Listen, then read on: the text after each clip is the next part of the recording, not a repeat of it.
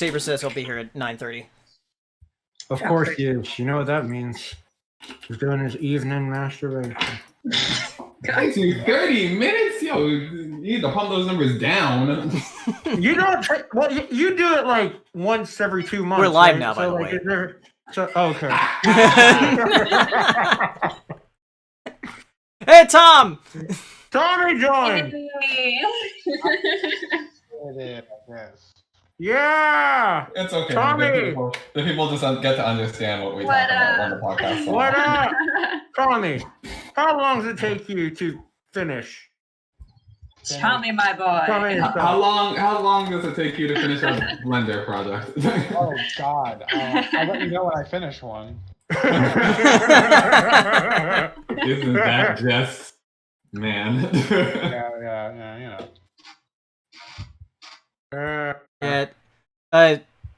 Race said he would want to join, but he's working tonight. I think he's at the track. He's always at the track. It's Saturday, so usually he's at the track on Saturdays. The ultimate betrayal. What about Toodles? Sarah could join if she wants. Yes, text Sarah if she wants to join. Sarah. But she might still be at the apartment.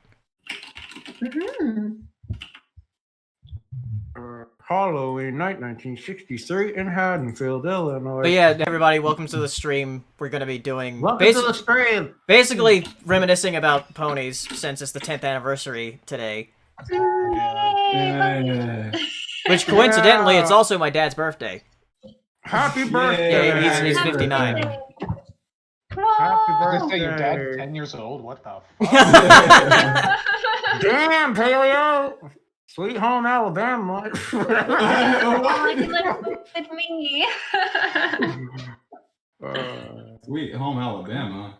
Sweet home indeed. Jordan would know. He's been here. Yeah, I have. Yeah, I have a bunch of things I'll show on stream once we get going a bit more, because I have a bunch of pony stuff that I've been like either I bought at conventions or people gave me at conventions over the years. It's time to sell it all for super chats. Yeah. Hey, chat. It's the next person to super chat. I'll take this mask off. Thank you.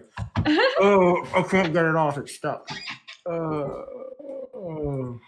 Fuck. Wait, super chat to take it off or to keep it on? Oh no. Oh no. I would take it off. I'm gonna take it off myself. Fuck that. Appreciate this white face going on right now. Unacceptable, dude. Unacceptable. Okay, super chat, and I'll take off the stuff that you want. Take it up. Take it up. You can see on my OnlyFans, a Jack split. Yeah. Boy. Show us them teddies, Jordan. Oh, you want to see him? Wait, what did the shirt say? What's the shirt say? My shirt? Trust me, when I woke up today, I had no place to be but this. Thank you. Yeah. You don't mess with perfection. I didn't know we were going on camera, so I had to go run and comb my hair in like 20 seconds. It's still not right, but whatever. Yeah, you know what sucks about that hero? It's just so annoying. It's just like, you gotta pick it. You gotta, like, it's got dents and shit. Like, right? I know you're all jealous of my advanced pony fandom knowledge. I've been in this fandom for so much longer than all of you, clearly. Okay, now you're just lying, though. Okay, so yeah. Okay. Girl, why are you Mufasa? Why are you lying? I see. Yeah, Mikasa, Sukasa. I see that Cartoon Caleb in the chat says, "Who are the other two? The ones that I can't see their faces." Well, you can see Tom now. So yeah, Tommy Oliver. Look on camera, apparently. Yo, There is Tommy, our boy. Oh, Tom, you need to get the elf hat. Do you still have it? Yeah. You gotta know what Oh, yeah. Bring it back to 2011, please. 2011, Tommy. Oh God, this is gonna be good. Yeah, Oh, and then he got it. Oh shit, does he got it? Oh fuck. It's gonna be good. Katie, can I ask a question? Because I don't have the experience. Tell me. I'll ask in a second. He got the hat. He got the hat. Okay, I guess my Yes! so that I got all my own horse shit like right back there, dude. Nice. Oh my God. Yeah, I have a pile of goodness. stuff I'm gonna show on stream. Yeah. Dude, I have all my pony shit right there. I could run and There. go get some of my pony stuff, I guess. Dude, not only do I still have this There. hat, I still have the photo of Hero wearing this hat from like BronyCon 2013. What? Did that Where? happen? Yeah, 2013, Where? 7 years ago Oh now. my god. I don't remember. When these I was a things anymore. boy. When I was a young boy. boy. But yeah, hi everybody. I guess I'll answer that This one person's question because I'm the rando here. I'm Katie. I go by Connie Day on the internet. I'm a voice actor and I do podcast stuff and I do a lot of cool shit with abridged stuff. You can find me at Kruby Productions and Something Witty Entertainment. I was in their recent episode of Sword Art Online Abridged, and I do silly voice things, and yay! She's And also I my like co-host on It's my true. Weird Flex, but okay podcast. on our beautiful Because- podcast. Yeah, so there you go. She's awesome, people, and she also can rap No, on you- the spot. And she's Yeah, also you seen too. all the ponies, so she's Yeah. awesome. Last year, like we watched all of it with her. Yeah. So, Oh my God. Better fan than I am at this point. Yeah, Oh my she God, knows more Tommy, than you still do. haven't finished it? No, I have not. Oh my Oh, god! What's Well, we have What's something weird- to watch together. What's Besides weird is the that she Godzilla knows, movie. Katie knows more about the show, but you know more about the show. Like you know, Like the you show. know where it came from.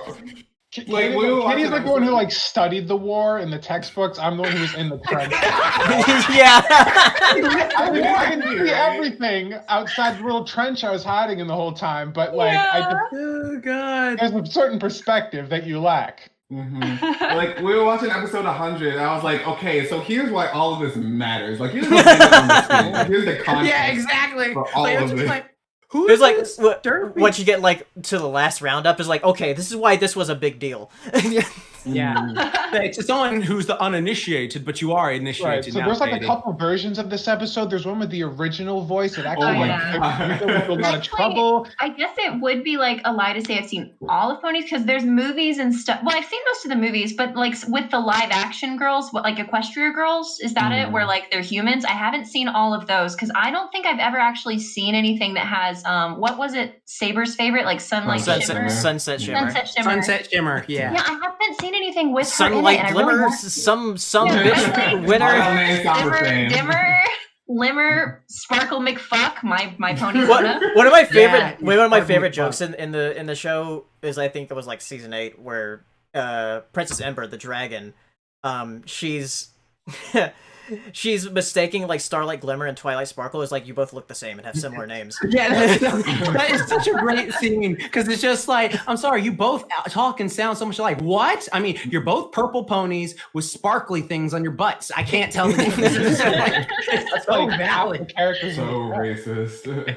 Oh my It's So god. right. so funny. Unicorn Well, tail wasn't look there- the same.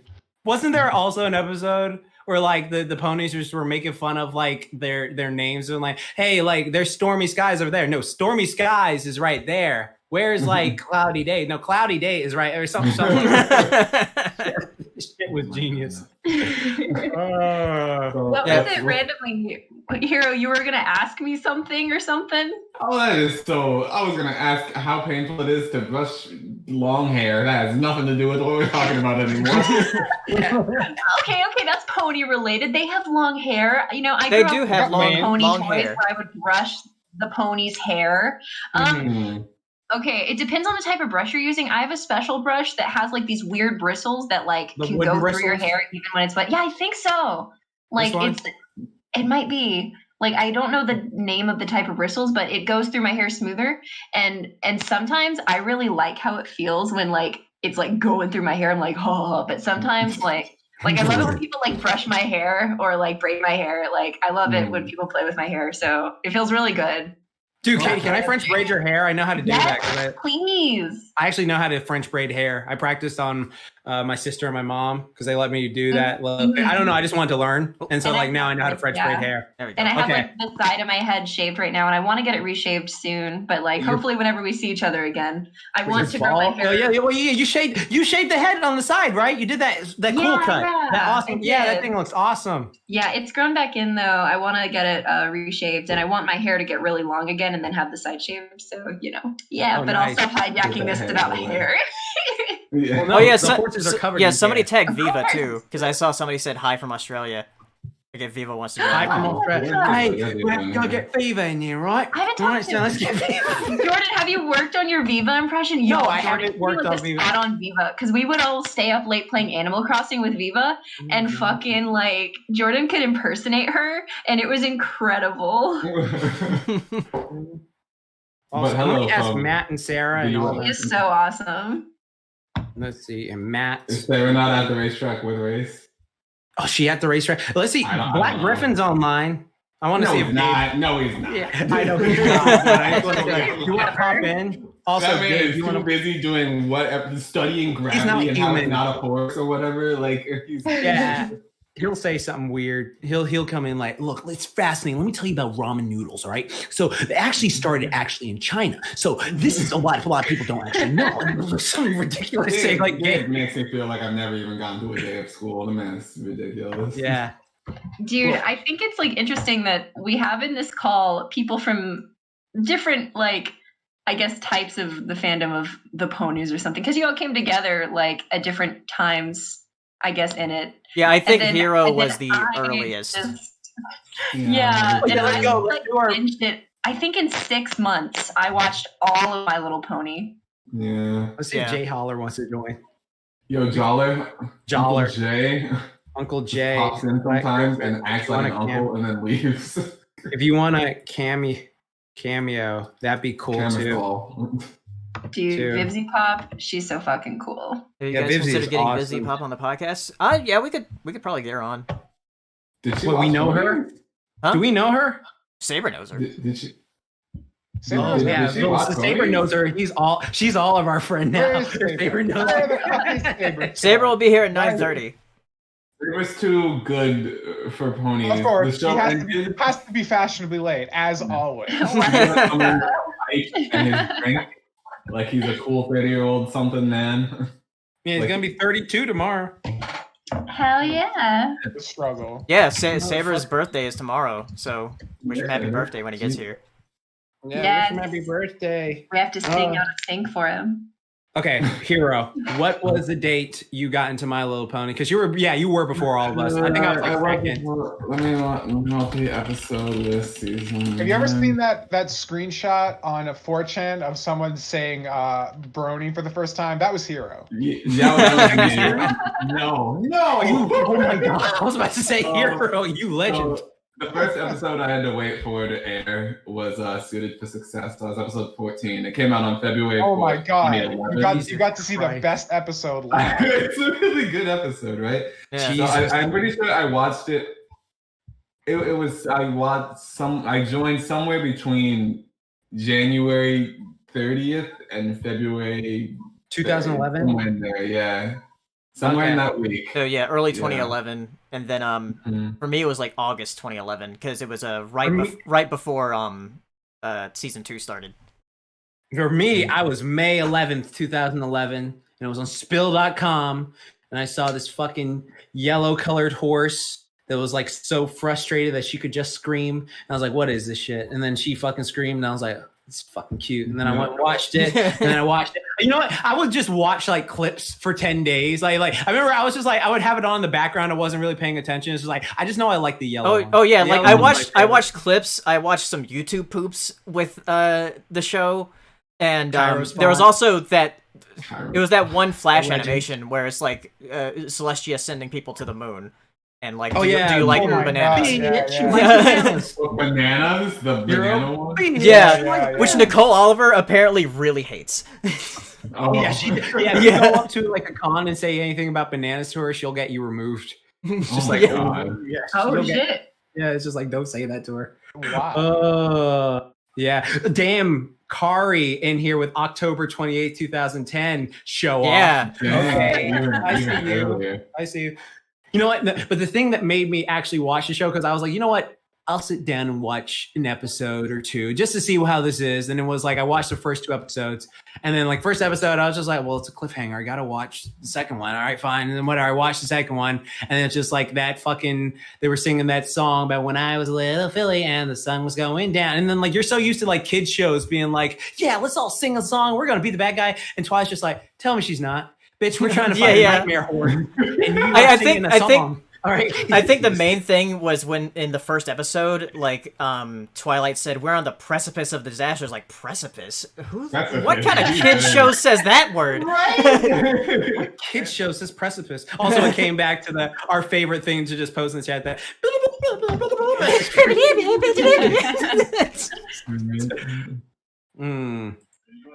Oh yes. Tom, what about it was January 30th. That is the date that I watched it. January 30th, 2011. Damn. And you went to the first the first was 2012. Not the first one, yeah. It was the second one, but still like no one was there. I always forget it was the winter one, yeah. Winter 20 wrapped up. 2012? 2012. Winter 2012, which is at the beginning of 2012. Yeah, it was like in January of that year. Yeah. I went to the summer one in 2012. That was that's when like I think all of us met up except for Katie.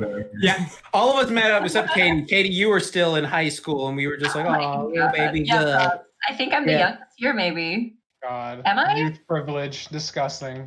Yeah, I think you are. Wait. Yeah. Hold on. That young now. Yeah. Hero's the second youngest. I'm the third youngest, and then these two curmudgeons. Dude.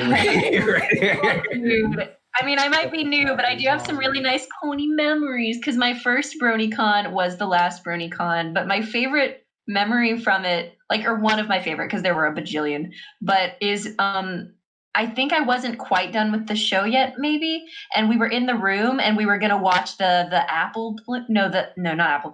episode, the pear butter episode, and then Hero, you were like, oh yeah, I could watch that, and Jordan was like, fuck this, I can't watch that. In the end, no, because this is what I was doing. I was peeking through the door when you were watching. You left during the song because you knew your ass was gonna cry. Yeah, and I was peeking through the fucking door. I was crying through the door. So whatever. It's just like... Yeah, and I think what got me to watch the show was because we were all going to watch it together. And made Jordan cry is something I had to see. No, shut up. I was just speed running My Little Pony so that I could watch as much of it as possible before BronyCon arrived. And then when I got to BronyCon, it was super exciting because it was oh my gosh. Making it seem like you didn't want to go at first, when we were talking. Because I remember, no, it wasn't like you weren't making it seem like you want to go. It was just oh, I'm not sure. And I was like, oh, come on, it'd be super fun. You should go. And it's oh, I'm not sure. And I was like, come on, please, Katie. And then eventually, that was good. We made it happen. And then we all watched the show. And we would watch some together. But then whenever I was doing other stuff, I would just watch it. And I remember it was funny because I would update you guys oh yeah, I'm on season blah, blah, blah. And you'd be like, damn, you watched that many episodes. Well, you guys have to understand the chat. Katie's has she caught up with One Piece. One Piece. Yeah, she's on One Piece level. Oh my god! Oh, Laura's here. Freaking Poison Ivy from Harley Quinn. I'm gonna interrupt. You guys can keep chatting. Hi, Laura. Yeah, Laura, when did you first get into My Little Pony? Yeah, we're ranking our systems. It was either, it was either late 2011 or early 2012 because I was in college. It was my freshman year of college. Nice. And a friend of mine, the guy that she was talking to at the time, had apparently brought it up, and we were like, oh, whatever, let's just watch this horse show, whatever. We watched a couple episodes. I'm like, I really like this, so maybe I'm gonna keep watching it. Because you like it too, right? We're not losing our mind, right? Then we watched a random episode, and my best friend and I watched the pilot, and I was like, yeah, I'm watching this whole show now. Nice. Oh, there's Saber. Nice, yeah. There he is, the birthday boy. Saber Spark. Let me fix my mic. Oh, hello, gentlemen. Oh. The babby He doesn't even sound excited. He's like, yeah, I'm gonna fix my Can y'all hear me all right? Yeah, we can hear you. Cool. Save it before I forget. My friend Riverin wanted to say happy birthday because he saw the tweet. Thank you, Reverend. Yeah, man. Happy birthday. I got to get you something. Don't look at your Something big, please. Yeah, okay. I mean, he is worth $112 million. Well, I'll give him priceless. How do I turn my camera on again for this thing? Yeah. Oh, just turn on video. Yeah. I am turning into a boomer. You remember when you freaking like were As soon as you like get 30, dude, it all goes away. Oh god. Yeah, you remember when you like first got into the show though? Like because I don't know how everyone else felt like, but like since I was like working at Burger King, I was just like I'm literally the only person who watches this, and I was just like, oh god, like I can't like tell anyone that I'm a grown-ass man watching Milo, but like my job at Burger King, I'll be like ripped apart. And so I would just like go, yeah, whatever, just talk about it. And then like one of my friends started like talking about it briefly, and I was just like, I just gave him a look like, wait, are you serious? Like, are you joking? Are you serious? And then like we started talking about it, and then like I thought it was just us two who knew about it, and then like 3 weeks later, like 3 people tagged me on Facebook, like, so I'm finally watching that My Little Pony show Jordan's been hiding from us, and I'm like, oh my god, I was just mortified, and I was just like, how do you all know this? It was really odd, like finding people like in the wild back then that knew about the show. Right. Yeah. Oh my god, that would get me so hyped when I met someone in wild, or like when I saw a shirt. Like that wasn't at a con. I was just like, oh my freaking god. Did they do exist? Like wear a shirt out in public, and then someone would be like, "Hey, I like your shirt," and then you had that moment of like, oh god, do you know? Right? Yeah. I had a Discord shirt that just looked like a band shirt, and that was my stealth one. Nice. Tom, I appreciate you going above and beyond for this call. Like really. It was Paleo's idea. I can't say I did it out of my own volition, but I committed to the bit. What can I say? Yeah. I remember. Know who I am if I don't wear the hat. But Jack's talking about like while he was working at Burger King when he found out about the show. Like when the show came out, or when I found out about the show for me back in 2011. That's when a lot of my high school friends were starting to drift apart, where everybody was just going their own ways. So I didn't really have anybody at the time. So and going their own way in the early 2010s. So yeah, the kind of crowd you were hanging out with.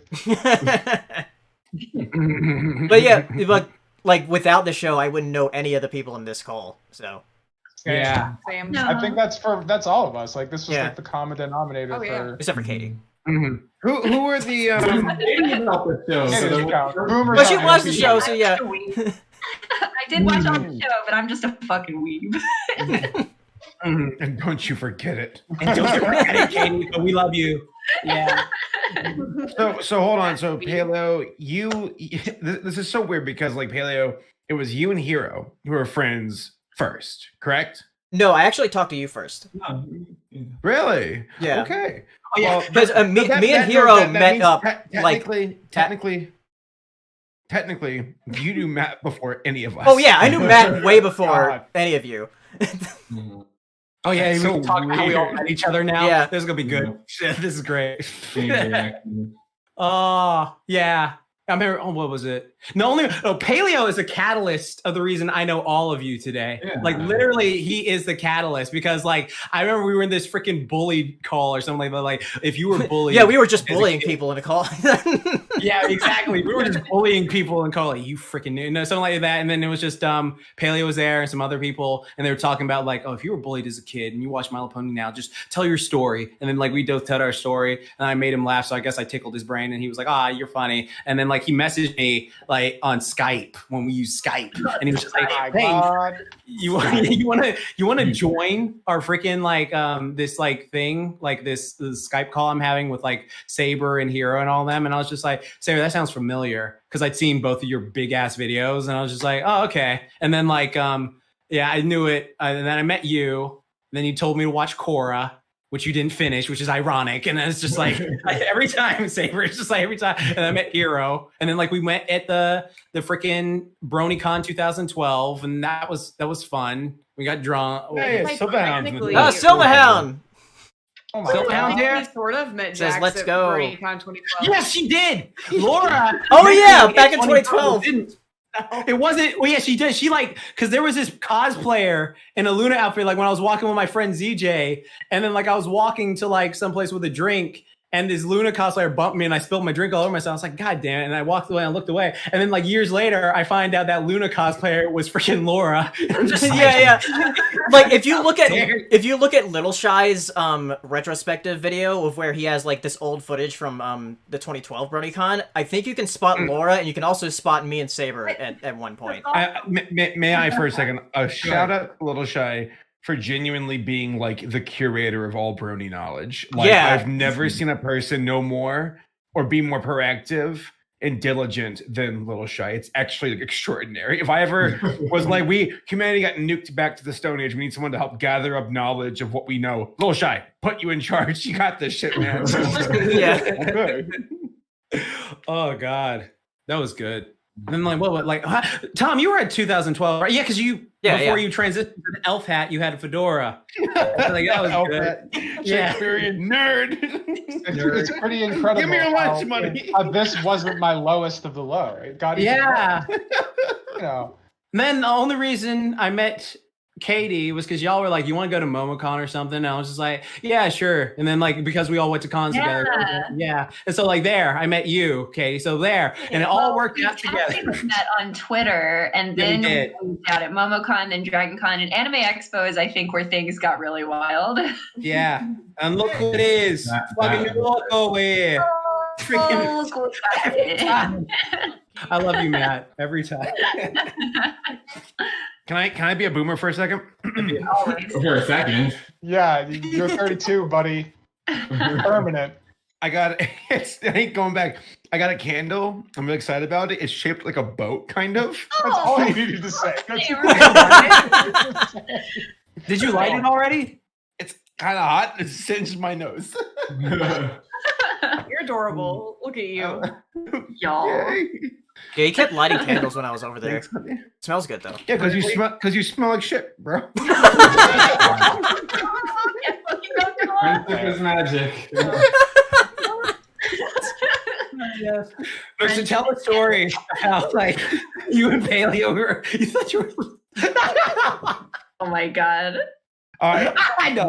Let us begin. Oh yeah, Stop. yeah. This is great. I'll story. I'll make Saber the big one. For this. Paleo. So, correct me if I'm wrong, honey. Chime in when I'm wrong. So, in I'd say it was summer of 2011. I was going through my last college semester. One of my classes was a study of social deviance, I think. And because of that, long story short, I did a video project about brownies, and that was Ballad of the Brownie. I remember releasing it in like November on my YouTube channel in 2011, and then like a week later, and correct me if I'm wrong, Paleo, you hit me up because I don't know, you released your video like a week later. Yeah, because I saw that your video was uploaded, but I was like, I don't want to watch it because I don't want to get any ideas from this guy. So No one gave me ideas. yeah, because I didn't want to be like like accused of copying or anything. So yeah, I released my video and then I messaged him after I watched his video after doing mine. I remember like watching his video and thinking his voice sounded kind of weird. Oh, shut up! Hey, still sounds fucking weird. Have you listened in a mirror lately? Listen in a mirror? That doesn't even make any sense. Shit. Well, I was quite the shallow person back then. And back then. A little bit now. No, I got multiple stories. God, it's been a journey. Like, who would have thought? You never know, like, your journey is about to begin. And that's like, look until it's like, it's past. And you look back and you're like, shit, that was a ride.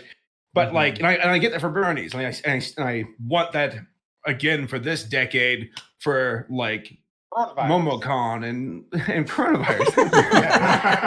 that was a hard stop. No, but Paleo's video came out like a week after mine, and I was initially pissed off. I vividly remember in the bathroom going through my new iPhone and seeing Paleo's video on Equestria Daily, and I'm like, who the fuck is this upstart trying to steal my thunder. Oh my god. And then Paleo, in the bathroom, pants down, iPhone out, Yep. Saber Spark branded T-shirt on. not yet. Phone in Not, one didn't hand. have that yet, Tom. Not yet. Not yet. But no, Paleo, he reached out to me. He's like, hey, we should chat sometime, right? And I'm like, I fucking guess to myself. And so I got into a call with Paleo, and he's like, hi. And I'm like, hey, how's it going, buddy? And Paleo and I, we started talking like every single night. I mean, I was kind of perplexed. I'm like, damn, I never even spoke to my Warcraft friends back in like the 2000s this much. But like, I'm also a hermit crab during college who have no one to talk to. So yeah, I'll keep talking to him.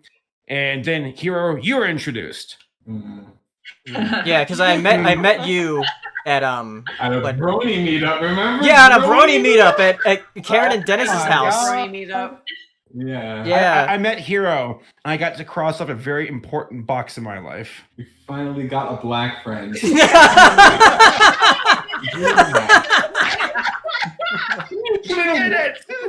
live in Atlanta? How did you not come across a black person? Outside of Atlanta, the suburbs. No, it was Very different place.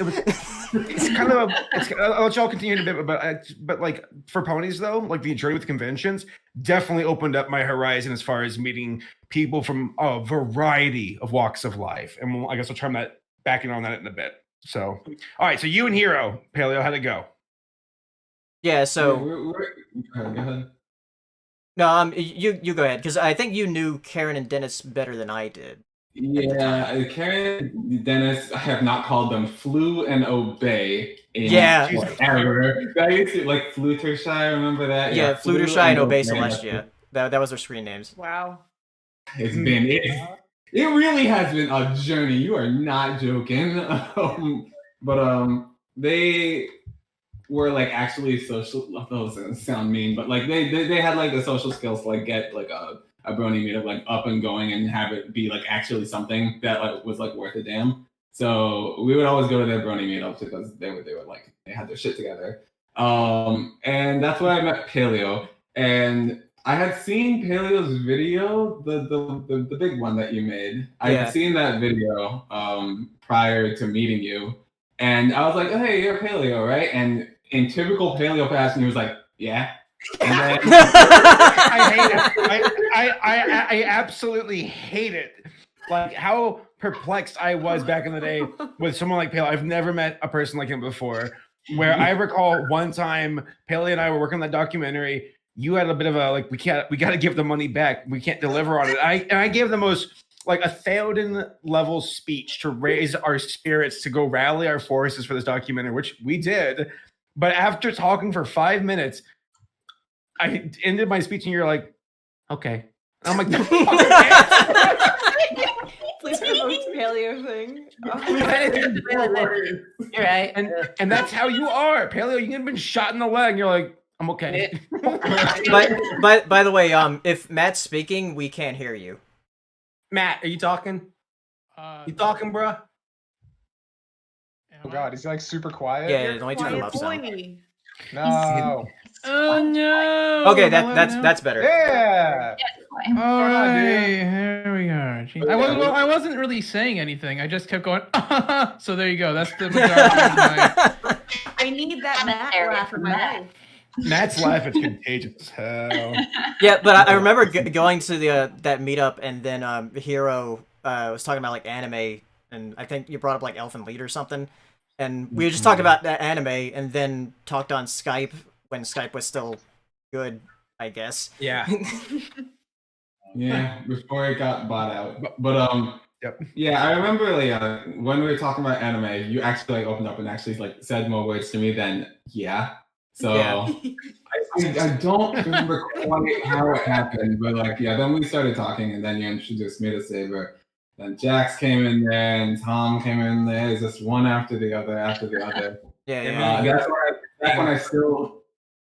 I don't want to lie. Like I still make music. I worked on a song today, but like back when I released music before I got like self-conscious, like you know when you're just starting a craft and you're like everyone can see everything I make is wonderful, and then you have that hard stop realization of maybe I'm not good at all. That like it's so silly. But I still do make music for Saber, for that lad.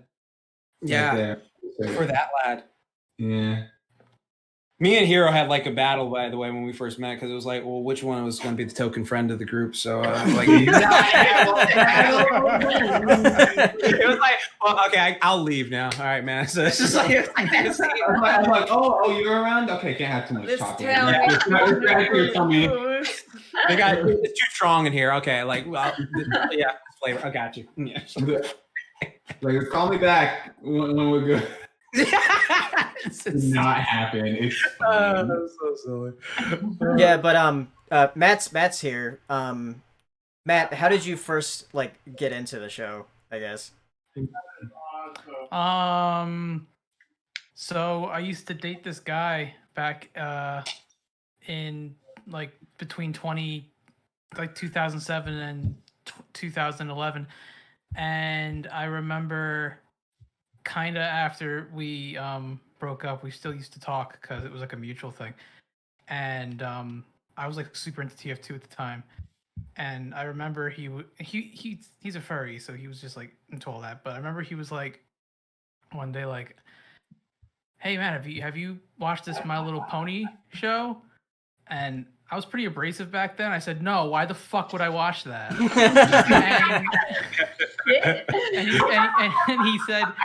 he said, "Oh, well, it's actually pretty good." And I said, "No, that's gay. I'm never going to watch that."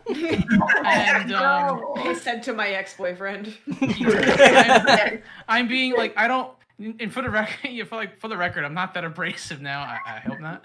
But in any case, like, I want to say some months later, I kept playing TF2. I used to be really heavy into the whole trading community thing, and people kept spraying the TF2 characters and then the fucking My Little Pony characters around.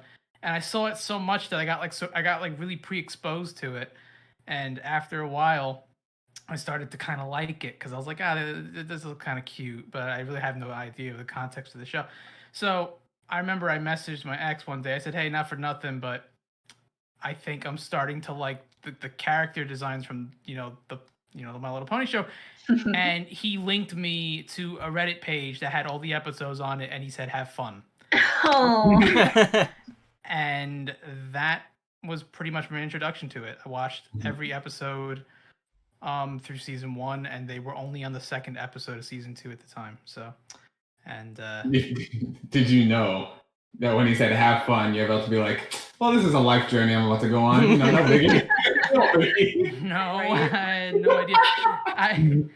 I knew exactly what I was doing. I was ready to have my life changed. Yeah, okay. Oh yeah, so somebody in the chat set up in another tab, ready to go. As soon as the episode was over, I knew what I had to do. Yeah, somebody in the chat pointed out that this is also the anniversary of TF2, like today. Like TF2 came out October 10th, 2007.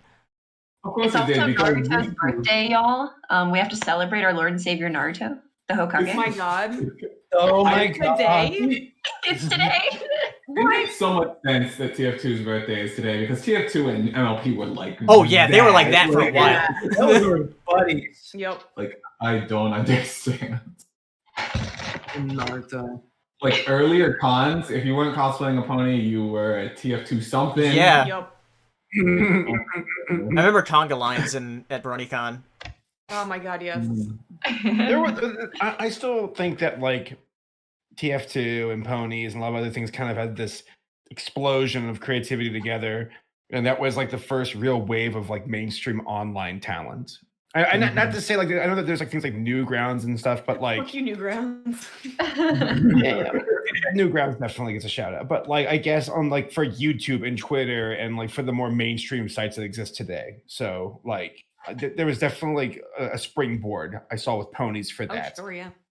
I mean, there was one time where I remember like doing a live stream back in like 2011 and 12, and I was bringing in like 100 active viewers. And I think back to then, I'm like 100 viewers back in 2012. Yeah, back like, then. Holy shit. Yeah, that's a lot. Exchange rate, like Jesus Christ, I was doing really well. So, yeah. Yeah, and you guys had your other podcast, Brony Breakdown. Yeah, Brony Breakdown before we did POS podcast. Right. Breakdown. Remember Brony? Yeah, but y'all would like review content that was released. Yeah, because in the like there was past so much week, stuff that whatever. people were making. It was like, this looks cool, and Saber look at stuff and like this looks cool. So And you had the Superman Batman gif. Like, Yeah. right. Yeah. Honestly, like think about in like 2012 just how much content there was. It was absurd. It was ridiculous. That's when I how started much getting content. into it. Was because of all the content. Mm-hmm. I remember was Fighting with overwhelming. Magic was what made me finally want to check out the show. I'm like, why would a? Because like my little sister at the time was watching like Gen 3 and stuff. So that's what I assumed My Little Pony was. I'm like, why would you make a fighting game based off of this? And the rest is history. Mm-hmm. Oh yeah, another thing, because yeah, Naruto, MLP, TF2. Also, Sonic in Smash was announced on October 10th, 2007. Oh my god. And it's powerful. 2007. Yeah, The power of double 10. yeah, because like Brawl came out the next year. Oh my God! What even is time? Gotta go fast. 2007. Apparently. Mhm. Oh my goodness. What was it? We were.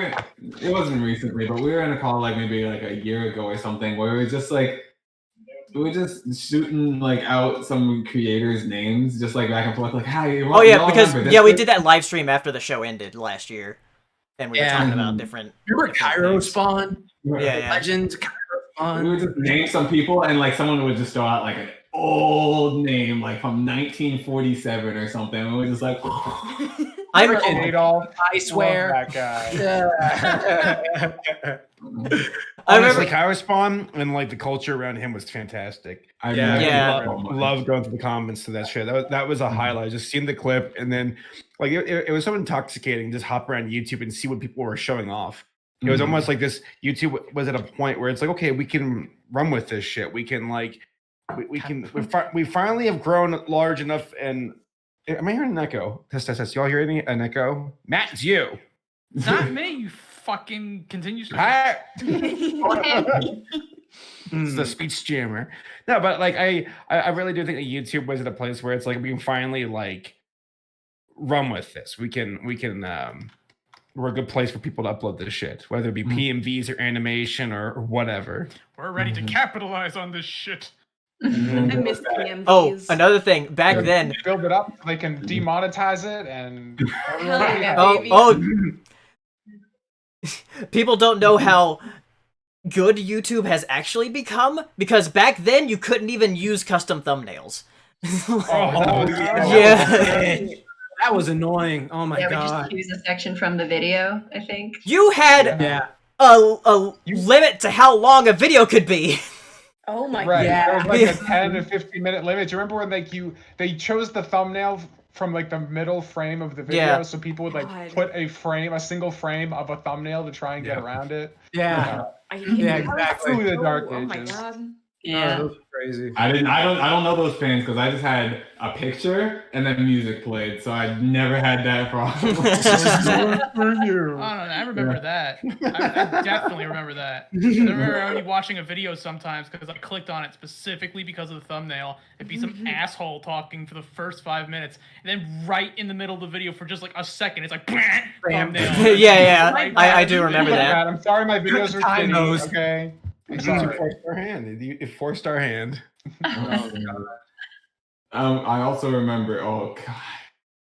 So if in 2011 or 2012 or 2013, if you were a musician, boy, Yeah. shit. Yeah. Thank God. You were the hot shit. People don't understand that. Like the early part of the fandom, like you have celebrities, brony celebrities walking around their tree like goddamn rock stars. Tony's famous. Yeah. Horse famous. Yeah. Like, That what- good what a old horse time. face.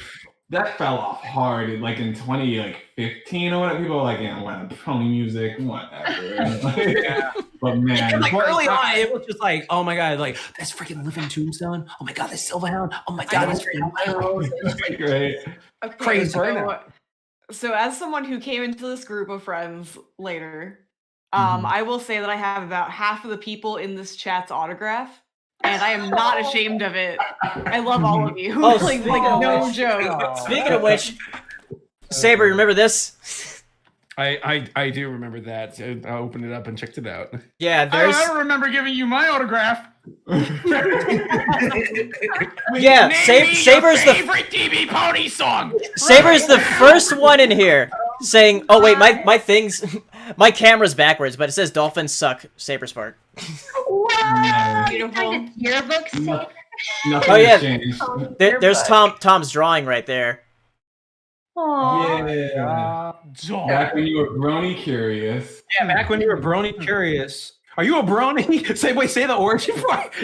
Say the origin part. It's really interesting hearing like about all the early pony stuff because I think it's safe to say and accurate that I came in when it was all over. Yeah.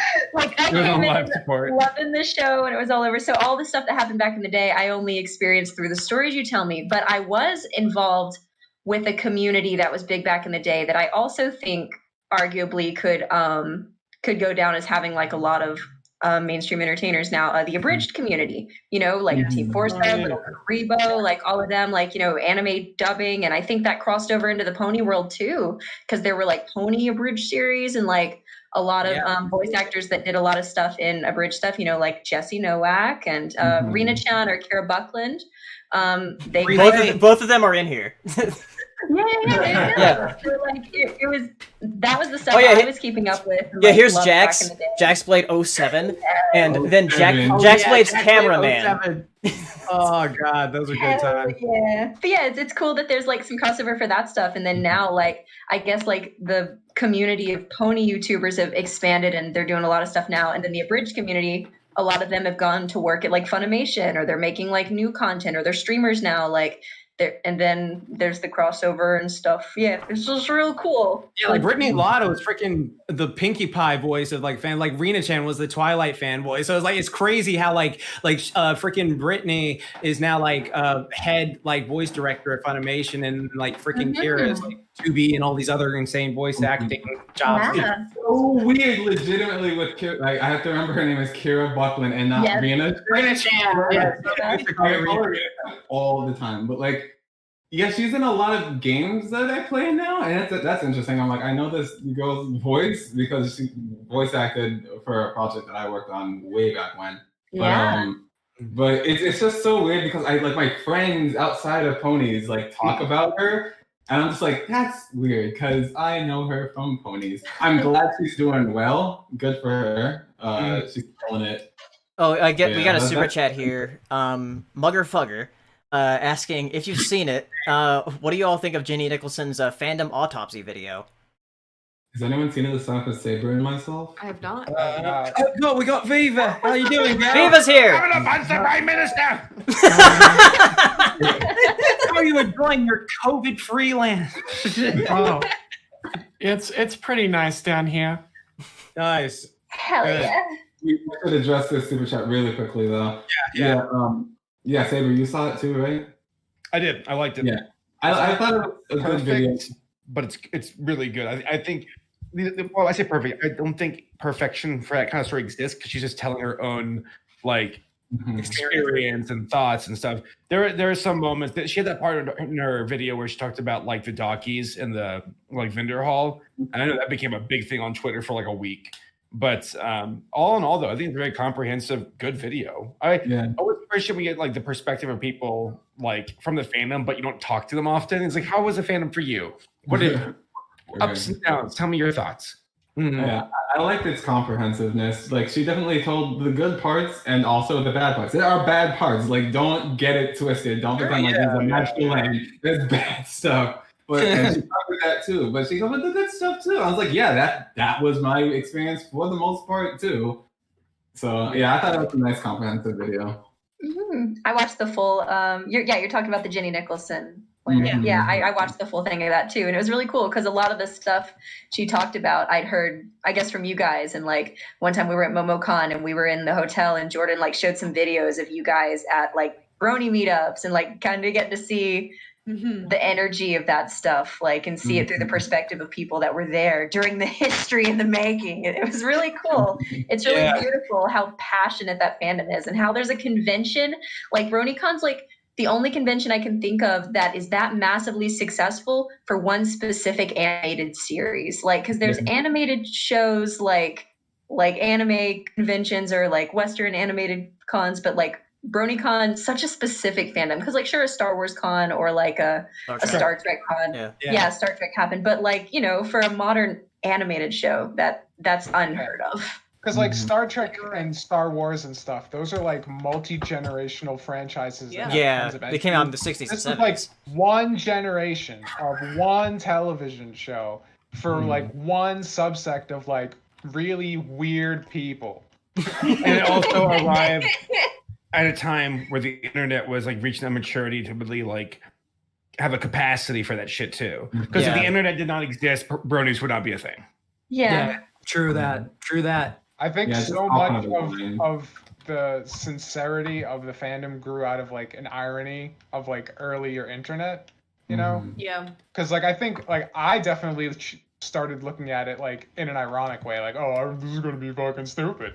But it didn't pan out that way. But then the mask starts to fall, and you realize that you start doing it unironically. Yep. Mask off moment. I'm a. I think a lot of people have that moment too. Oh yeah. I started dabbing ironically, and then I was like, no, I'm just dabbing now, and I'm having fun. Yeah. That's how like my entire vocabulary develops. Is like I'm saying this stupid thing because it's funny, and then it's like, no, I just say don't at me completely seriously. So let's a quick recap. So Matt knew Paleo back in the day. They re-meet later on. It was me being Paleo, and then Paleo knowing Hero, and then Jax, you were introduced because of that bully live stream. We all called you stupid, and we were like, haha, Jax.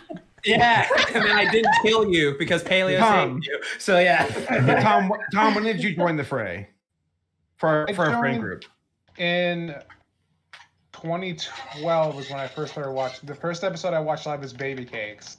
So I don't know when that lines up time-wise. Not a great one to watch. But, you know. Yeah, that was like January of 2012. Hello. We knew Tom because we interviewed him at the because I saw his Scootaloo comic on Tumblr. That's right. Yeah. My big first. Oh no! I forgot about that, man. Tom's magnum opus. Just drop a zoomie and go back to your Scootaloo comic, right? I mean, it probably would do better, unironically. Don't say that, Tom. It's going to be blowing up in 5 years from now. I'm telling you. Once I get the seed capital from Saber's $112 million, then I'll start. I told you. It's in stonks. Hey, he's living in my house, and I'm just like, where's that $12 million rent? I told you I'd give you I just bought an angel investor capital. $12 million rent.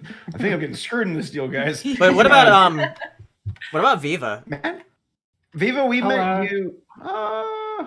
Yeah, Viva. Viva, when did you get into the show? Getting into the show, that was like after season 2 had ended, before season 3 had started, and like likewise, I remember at the time being like mixing seasons 1 and 2 in my head as basically the first season. As far as I was concerned, which makes looking at people talking about season 2 coming out as like a really alien thing, and like people being like, "Ugh, with this stupid wedding playset thing, what's up with they're giving Twilight a brother? What the hell?" And it's like extremely alien for me because I was just like, "What? Yeah, like back then, the weird complaints that people had for season 2 was really out there because it's like why does Luna look different? It was like, it's only been one season. Jeez, calm down. Nothing will ever compare. Okay, I'm putting a pin in this. The Derpy Dilemma. Oh my god. Yeah. I think I still have that video when I first. Oh my god, damn, dude, that was crazy. Those are good times. As you're saying, type. Oh, go ahead. Right. Yeah. So, what was I in the middle of talking about when I got into the show? I got into the show, after season 2. And so it was like, oh wow, the new season's coming along. Oh, do you see this like crystal content? Check out this crystal content. And then everybody ended up hating it. But you know, it doesn't matter because it's like that was like the first quote unquote new pony stuff that I had like interacted with, and that was cool. And then it was I want to say, yeah, it was like during / after season 3 is when I started making like pony content. And like I specifically remember making these like little flash games. I'm like, oh, I'm gonna make one based on every season 3 episode, and I only made like 4 or 5 of them. But it was like one of them was, oh, Apple Bloom goes through an obstacle course, and it was a really bad rhythm game. And then one of them is, oh, Fluttershy and Discord has messed up Fluttershy's house, and I made a really big platformer where you could rotate the stage around 180 degrees, and that was cool. And then I started like, oh, you know what? I'll buy a couple of things. Whoa, look at this stupid Celestia toy. Let's make a couple of funny videos about that one. I made a video called "I Am Princess Celestia," in which I know you did.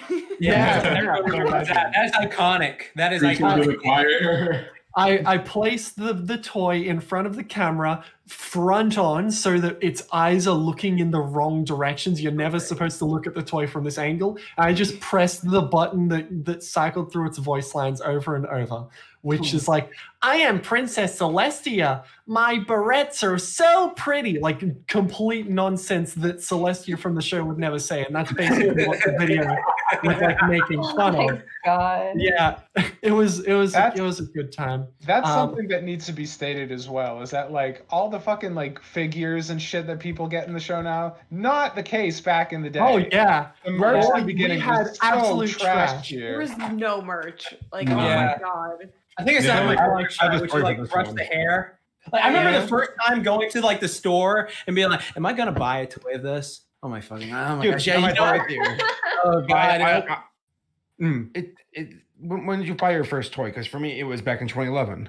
Yeah, it was in 2011. It was 2011. It's like I remember going up to the store because it was like I really like this yellow one, and I was just like, you know what? Like I saw like a couple videos of people with their toys. I'm like, you know, I can do that. And so I just like walked down the aisle and I was just like, all right, here's the blue aisle. There's the pink aisle. It was hard to get in the pink aisle the first time, You know, right? I had a very funny experience where it's like McDonald's was doing a promotion where it's like, okay, so the boy toys are Transformer, the girl toys are MLP, and I just like I asked for a Happy Meal and I didn't specify which toy I wanted and hoped I got the pony toy. Oh, that was good.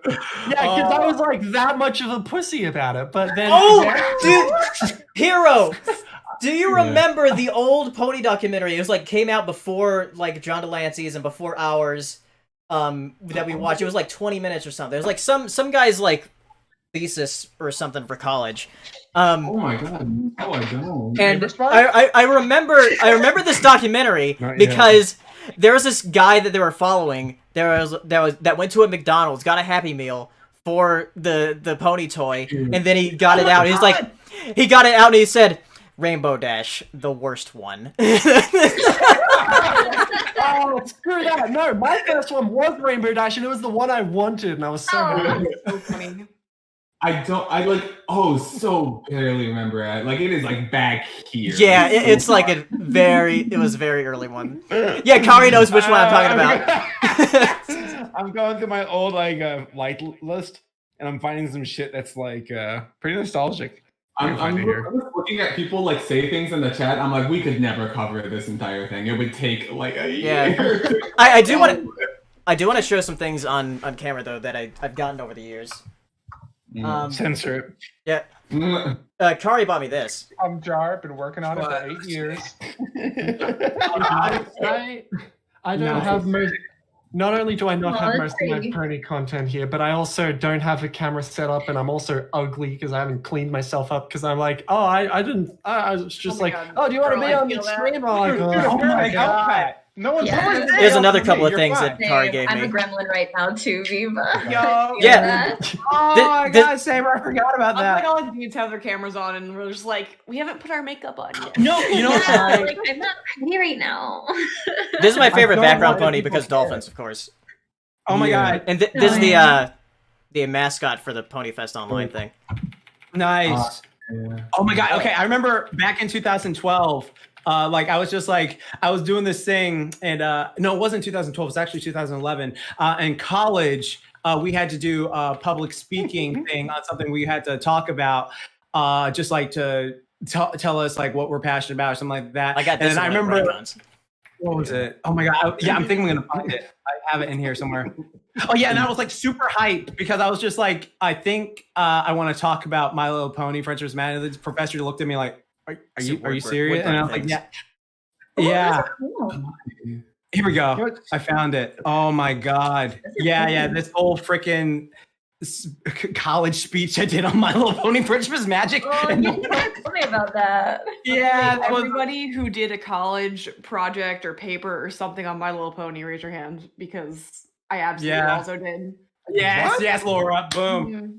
Yes. I don't know if I did anything in school for it, like, but I was definitely vocal about being a fan in school. But well, I had already failed Imperius school got by me the time these. I got into it. Oh So. no. Yeah, I was Oh, not these are in piggy school, banks. thank God. Oh, nice. Oh, Change. Ryan, is Ryan here? Ryan. Something by the way, I really enjoy is I'm going through my old like playlist, and it's neat to see how it's like, oh yeah, that was a chapter I was listening to this music, or I was watching pony Yeah. music. In the background, Jax. Yeah. Here's a cookie of my Oh pony yeah, OC. I was watching You that. haven't eaten that yet, Paleo? No, like he said it would You're keep, not so I was like, I eating want to the keep this. I don't want to eat it. Paleo. We got this like in 2016 or something. I'm not gonna eat it now. Dude, eat it. No. Eat it right now. Live on stream. Live on stream. Live on stream. Live on stream. Food don't poisoning. peer pressure him. I'm glad the person didn't give that cookie to Saber and was like, "Can you make sure this gets to Paleo?" Tell the story. Oh my god, that was a good one. I got that was a good one because like I remember like One this of person came up to us and was like, "Oh, could you give these?" Was it like Saber? Did the person was like, "Could you give these to like Yeah, Tom?" it was like 2016 or something like that. They're like, what I recall is this person This is a bit bad, walked up to me saying like, "Oh, Tom doesn't want these." I guess I misheard because the message actually was, "Can you give Tom these?" Oh my So I'm like God. walking into the hotel room, like, Tom. And I was those are just some- like, "Do you know this person?" I was like, that was fantastic, my favorite. And Tom, you're like, my favorite too. Well, those are mine. No, because I remember this whole time he was eating it. I was just like, "Do you know this person? This is say like someone could just give you point. I don't fucking know." It's just like Well, the die was cast at that point. I was like, That's yeah, my friend Ashley. I hadn't seen her at the con the entire time. dude, they were Missed each other. so good. You should have had one. I would have loved you. You monster. you monster. It's just another bourgeois saber star keeping the proletariat down again. Let them eat cake. Oh wait, I had it.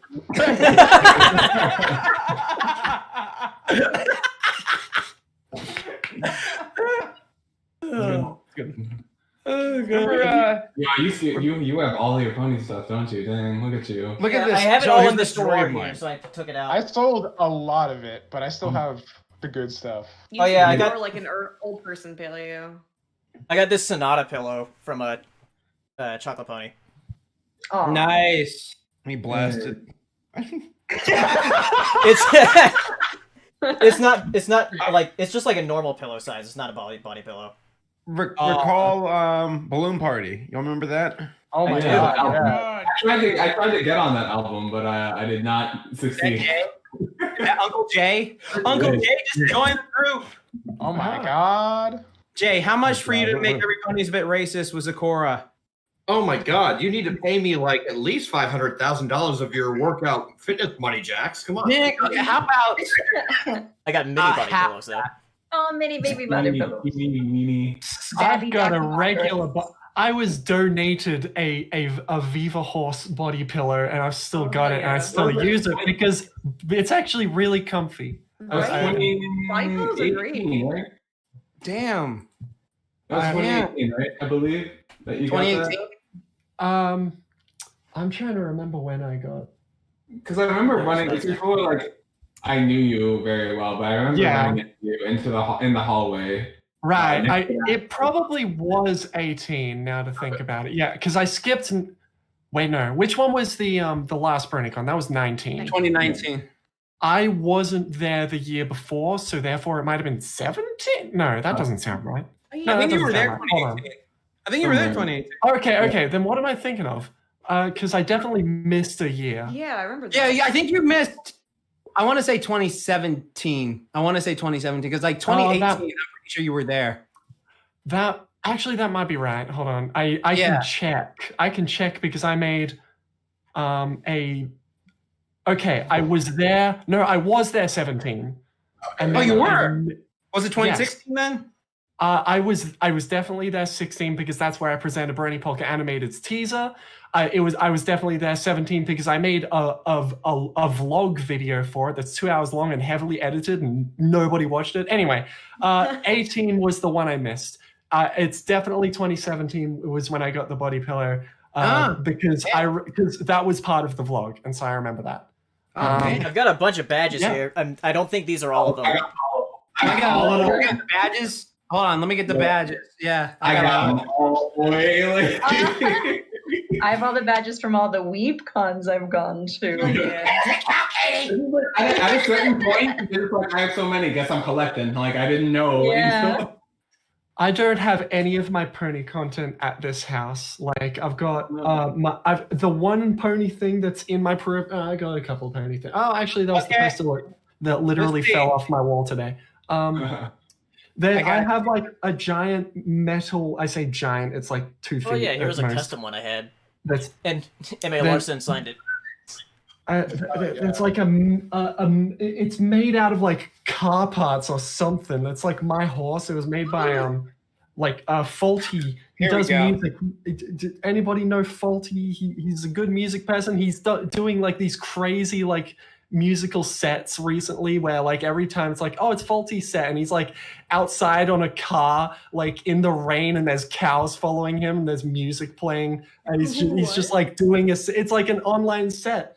And like it was great. You need to look it up. Anyway, so he made me like this metal Viva that's like nice. Like a ruler length tall. That's the best way I can. It's like really heavy. Anyway, 2012, boom. That was just normal year. 2013, I lied and said I was a musician, and then they didn't. I got in trouble.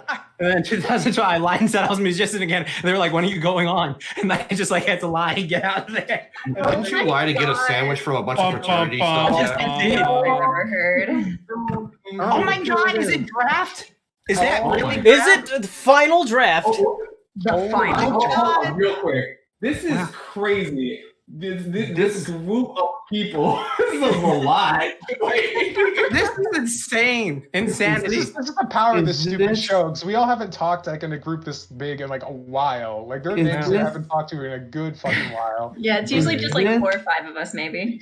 We have so many that we would be overflowing if we wanted to play Among Us. We would have too many people. Pretty sus. Is this the littlest Patch meeting? Is that what's going on here? Yeah. Hey, me and Hero watched through all that. All of it. Yeah. The new one is actually really funny. If anybody could actually draft your horror stories draft of your convention life. I am a horror story. Let's be honest here. What are we talking about, boys? We're talking about how we fell in love. No, Saber, you got to tell that story. What? Which story? We are talking about all pony, all conventions, all experiences. Draft, tell us about that time when you and Lee Tokar discovered Newgrounds. Oh, I gave like $20 to that like back in 3 years ago. So all right, hold on. Hold on, we gotta put on a video for this. So basic. Hold on. I feel like there's some Let me side. tell you. Oh, hello. Let me tell you. Trying to deal with Lee Tokar is like trying to herd a cat if that cat is high and drunk and really inspired steampunk. Beer because of this shit. Right. Oh man, I know. Jade's out. Oh my god. No, high draft. No, you know what? Hello. How are you, Thomas? First of all, I'm not Thomas. Well, oh no! I thought it was Tommy Oliver. Who was saying, hi. Wow, yeah. We all don't look alike. I mean, like, we got like 3 of us in here already. Okay. Right. I can't believe you're Jay Haller over there, man. Raph, what the hell are you? But Tom's white, so like, what the? He's honorary. Honorary. Yeah, he's dressed in black. It counts. On every conceivable level, Mo, unjustified. Come on. Come on. Yeah, you're right. No, Jay, I'm not going to go in with a large group of people. I'm not going to do it. I'll go into a call with them. But I'm not. We all said we all missed you. We all we had a good time, but they say hi. I'm not going to do it. It's dangerous. I won't do it. It's Draft. You are dangerous, Draft. That's you. It's not that we're keeping you safe. We're trying to be safe from you. That's the main thing. Right. Fair enough. Draft scares me, and he still does. Draft was the person who taught me how valuable. Your top 3 fears, Saber. Draft final summit. You know what? I have no fears, Josh. I have one fear. Hold on. In ancient Rome, when emperors had a triumph, they had a person standing on the chariot next to them, reminding them that all life is fleeting, that all glory is fleeting. I am that person next to Saber on his chariot of success. I'm the guy who's like, that's a great video, but your audio quality was shit. Like that's. Hey, no, wait a minute now. That's a direct insult to me, not him. I'm the one who works on this guy's audio. I tirelessly do this shit. I don't see you for ages, and you come in here and you bring that shit. New Yorker. He's berserking. All the favors of being asked to do Whose Line piano at the cons, and this is what you get, dude. This is what you get. Damn, Matt, you just dressed. Oh god. My fingers are sore from the Irish drink. Oh my god. Oh god. Those I remember when Draft taught me about being walking with surety, because I remember like going into BronyCon 2012. There was a security guard wouldn't let me in, even though I was supposed to be in there. I walked back into the crowd. Draft was walking up to me. I told Draft I can't get in, and Draft's like, "Follow me." And I see Draft's burly body. Oh my god. Very generous term. See, the thing about that is though, like Draft taught me that too, walk with authority. But I use that shit for evil because I would always sneak into Whose Line, like, oh yeah, I'm here, whatever. Like, remember Hero?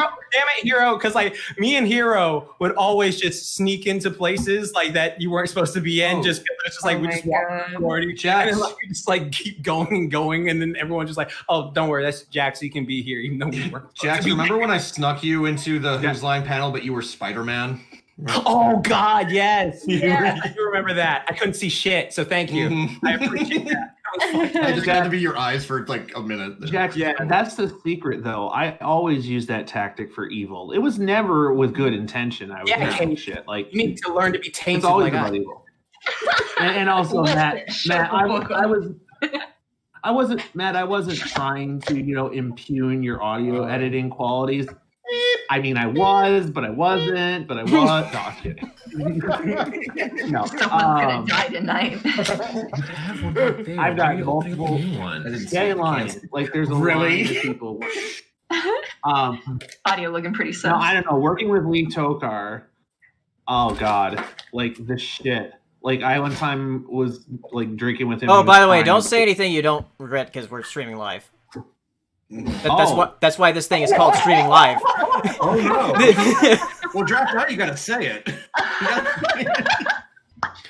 Good Can't point. hold Hold on on. now. Everybody, you know, everything Damn it, is Paleo. wonderful. The channel is called streaming live. We got 135 viewers. I forgot to telegraph that. You forgot to tell him that? Paleo, we could have gotten him canceled. Damn it. Finally taking him down. Finally bury his ass. Draft, we're gonna. Draft, as long as you just tell the story with authority, you'll be fine. Yeah. Read with a purpose, like you mean it. Yeah, it's all with purpose, like how you taught us. No, you know what? Like, in all honesty, Lee Tokar and Fanbuilt, because that's what you guys were referencing earlier. Yeah. He was trying to do a online animation studio, and the concept itself was okay. His execution wasn't, and not just me, but a lot of people who were involved with EFN at the time really tried to help him develop his vision of what that would be. But he had a very specific vision. It had to be just so, and the website had to do specific things. And I think the problem is that the way he built Fanbuilt was about how he thought it should work, not about how the audience needed it to work. And I tried to convey that to him, and he didn't want to have any of it. And it was actually, for me, honestly, I haven't talked about this publicly before, but it was almost going to be a career situation because, you know, Lee and the rest, of course, the show staff are up in Vancouver. I'm in Minneapolis. And they were going to actually originally pay me, I think, $5,000 to move to Vancouver with an annual salary of like 75 grand or something. And it just fell through. So he was like, I had him and his agent and a couple other people saying, because at the time I was taking graduate courses. And they were like, "Oh, stop going to school. You won't have time for it. You need to, prepare for your full-time job doing this." I'm like, aren't you glad? Let's see how it plays out. Well, let's see how it plays out, right? Like I was hoping it could be something, but it didn't work out because at the end, I think with creative people, I think what's really important when you have creative people is that you have sane people that work with them to keep everything like actually functioning. And who's gonna tell the sea serpent what to do with it, with his website?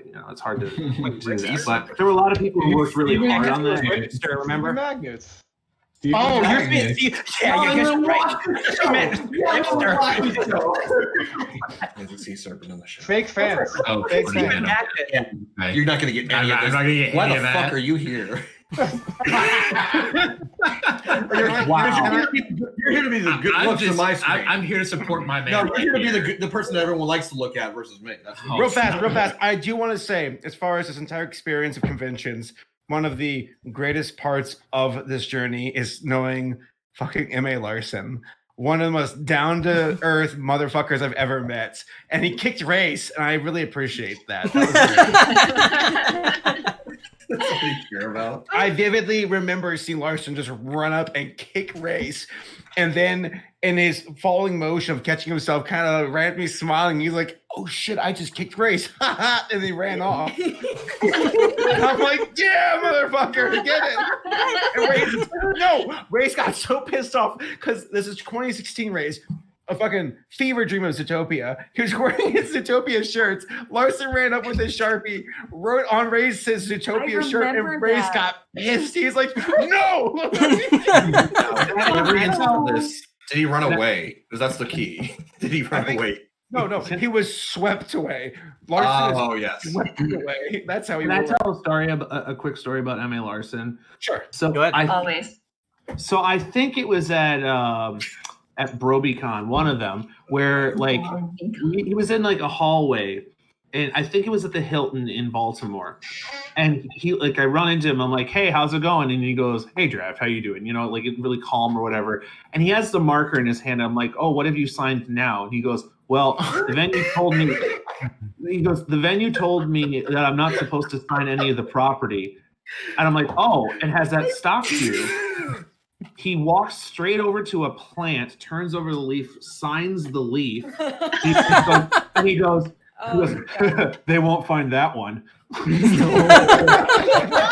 Let's see. Larson, good old Larson.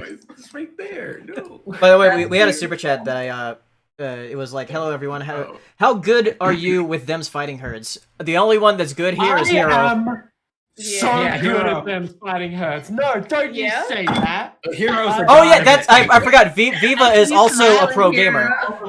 Yeah, I am a pro video gamer, y'all. I mean, I probably still won't beat Hero, but This is like Naruto versus Goku, though. Twilight with Goku. at the very least, I know I could smack Hero in Smash Bros. But that's because. Oh yeah, no, I would not win a Smash. No. Hold on. Wait, is it? I still have this. Oh yeah, Hero is still the one and only champion of fighting his magic. That was a hype day. That was a hype. Yeah, I yeah. remember watching that tournament. I ran back from a panel like a father through an airport. Where's my son? Where is he? Is he with me? And I ran through the gamer room hall, and Hero standing there valiantly defending, and this virgin nerd is losing on the side, and but enough about Paleo. But like, but no, honestly though, I remember like getting on the chair screaming. My voice was gone. I didn't give a shit. Hero is legendary. Candlelight Gardens, yeah. No, this is BronyCon 20. Yeah, BronyCon 2018. You know what I remember? Yeah, but that was for them's fighting herds, not fighting. Fighting his magic was that was Candlelight Gardens was the last like tournament of that. You're right. I remember this though because I was talking to Hero earlier on, and I was like, "Oh, what are you going to be doing?" And he said, "Oh, I'm going to go win this tournament." Like he didn't say I'm going to go. He didn't say I'm going to go participate. He literally said, "I'm going to go win this tournament." Yeah, and right. later on, I checked in with him. I'm like, "How are you doing?" And you're like, "Well, I won it." Like it was as if I won it. It's just like I already know I got this. Freaking Saitama One Punch Man action over here. That's the fighting game community mentality, though. Like you don't. We all wish we could be the fucking Chad Hero. Yeah, fucking Chad Hero going up. This was 2012. At 2018, I think it was 2018. Was it 2013? No. 2018, they had the them's fighting herds tournament at BronyCon. Yeah. I did also win that. That was fun. That was the one with Savory, you and Matt and Laura and Nesca. Oh yeah, I screamed my voice out. Yeah. That was fun. I got that on video. Yeah. Good. It's always fun to have people, in the stands, if it were. Yeah, he wasn't listening to us at all though. He was just so dead. Yeah, he has the blank face of like. He had this fucking Michael Myers look on him, like I need to destroy. Legit, people think I'm mad when I'm playing fighting games. I'm like, I'm not mad. There's money or like prizes on the line. I'm focusing. Like, calm down. But it is not like in How you between matches. become the world champion of fighting his magic. Focus. Yes.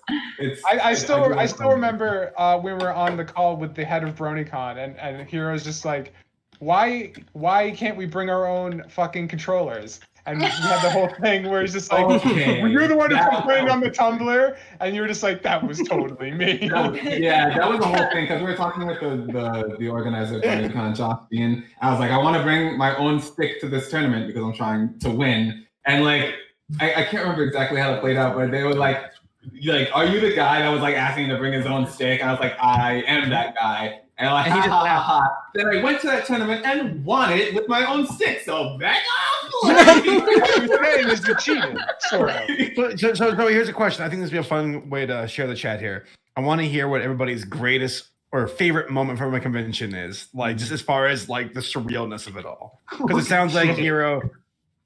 No, Jay? What the hell is this? How are you supposed to? No, I'm just like, there's so many. How do you choose? You're right. Name a few. Name a few. Well, no, okay, I got them. Actually, as you said that, I probably got one too. Yeah. Me now. No, it's literally the Anthology 7 premiere because they finally put us in main hall. We finally had like 3,000 people in front of us to show it to all at once. And that was like the surreal moment. It's like, we're going to put this together in front of people, and they're probably going to fucking boo us out of the building because we make so many jokes. We made like 5 jokes shitting on the con because it's the last year. Will we get this opportunity again to shit on the con ever again? That was so good. Literally the one joke from Detroit Become Human where he's like, paint me something that doesn't exist. And he just paints the BronyCon 2020 logo. It wouldn't exist regardless. Everything gets yelled at and things thrown at us. And it was stuff like that. But I tell you, like, at the end of the day, that was a surreal moment for me. Both like BronyCon and the show itself knew something.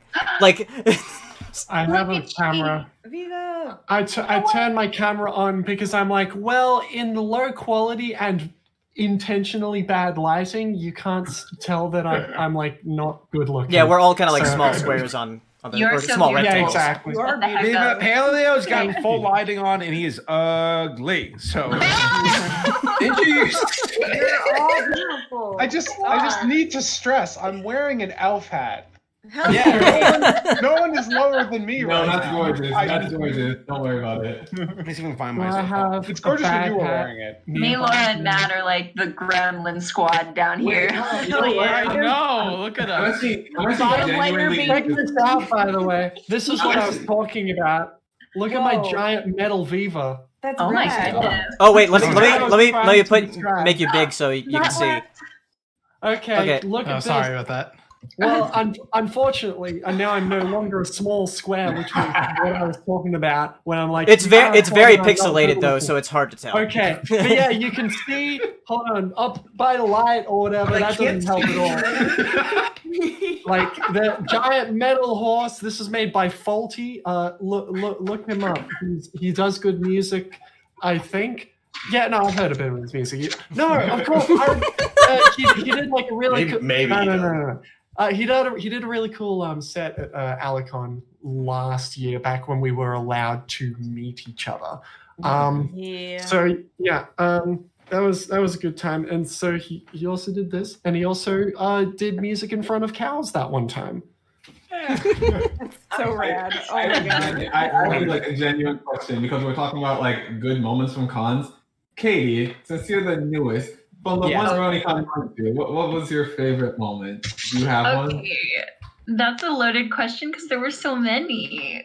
Because One. you guys were. Do you want me to get super sappy, y'all? Because I'm Yeah. fucking baby. I get so wholesome every day 420. But like, You made it so it's magic. Like, what are you even talking bro, about? it was like summer camp, bro. Like waking up in the morning and you were playing like Final Fantasy, and I'd like play some music, and then like Jordan would blow dry the pizza, and I'd be like, Jordan, what are you doing? Oh yeah. That sounds Fucking I would loud. eat my cake, and then Jordan, everyone would just give me shit. explain blow drying the pizza. Like the whole weekend felt like it was like summer vacation, and me and Laura went to the burlesque. Oh, Well, such a good time. Actually, now that Saber's back, one of my favorite memories is Saber, you were drunk and you called me a bard. That's awesome. Oh my god. I don't remember that. Yeah, Saber. I don't know if you remember, but we were just like vibing in the room, and you just looked at me and you were like, Katie, you're rad. And I was like, what the fuck? Hell, what? I was like so like, aw. And you were like, Katie, you just came in and you're just like a bard. And I was like, hell yeah, dude. Fuck yeah. Katie, I was saying, where's the bar? Where's the bar? No, that's true. That's true. I do, as you know, I drink all of the alcohol, and so I knew where it was. You get the good drunk Saber. You know what I get when he calls me when he's drunk? I get final draft. You son of a bitch. You son of a bitch. I have a question for you. And no, this is how it goes. This is the rundown. So I won't call Laura. Be lovey. Yeah, so like just to clarify, like the most important part of that is that he calls you, because he always calls you. It doesn't matter who you are. If Saber is drunk, he will call you. He'll find your number and he'll call you. I mean, to be fair, but it's worse with me because he'll start off with the draft. I haven't seen you in a long time, you old bastard. And then it's not just like a lighthearted conversation. No, he'll like come in and he'll like, so I have a question for you. In the 3rd century AD, like Christianity, what was that all about? And I'll be like, well, what was it about? Has this And I'll be turned like- into the roast Saber stream now? Everyone get a drink. And I'll be like, well, that's a complicated issue. You see, if you look at it from this perspective, he's like, Draft, I'm sorry, I gotta let you go. I gotta call someone else. I'm like, all right, bye. Except for that time that You bore me. Draft. Remember the time he called us in for 2 hours and just talked to us about pizza? There was that. There was yeah. that. We got hungry, Saber, at that time, and so we had to stay for a little bit longer, and that's good. That's good. Another amazing BronyCon memory was the Be Strong thing from For Ollie. Donkey Ollie, yeah. Oh my god. Was that BronyCon or was that MomoCon? I don't even That's know. BronyCon. That was BronyCon. Crap. Oh my god. Yeah, also, Saber, you got to tell your story about like your speech at the end of BronyCon and the guy in the audience. Oh, yeah. So I was asked along with Race to like say some words at the end of the convention, and like the people in the audience, because the room was divided because there was an overflow room. And how many folks do you think were in the like, I guess what they call it, outro or closing ceremony? The outro. Yeah, The outro of the fandom. You've never heard of it.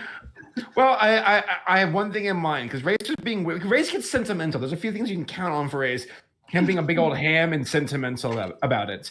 And I was like, Race, let me say the last thing. And he's like, no, I kind of want it. I'm like, please, Race, I want to say the last thing because I want to be a shit poster. And he's like, no, I want to say it. I'm like, that's it. I can identify when Race is being a stubborn goat. And I'm like, fine. And but because the thing I wanted to say was, I wanted to say Rainbow Dash's worst pony, which I did. And the audience was like, oh. But up to that point, like, there's a part where I was like, getting a little sentimental myself, and I was like, okay, we're all nerds, we're all outcasts, we're all just on the fringe of society. So I was building up to something, and when I said that, this guy in the audience goes, ouch.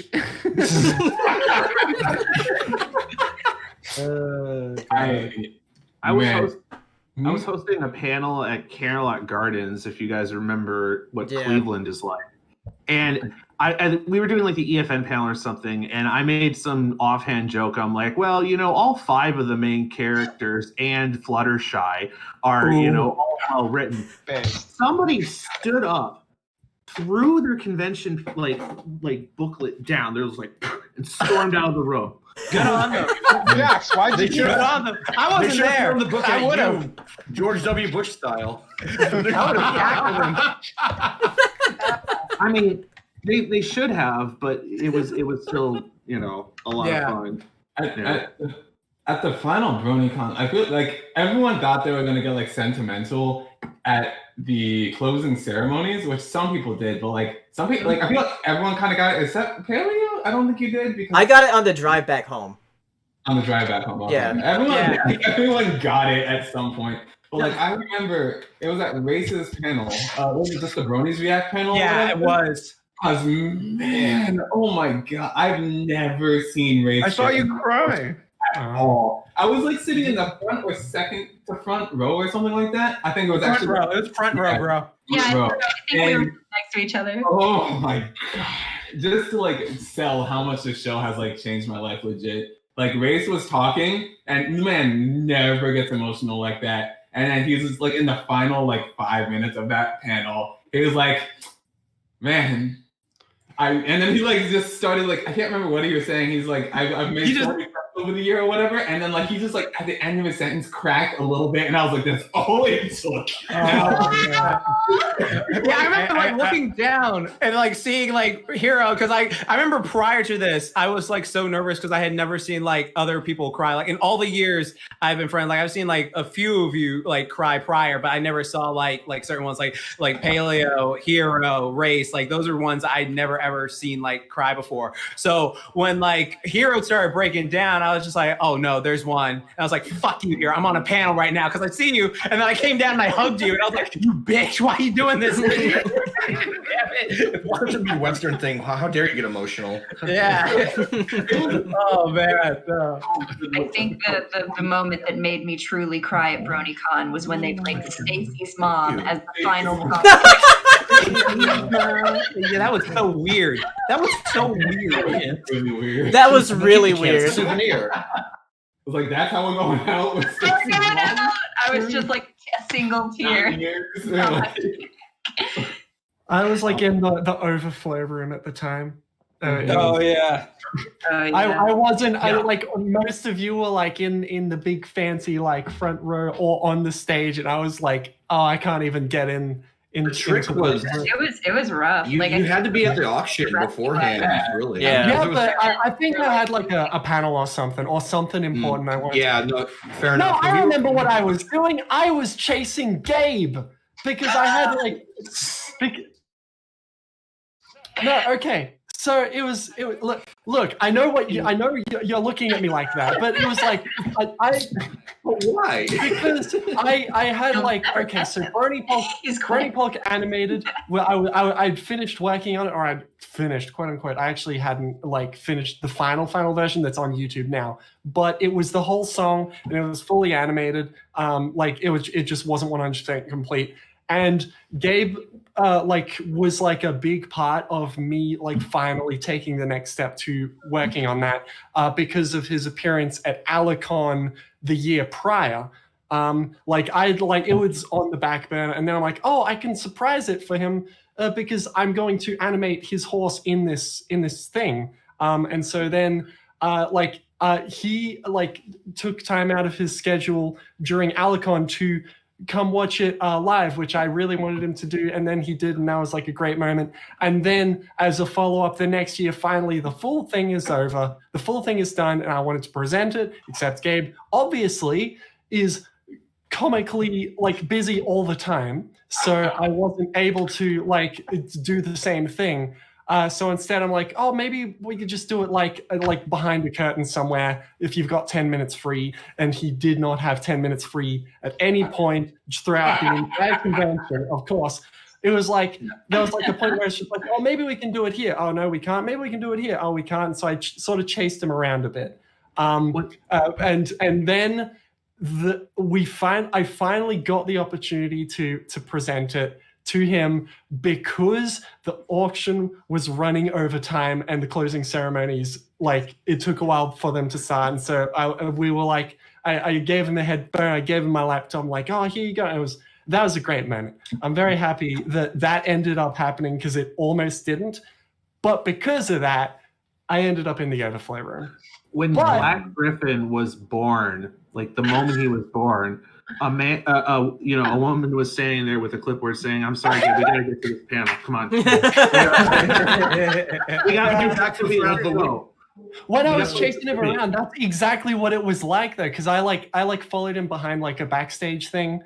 It was so weird because I'd been to this convention center multiple times, but I went through like a crazy warehouse backstage part. There was like a giant rolling door behind everything. It was like, it's like if you're playing a video game and it's like the end of the video game, suddenly you find out that there was like a complete different route that you just never taken, even though you'd went. I don't know if that's an apt analogy, but that's how it felt. It was so special because it was like it was definitely like the last time I'm gonna go to that convention center.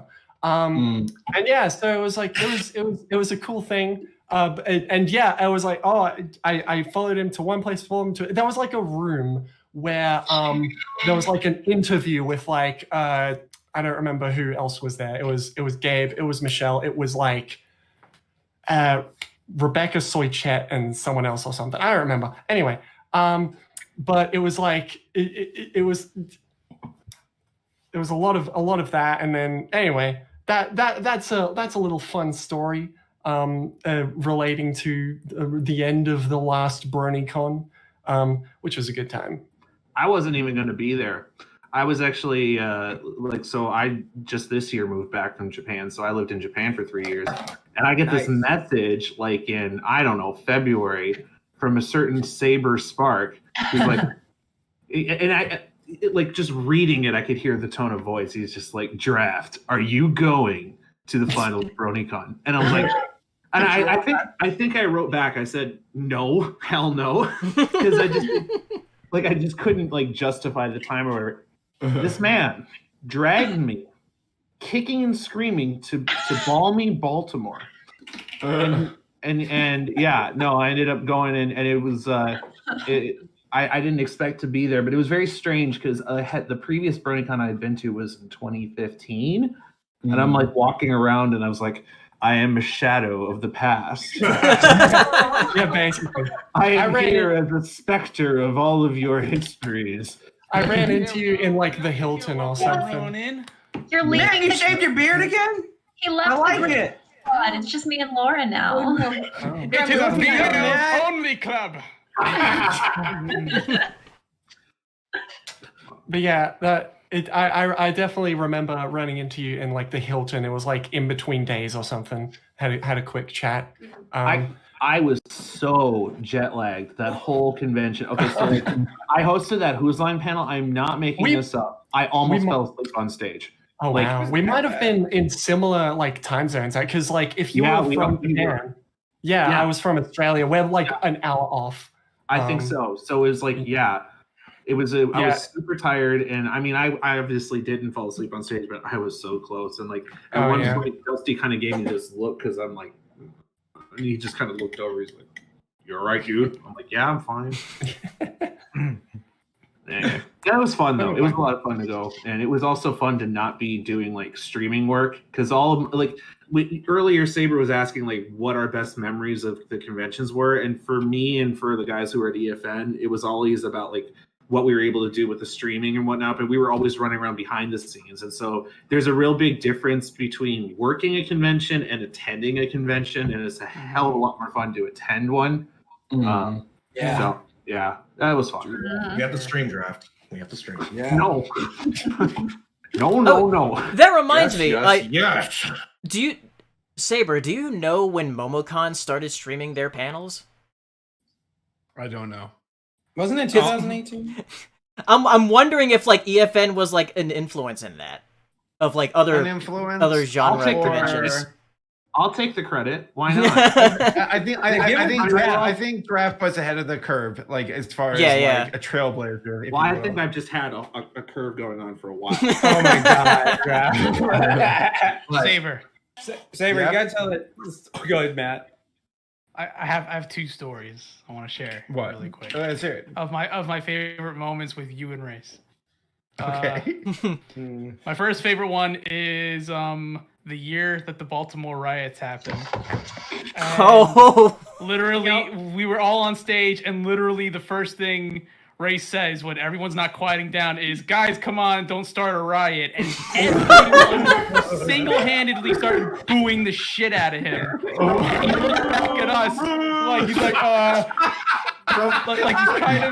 like he's trying to figure out what he did wrong. The guy whose name is Race. Right. Wow. No! Really? I remember being up on the stage for that. That was the funniest shit I've ever seen. Oh my god. Oh god. Just because he looked back at us and gave us this stupid face, like, I don't know why they're responding like that. Poor Race. Saber, I think Matt, maybe you were involved with this too, but I think it was Saber, B-Vids, maybe you. There was this cadre of people who managed to get the Ice Cold Water Man a badge for the convention. No, that was so unfair. And they were going to bring him on stage during the Who's Line panel. And I think, Matt, were you a part of this effort too? Because I thought you were. I remember this, but I don't think I was a part of the effort. But they had gotten him a badge, and they were going to literally bring the Ice Cold Water guy out for one of the sketches. $20 to do this. I never got the money back.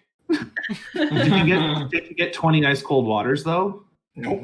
No. Man, I was afraid to see the Ice Cold Water guy after that because I promised him like $20 more if he'd show up. Like he's gonna remember you though. Yeah, right. Well, you never have to go to Baltimore again. So I never forget you, ass. You owe me $20. Like, yeah. Come here, you son of a bitch. The other Dusty, story, please, not in the bathroom. No. The other story was when you, myself, and Race went back to the hotel room to decompress for a second, and we're all just like kind of relaxing, and we suddenly hear the My Little Pony theme song played on a kazoo, and we look towards where the entrance door is, and some random schmuck just peers his head through and goes, "Hello." And we were all like, and he was like, we were like, "What are you doing here?" And he was like, I was supposed to be here. And we were like, no, you're not. And then Saber goes, and he goes, oh, okay, I guess I'll go. And Saber goes, no, come sit down. And he goes, okay. And so he sits down, and Saber just starts interrogating him, and he's like, so how did you get in here?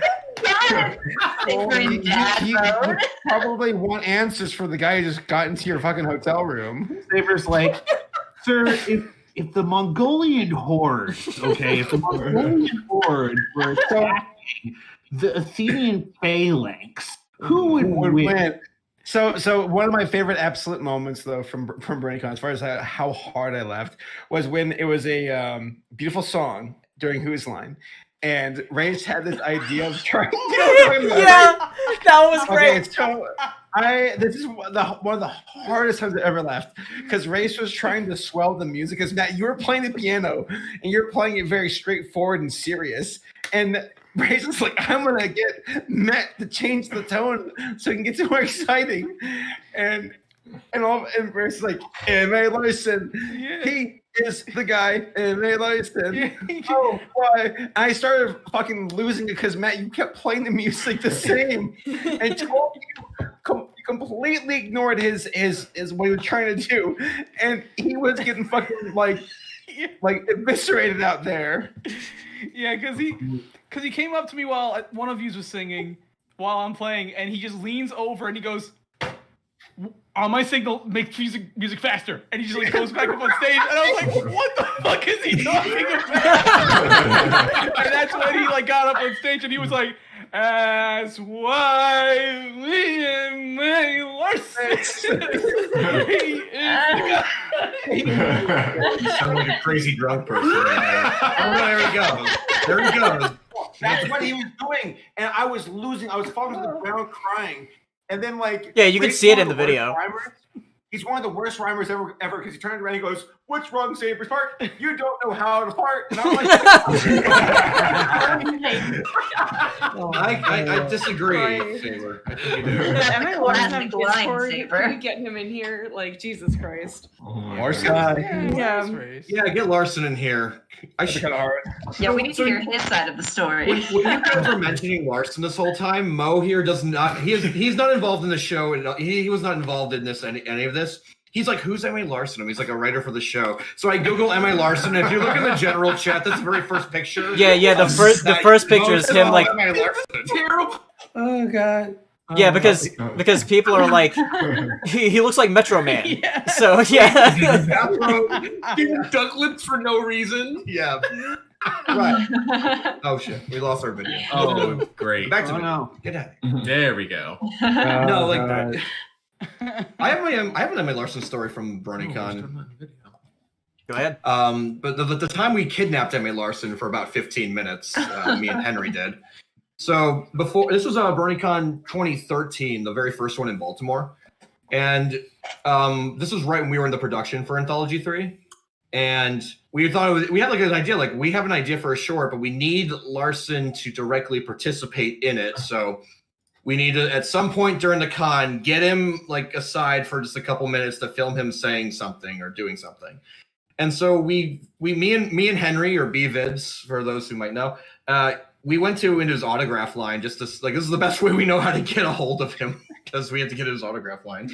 So we get an autograph from him, but also we're like, hey, do you want to be in this dumb video thing we're gonna do? And Larson's like at first like, yeah, this sounds like a fun idea. Larson had a handler though, and she was not having any of it. She's like, no, Mr. P is not. He's not scheduled to be doing anything outside of this. He can't be doing that. So she was very, she was having none of it. Draft. There's a person. What's his name? Paul, the guy who's in aviation. What's his name? Valenstein. Paul Valenstein saw this was happening. And like a boss, dude steps in and starts distracting the girl. And he's like talking to her about whatever. And Larson just sees this and he's like, okay, let's go. So we go out the back of this room, which had like a curtain in the back. So we go out into like what was like the Hilton's lobby area up there. And that's where we filmed Larson jumping for the last scene in Anthology 3. Him jumping into the screen saying, and she's dead, the end. Oh, that's what that comes from. Well, I arranged that a Wow. little bit. I arranged that a little bit, and I brought it up with him. I'm like, hey, the anthology thing, wants to use you in a sketch, and he goes, "What's this? What do they want me to do?" And I'm like, I don't know. We have to vet. He has to vet us first. He had to vet him, and Yeah. but he went like this. He goes, "What do they want to do?" And I said, "I think there's something to do with with Twilight or whatever." He goes, "Yeah, I'll do it." He didn't really need anything. Oh, I know, but it was just of course, it's like he's totally willing, but we have this one person who's just like the obstacle in the way. And like I said, Paul was a total bro, and he just distracted her until he. Well, it worked out.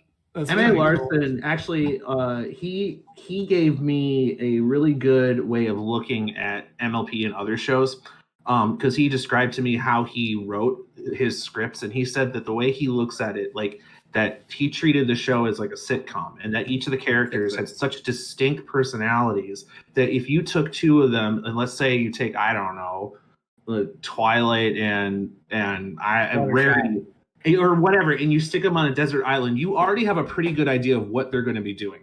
Like you have a pretty good idea of like how they're going to interact with that environment. And so he said a lot of the ways that he would write scripts is he would be like, let's take two conflicting characters, put them in a weird situation, see how they work it out. And after he really described that to me, it was like, yeah, I kind of started looking at other shows and how they did that, because he told Regular me show's a good example of that. Yeah. So I thought that was pretty. I watched Regular Show. I get that reference. Oh yeah, good for you. That's the one thing I get. You guys won. Gravity Falls. So No, I watched did just message It's really Mr. good. Larson, and I did just try to get him to join our stream, but he hasn't replied yet. I would like to suggest to the members of the chat I to just tweeted him start already. tweeting at him. You should say, "We need you, Mitch." All right. Tell him to buy his book again. Buy his book again. Yeah. Get it trending. Hashtag He made a book Mitch. that's very similar to Harry Potter. Let's just call it that. Okay, cool. Oh, Percy Jackson. Wait, I don't. What? Okay, Favor. He's a writer. He wrote a book. What? Oh, Favorite. okay, that makes sense. And it's like a fantasy book.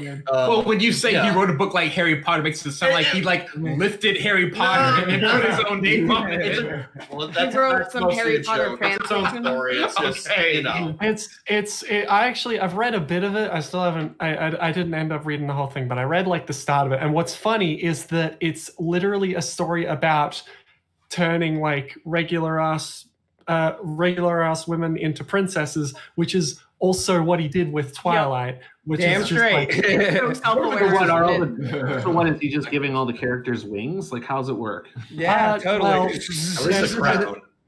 I don't remember exactly. Well, you have to go to It's like- school for it first. I read Yeah, the there first is two a books school. of the 3 books. So Oh, there Some you go. sort of an academy, perhaps. A Hey, medieval one, if you And then will. didn't his book apparently get picked up for a movie, but it hasn't happened yet, or what? With what's- Reese Witherspoon involved, yeah. Yo, I'll Yeah. work on that movie. Mitch, I- where's my job? Do it. I have We're like friends. Mitch. I have a very like non-interesting story about Mitch, unlike the rest of you, because I didn't know him on a personal level. However, so I went to go and buy his first book and just like get a copy, and I'll be like, yeah, I'll support him. And I walked up into his like signing thing, and I'm like, oh, maybe I can introduce myself by being like, haha, I was in a Bronies React with you. I don't know if you remember or whatever. And so then it was like, okay, the person in front of me did the thing, and then it was like, okay, it's my turn to walk up. He was the one who brought up, oh, you were the other one in Bruni's React. And that was like super weird. I was like, how the hell did you recognize me? That's a good I'm deal. like one in like 1,000 Dude. people you're going to be meeting at this convention. Larson's Like, got a very good memory. He actually does, because back in like a Midwestria draft, remember that con? Midwest. That was I a good did it- con. That was a great con for being like 300 people, but it was actually a good con.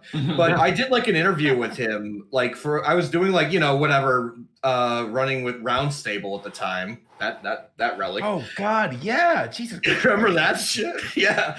No, I did an interview with Larson for that website, and ever since then, like and then whenever I would see him at a con after that, years later, he would still remember that. So it's not surprising that Viva that he remembered you. Like off of a Bronies React situation like that. It is pretty cool. I did bring it up again in the most recent BronyCon, and he didn't remember that time, which is a shame. But what was their gin involved at that point? Oh God! I remember I was there to like take a couple of photos. I was just like, oh, I'll do a funny thing where it'll be my Celestia with his like giant pen, and it'll be like, oh, Clash of Memes or whatever. I don't even think I even posted it, but yeah. I have those photos somewhere.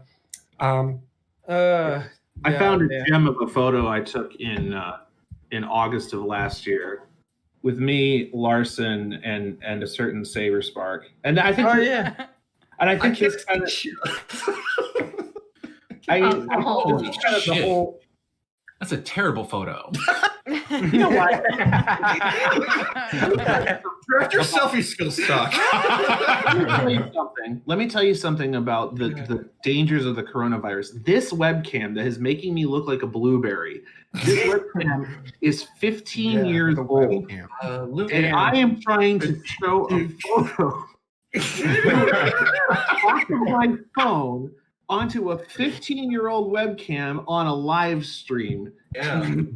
Okay. Quality is not assured. We can tell the camera's 15 years old. Every movement you make gets fucking JPEG'd. Hold on. So I want to keep sharing the conversation. So Tom, what are your greatest moments from this fandom? What are things that stand out to you? God, I mean, one of the things that's just been Turn off your lawnmower.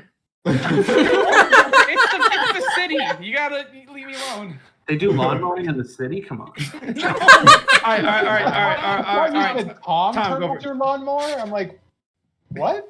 What are you talking? No, the moment that I remember that was just all of us just hanging out was the quest to refine the fermented pizza. Oh my God. Pizza quest. Yeah, Tom, you gotta tell the story. You gotta tell the story. My God. Oh God, I don't even. I have this like, I have.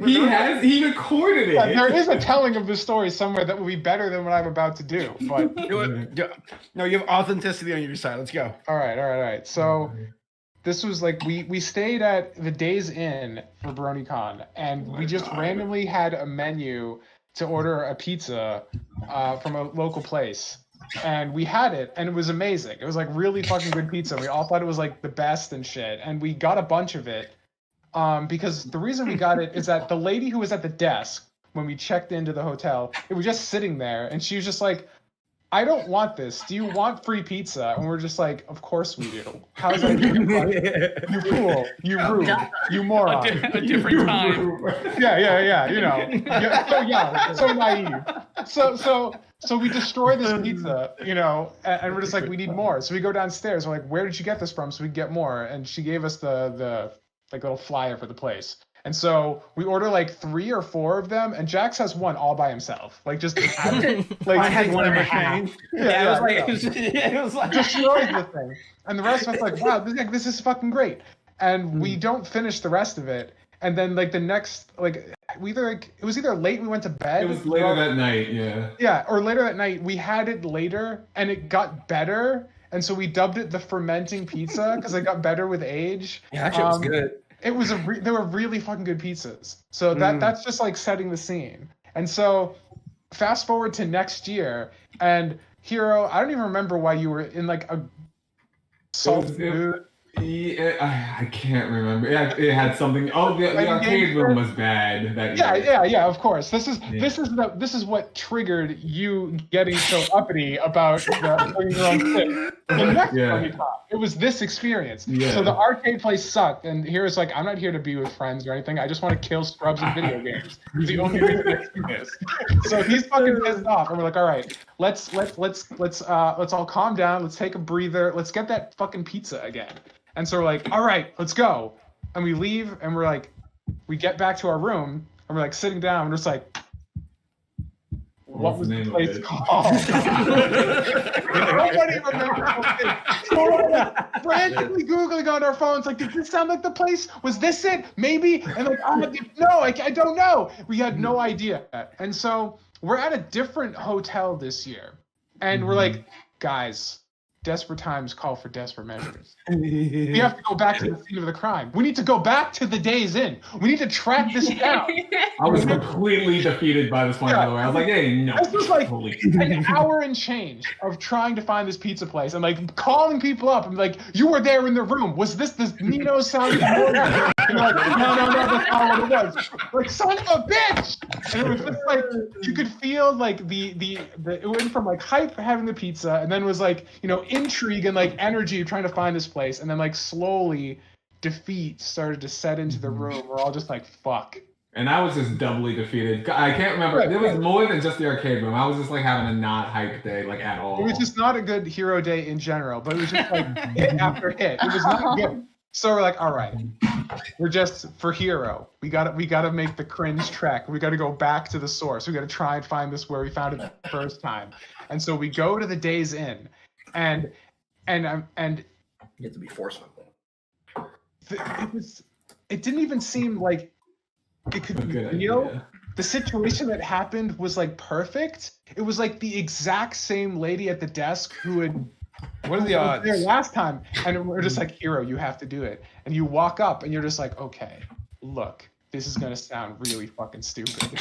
You have to do it. Me and my friends all came here, and we got a pizza. There was a free pizza. She's like, oh yeah, I remember. This is where you wanted. Like, this is the place. And Hero's like, yeah, that was me that gave you the pizza. Yeah, I was the one. She remembered all of us and remembered the situation and just like handed over the menu, and you just walk out with this fucking smile on your face. The first sunshine in your face. Finally, it was like the end to a sitcom, just like this like brilliant moment, like freeze frame. You all jump in the air with your fist in the air. Because like legit, the lady was like, "Oh yeah, that was me." Like she wasn't even like, "Oh, hey, welcome back." She said, "Oh yeah." You guys walk into the lobby. Like, sound like a Baltimore local. I went to the hotel in Baltimore. Like, this is not the weirdest thing I've seen today. Yeah, it's unfortunate because like I think in like 2018 or the last BronyCon, like Nino shut down, so yeah, we could never have it again. Yeah, because it was 2018 and we had that whole argument in the room because it was that argument. Yeah, because it was just like, okay, like, well, what do you guys want to get? And it's just like, oh, do you want Papa John's? Oh, I hate Papa John. Do you want like a Pizza Hut? Oh, I fucking hate pizza. And then like people will be mixed on each side. So I like this one, but I hate this one. I like this one, I hate this one. And then we just settled on getting fucking Domino's. And it was just like, yeah, because we were also we really wanted Nino's. Like we were like looking through it. It's just on. Yeah. It was really sad. Like genuinely, when you found out Nino's closed, I was like, oh. It felt like you lost a loved one. It was like, when you told me that it was gone. Oh my god, it hurt. It hurt. I had to call my mom. I'm like, Mom, Nino's is Who's Nino? What the hell are you talking about? I don't care. What was harder, the end of Nino's or the end of My Little Pony? Laura, don't do this to us. You could rewatch My Little Pony. You'll never taste Nino's again. You're not wrong. Oh my god. Bullshit. Nino's is nothing more than a distant memory now. Yeah. As is the show. Oh, Matt, you hated Nino's. You remember because we were like trying to get Matt to like Nino? Look, I'm a New Yorker. That's right. Oh God! Get out of here! What is this trash? He didn't say he hated it. He said it was like it's all right. He's like, oh, it's all right. You're like, fuck you, man. Yeah, we were insulted. On the planet, like please. We were pissed. Matt was like, it's okay. I can see talking about Giordano's. Draft, I see itching. No, I'm not going to talk about Giordano's. That's already established. All right, one more hour till my birthday. I'm going to do some whiskey. Hold on 1 second. 18, 19? Yeah, no, he 21, 22? How old you be? He's not even in the You guys anymore. You guys want to know what I got Saber for his birthday? Because he's gone. What? You know. So I ordered him this Mom like hat. crazy cool like Criterion Collection Godzilla like box set. It's super nice. dope. I also ordered him a candle because, as you all know, he's lighting candles now. Yeah. But it's a candle. It's like one of those Jesus candles, but instead of having Jesus on it, it has Danny DeVito. So I thought that would be really good. That's perfect. Motherfucker. So now everyone on the internet knows what I got for Steven for his birthday. You know Saber him for his better birthday. than anyone. No, what I was gonna say though, just one little thing off of Nino's. So I never tried the Nino's because apparently Nino's was a thing while I was overseas in Japan, and yeah, I never got a chance to. And I came to last year's BroBeCon because Saber brought me there, and there was that big room where Jax and Paleo. It was my room. Hero, we're all watching endless episodes of Littlest Pet Shop and begging passerby to understand it was a good show. To be fair, that was Hero's fault for making me watch. I used to watch Littlest Pet Shop. I did. Well, because this is kind of funny. I'm not gonna watch that. I don't know. I actually don't know. But let me say this. Let me say this about that, though. Oh, go ahead. Hold on. Before you start, making excuses. The point is that in the room, like, okay, so I was coming from Japan, and Japanese pizza is an abomination. Japanese The worst, right? Like, oh my god. The worst. They have like mayo on it. Or like mayo, corn, that's disgusting. Seaweed, awful stuff. Teriyaki sauce, peas. I've seen that. What? It's awful. Seaweed too. Trav, did you try to just fix their entire pizza culture while you were there? Did you try these? I did. You're like, here's a normal pizza. Fix your shit. No, so my point here is that you guys are all talking about, I hate Papa John's, I hate pizza. And I'm like, at the time I was like, I'll take anything. But I'll take anything normal. That was yesterday. I don't care what it is. I would have eaten it. But so there's like this party, I think like either the first night or the next night, and Saber goes, Draft, I have to apologize. We only have Domino's. And I'm like, this is great. I'm so like, no, you're like, it's competent. I don't care. He's like, I wanted you to try Nino's, but it's gone. And he missed it up. I saw it happen.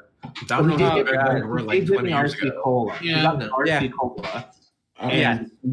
RC Cola, baby. RC Cola, baby. Okay. The Littlest Pet Shop thing. All right, that was Hero who got me. All right, so every time I do with like freaking. All right, there's a lot of stuff I will just blame Hero for. Like, you shouldn't have showed me that Sonic thing. All right, that is your fault. All right, with that freaking like whole Sonic like. All right, what was it? Googly Moogly or some crap, whatever. That whole countdown, and then the freaking Littlest Pet Shop. But why did we watch? I just wanted to watch it or something like that. And it was because I have the kind of show I used to watch was it Amparo just because it was on. Yes. Like I didn't really like it. I just watched it because it was on TV. Random BronyCon moment was when you know what? I'm blanking. Remember when Jay? Remember when we were staying together? I didn't remember. Yeah, it's great. No, Jay, I don't want to fuck up. I don't want to fuck up his name now because his name now. That's Jesse. What am I going crazy? No. I'm getting the name wrong. Sorry. My bad. Don't worry about it. Allow me. I'm going to share a story. So with this past decade of doing conventions, you learn some terminology. You learn some hotel convention culture. And one that's become very familiar with our group is something we call cutting the tail. And oh no. And it's not to say like, okay, so cutting the tail is basically our way of saying like, let's say we go out for lunch and some other extra people who we don't know who are just convention goers follow us around or at lunch and follow us back to our hotel room. Well, we don't want to be deliberately rude to them to be like, okay, go away. So we pull a maneuver called cutting the tail, and that's when we scatter. Like, oh, here you go into the gaming room. All right, Jack, you're gonna go pound some pussy. I don't know. True. Like, you right? Yeah, they're gonna go to look at the dolphins. Okay, bye. Oh yeah, the dolphins. You fragment into smaller groups to the point where it becomes a bit impractical for them to keep following you. I'll be real. I'm very proud of that maneuver. So there was one night in 2016 where I met this girl named Laura. And okay, I'm not part of it. Oh my God. I'm not part of this it. Girl named Laura. Okay. Yes. Go ahead, tell your story. We hit it off pretty well. But like we were walking back together as a group, and this girl was with me, and I really wanted to hang out with her for the evening. And I'm like, I gotta cut the tail, aka my friends. Right. Saber, before you go on, okay, I was the first one to catch the hint of what was going on, and I was just like, I see what's going on. I was like, all right, have fun, bro. And then I left. And because I remember like these two were right there, just sitting there, just like it was like me, Hero, and Paleo Race won't get the fucking and that was also the first especially goddamn Race. It's like I'm trying to get away, and Race was Race was like trying to get you back to the room because attached to your hip. I don't understand. Because like it was me, Hero, Race, and like Jim was there for 2016. Jim was there. Jim, because we went all back to the room, and like Jax went off somewhere. It's like, no, I got that. Yeah. I was like, because I look out for my friends. Like, it's just like he's clearly connected. I know what's going on, so I'm just like I saw you and I saw the situation, and in my head, it actually looked like Laura was like annoying you, and I was like, wait, me? Annoying me? No, annoying Saber. Oh, okay. I was like, do you want him to go away? We can get her to go away. well, so long story short, so I'm off with Laura, and you all told me later that you all are in the hotel room, and if I'm correct, you guys were like, shit, were we the tail? Yeah. No, I was just looking at them. Yeah, they were just like, "Are we the tail?" And I was just like, "We." I just would also like to shout out Hero for saving the first time that Saber and I hung out together, because Saber was about to come hang out with me with like a tank top and jeans and flip-flops. Like for the first time we were gonna go on like a date, like at the convention, we were gonna go get a drink or whatever, and then apparently I've been told the story that Hero was like, nah dude, you can't wear that, like put a real ass shirt on. No, that ain't gonna fly. For Hero, I mean, like, where will we be today? Who knows? Yeah. But when Saber gets back, because I need to ask Saber about like, oh, there he is, the one pushing in. Oh my god. Wait, hold on, I think I have mine. He got me. Oh no. Oh no. Yeah, I do. Oh god. Hold on. While he's doing that, can I tell a paleo story? Go ahead. I was gonna say I have the old cut the tail story from MLP MSP draft that you might remember, of a person you kicked out of your convention. It wasn't you. What are you talking about? Well, no. A few people were here. No, I was going to talk about, okay, so it's Everfree Northwest 2012. And I think this may have been one of the first times I met Paleo. But I was talking to him about dolphins. And out of nowhere, he pulls out a plastic comb. And he goes, you know that if you do this, like you do this against the plexiglass at an aquarium, it sounds like the dolphin's communication and they'll respond. And a week later, I was at the Vancouver Aquarium and they had a porpoise, and I busted out a comb and I did it. And I swear the porpoise gave me side eye. Like, he looked over, he's like, "The hell did you just say?" Yeah. That reminds me of At MomoCon, something happened with Paleo too, because we all went. Anytime I'm in an aquarium and there's cetaceans there, I'll try it. Yeah. We went to and then as we were leaving, he had a dolphin puppet that he held up, and the dolphins came and danced with his puppet, and I was like, "What the fuck?" Because you know what's so funny about that? It's just like all of us in this group, like we have something like, I got it right here. That's our thing. Like we're like great at. Like this is our thing that we are like pretty. Yeah, I like do that. So like with and Paleo, they'll come over. Who's just like doing his little like freaking comb trick and stuff like that, and then Katie's freaking out. Oh my god! And she's like, me, Hero, and Saber were just like, we've seen this like so many. We know. I do want to say though, like I talked to Race about this too, about how like with our group of friends, there's no real common denominator. I know people who are like fanfic writers or artists or animators. We're kind of a hodgepodge of a bunch of idiots who are just like, let's hang out. We vibed. I think that was a thing. We all have genuine personalities. brilliant and massive cocks. Honestly, Paleo, we have a surprise for you on the way right now. We have Mo's getting a surprise for you. Right Oh, now. really? Yeah, me and Laura aren't on screen because our dicks are too big. They just take up. Massive. They're Okay, Saber, since you were talking about this a bit earlier, but you're going off over it. Can you please tell the story of how when you first thought you were getting like emotional for Paleo? Like, yeah. Can you tell that story again, please? Like that. I love this one. In 2011. So a quick recap, and I say this not in the way of like. Yes. Okay. Oh, what you got there? Oh no, it's a Dolphin Luchador mascot. Oh, nice. Nice. For you. We have our That's own great. Dolphin. Fuck yeah. Nice. All right, go ahead, Saber. Go ahead, do your thing. I grew up in a Christian school. I was homophobic when I was in high school because I didn't know gay people. And when I got to college, I started to come around, met Paleo, and I remember Paleo and I were really hitting off as friends. And I was talking to him online all the time. And he told me that he was bisexual. And I'm like, what? I'm like, one of my good friends is bisexual. Am I gay?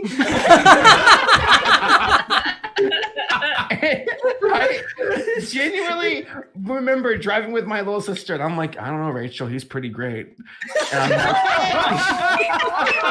I'm like, I really like him. And then I talked to Paleo one night, and I'm like, hey man, do you have feelings like that for me? And he was like, oh God, no. Ew. I don't date the fats.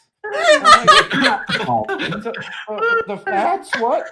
I remember you calling me like after the me and Hero went to a brony meetup for the season 2 finale, and I remember you calling me while you were drunk and said that you kissed a guy.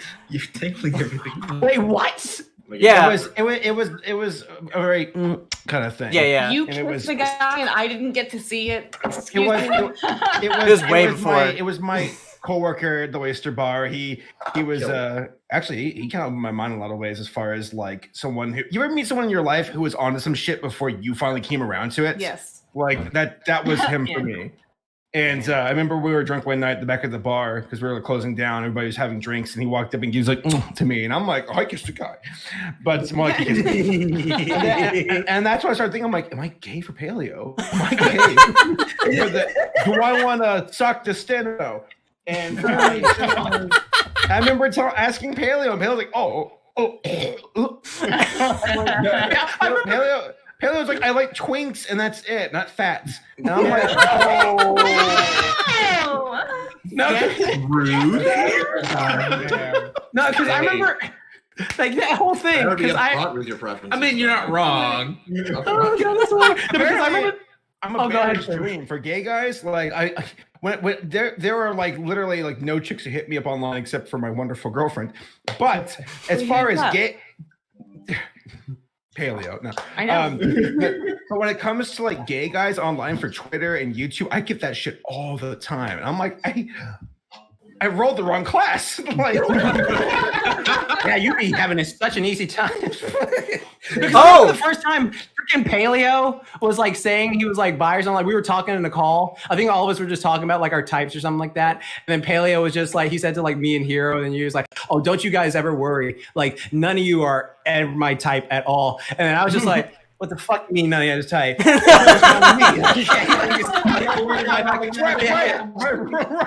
Oh my god. We're like, oh, that was the thing back in I never had that problem with Paleo. I mean, really? Yeah, we both straight up like mentioned straight from the get-go that we would never date each other. No, that's absolutely a straight guy thing. I think that's like so they're like masculine insecurity chicks. What do you mean I'm not your type? And it's like, dude, you're not even gay. Don't. Why are you? Hey, Laura, maybe I want to experiment. Let me please. Okay, meme. Like, oh yeah. So I got it twice if you're okay, straights. I got a super chat here from Golden Fox is in the chat. Yeah, he's like the first like reviewer of the show I ever came across. He was the first. He was the first pony avatar. Like No, as he far was. as incorporating into a YouTube video, which gave birth to like what the fuck I'm doing and a bunch of cartoon community people. So Golden Fox doesn't get enough credit. Yeah, Golden Fox, you deserve. He also did my banner, which I still give him use your to this money. day. Nice, dude. But he said, I remember one of your guys' first April Fool's video about that, as far as like Saber, like having feelings for me or something. I don't remember that. I know there was a certain April Fool's video.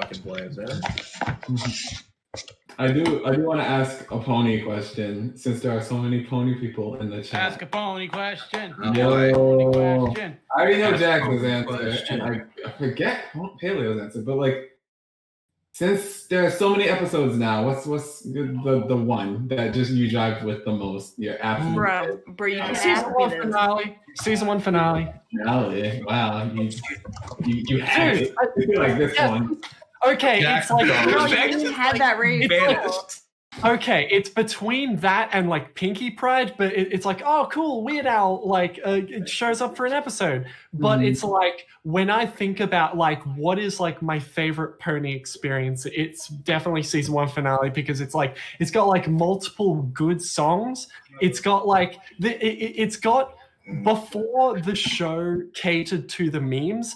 It was just being itself, and they made Fluttershy angry for the sake of making Fluttershy angry, and not because it's funny that Fluttershy gets angry, and so it's like that feels so much more genuine.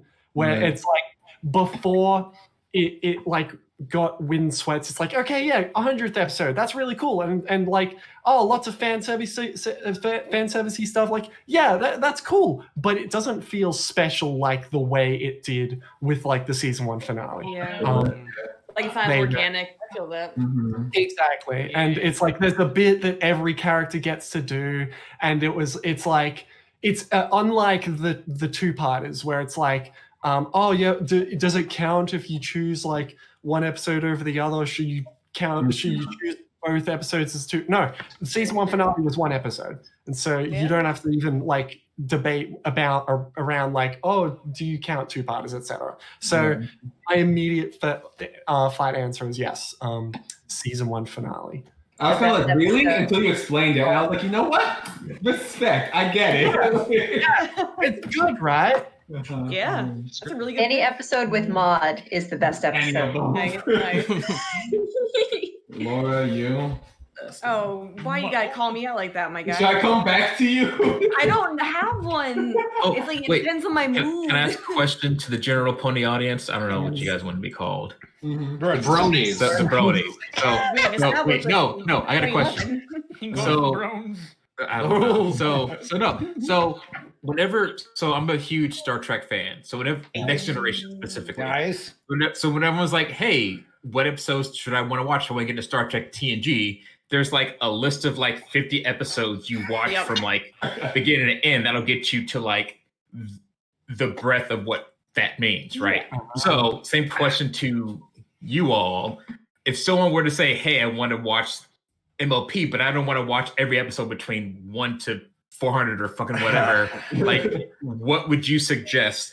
What episode would you suggest? Mo, are you suggesting you might get into the show? Is that what this question's all about, really? No, I'm asking because. But shut the fuck up. You're gonna watch the show.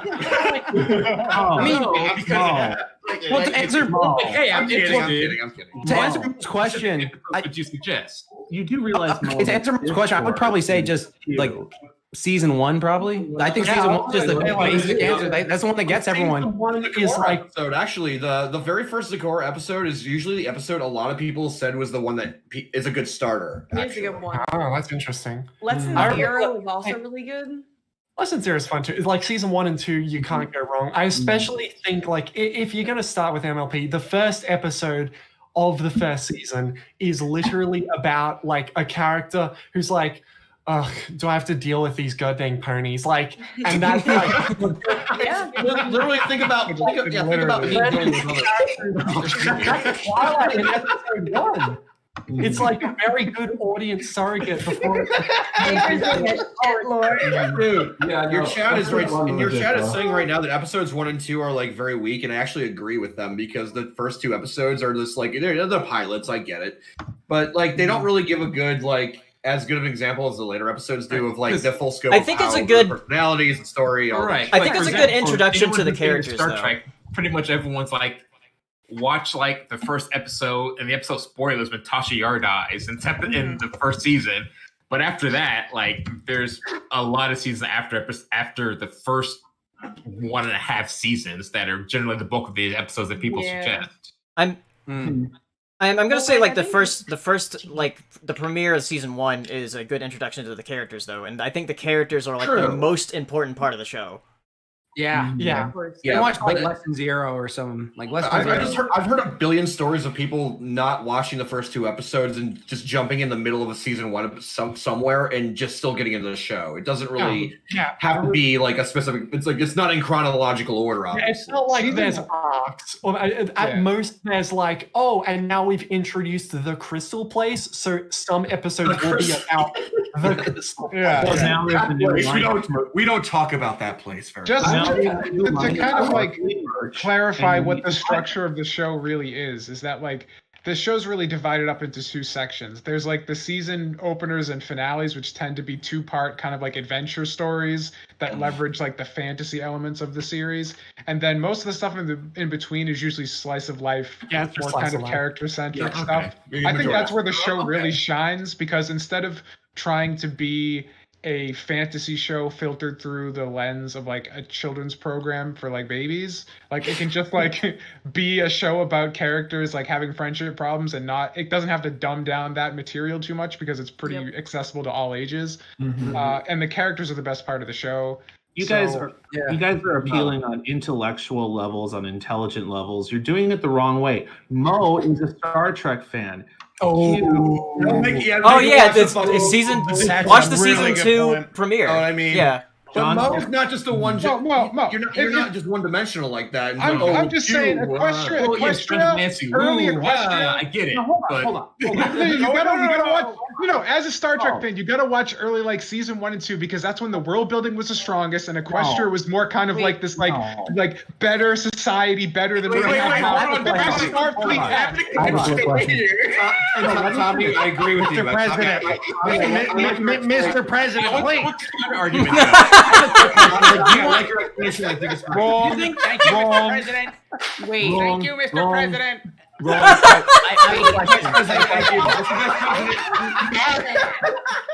Okay, and here's a question. We have the greatest episodes in season 1. The greatest and best, better than any other season. Wow. The best place to start MLP are probably the Equestria Girls miniseries is the easiest place to I know you're right. Viva, shut up. We don't do that. No. Honestly, Lesson Zero is a very good episode. That's my but favorite If you don't have any understanding of what the character is, it loses its specialness. So Yeah, it does. Don't watch Lesson Zero. It's a very good episode. That's a good point. Yeah. Also, do you like?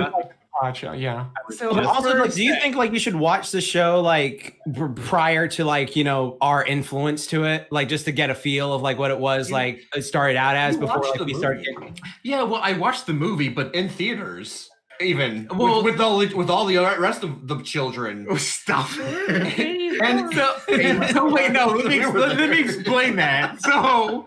The Brony meetup in Minnesota. So wait, so I started dating this guy, right? And I knew he was in the Brony fan. I'm sure, fine, whatever. So I'm working out. You didn't know I was that into it. Well, I knew you were. I knew you were a Brony, and that told me what I needed to know. All right, so I'm working out at fucking Snap Fitness, and on the TV, there's an advertisement for like the My Little Pony movie, and I was like, "It's a My Little Pony movie? What the fuck?"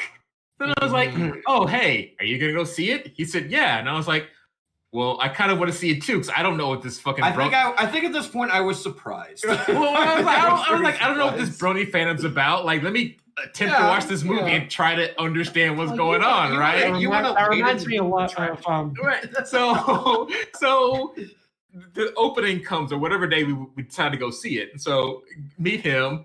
And one of my favorite memories was let me spoil this for the MLP movie. I'm sure all of y'all have seen it.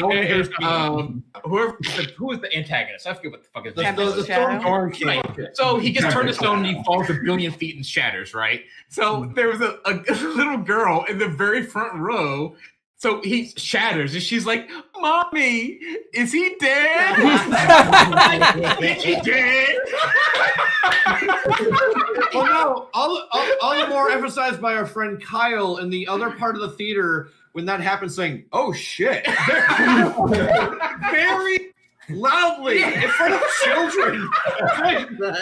So my only like ever entrance into the MOP fandom has been that movie. I haven't seen. Well, a friend of mine showed me like episode 1, and that didn't really click with me. And then I saw the movie, which I was like, I kind of get it, but all right, Real sure, talk, whatever. like when people were like, "Oh, what do you want to happen in the movie?" I was like, "I just want one on-screen death, and I'll be happy." And I fucking got it.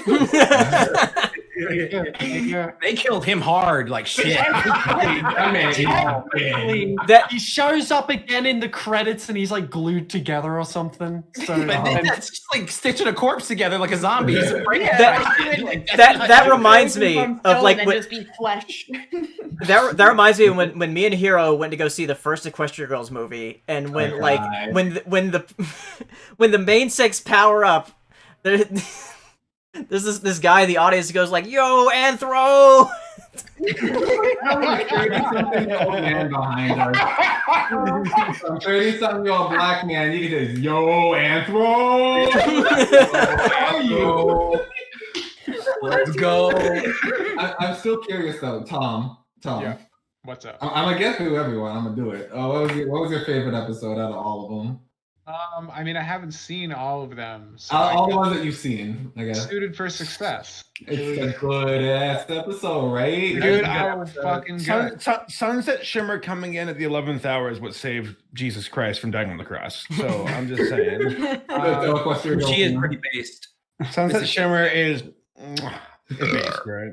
Yeah. What about you? Is she based, right? Touch Huh? Are you Your favorite? What? Yes, I am. Yeah. real ass whiskey and put Wait, that who are away. you asking? You. Oh, yeah, me. yeah. Okay. Wait, why do you have Fireball?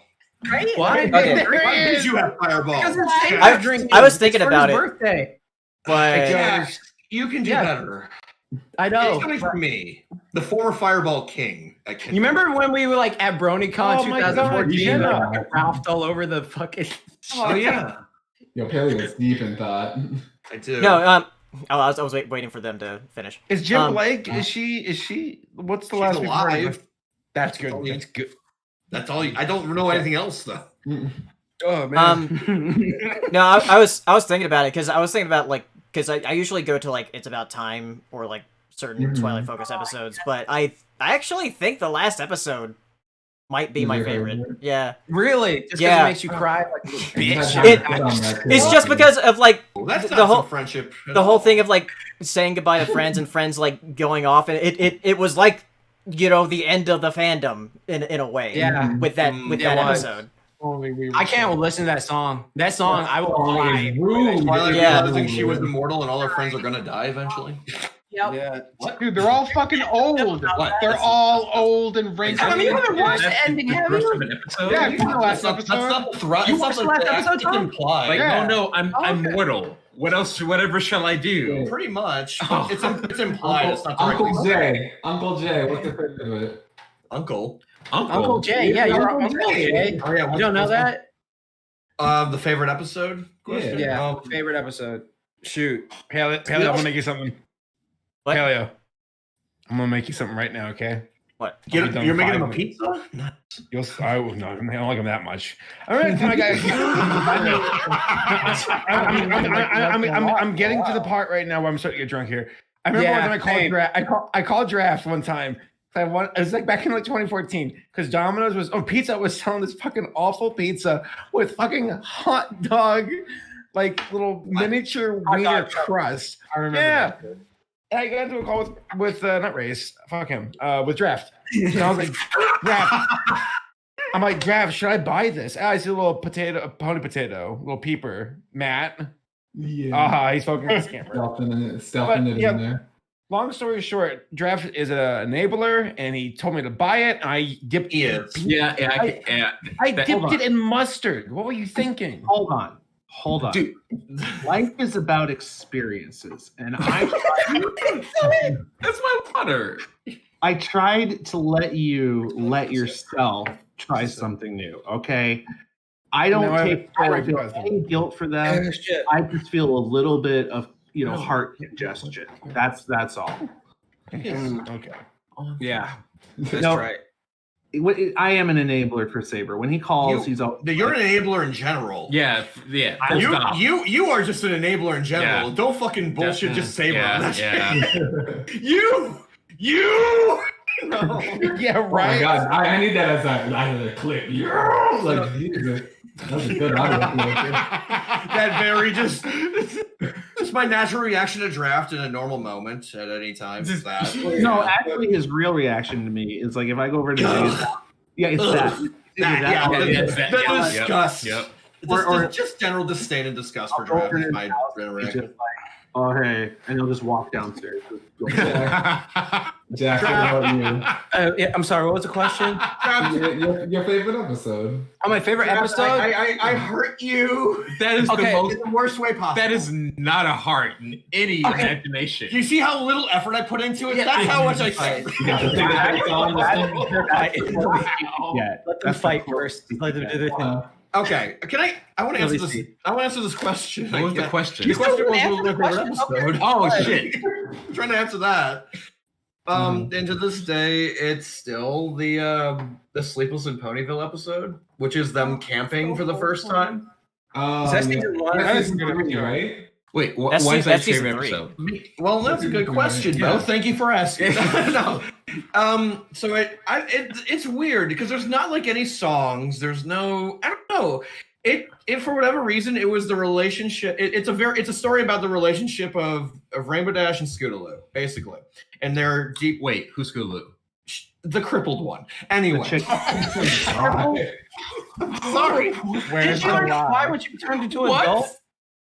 I'm being an asshole right now. Sorry. No, it's one of the younger characters, and she has a thing where she cannot fly because she, her wings are too short. I think I'm something along those lines. But the creators basically made her. She's a Pegasus that can't fly. Okay. All right. Damn. Again, apologies for the being an asshole thing. It happens sometimes. It slips out. Sorry. Sometimes.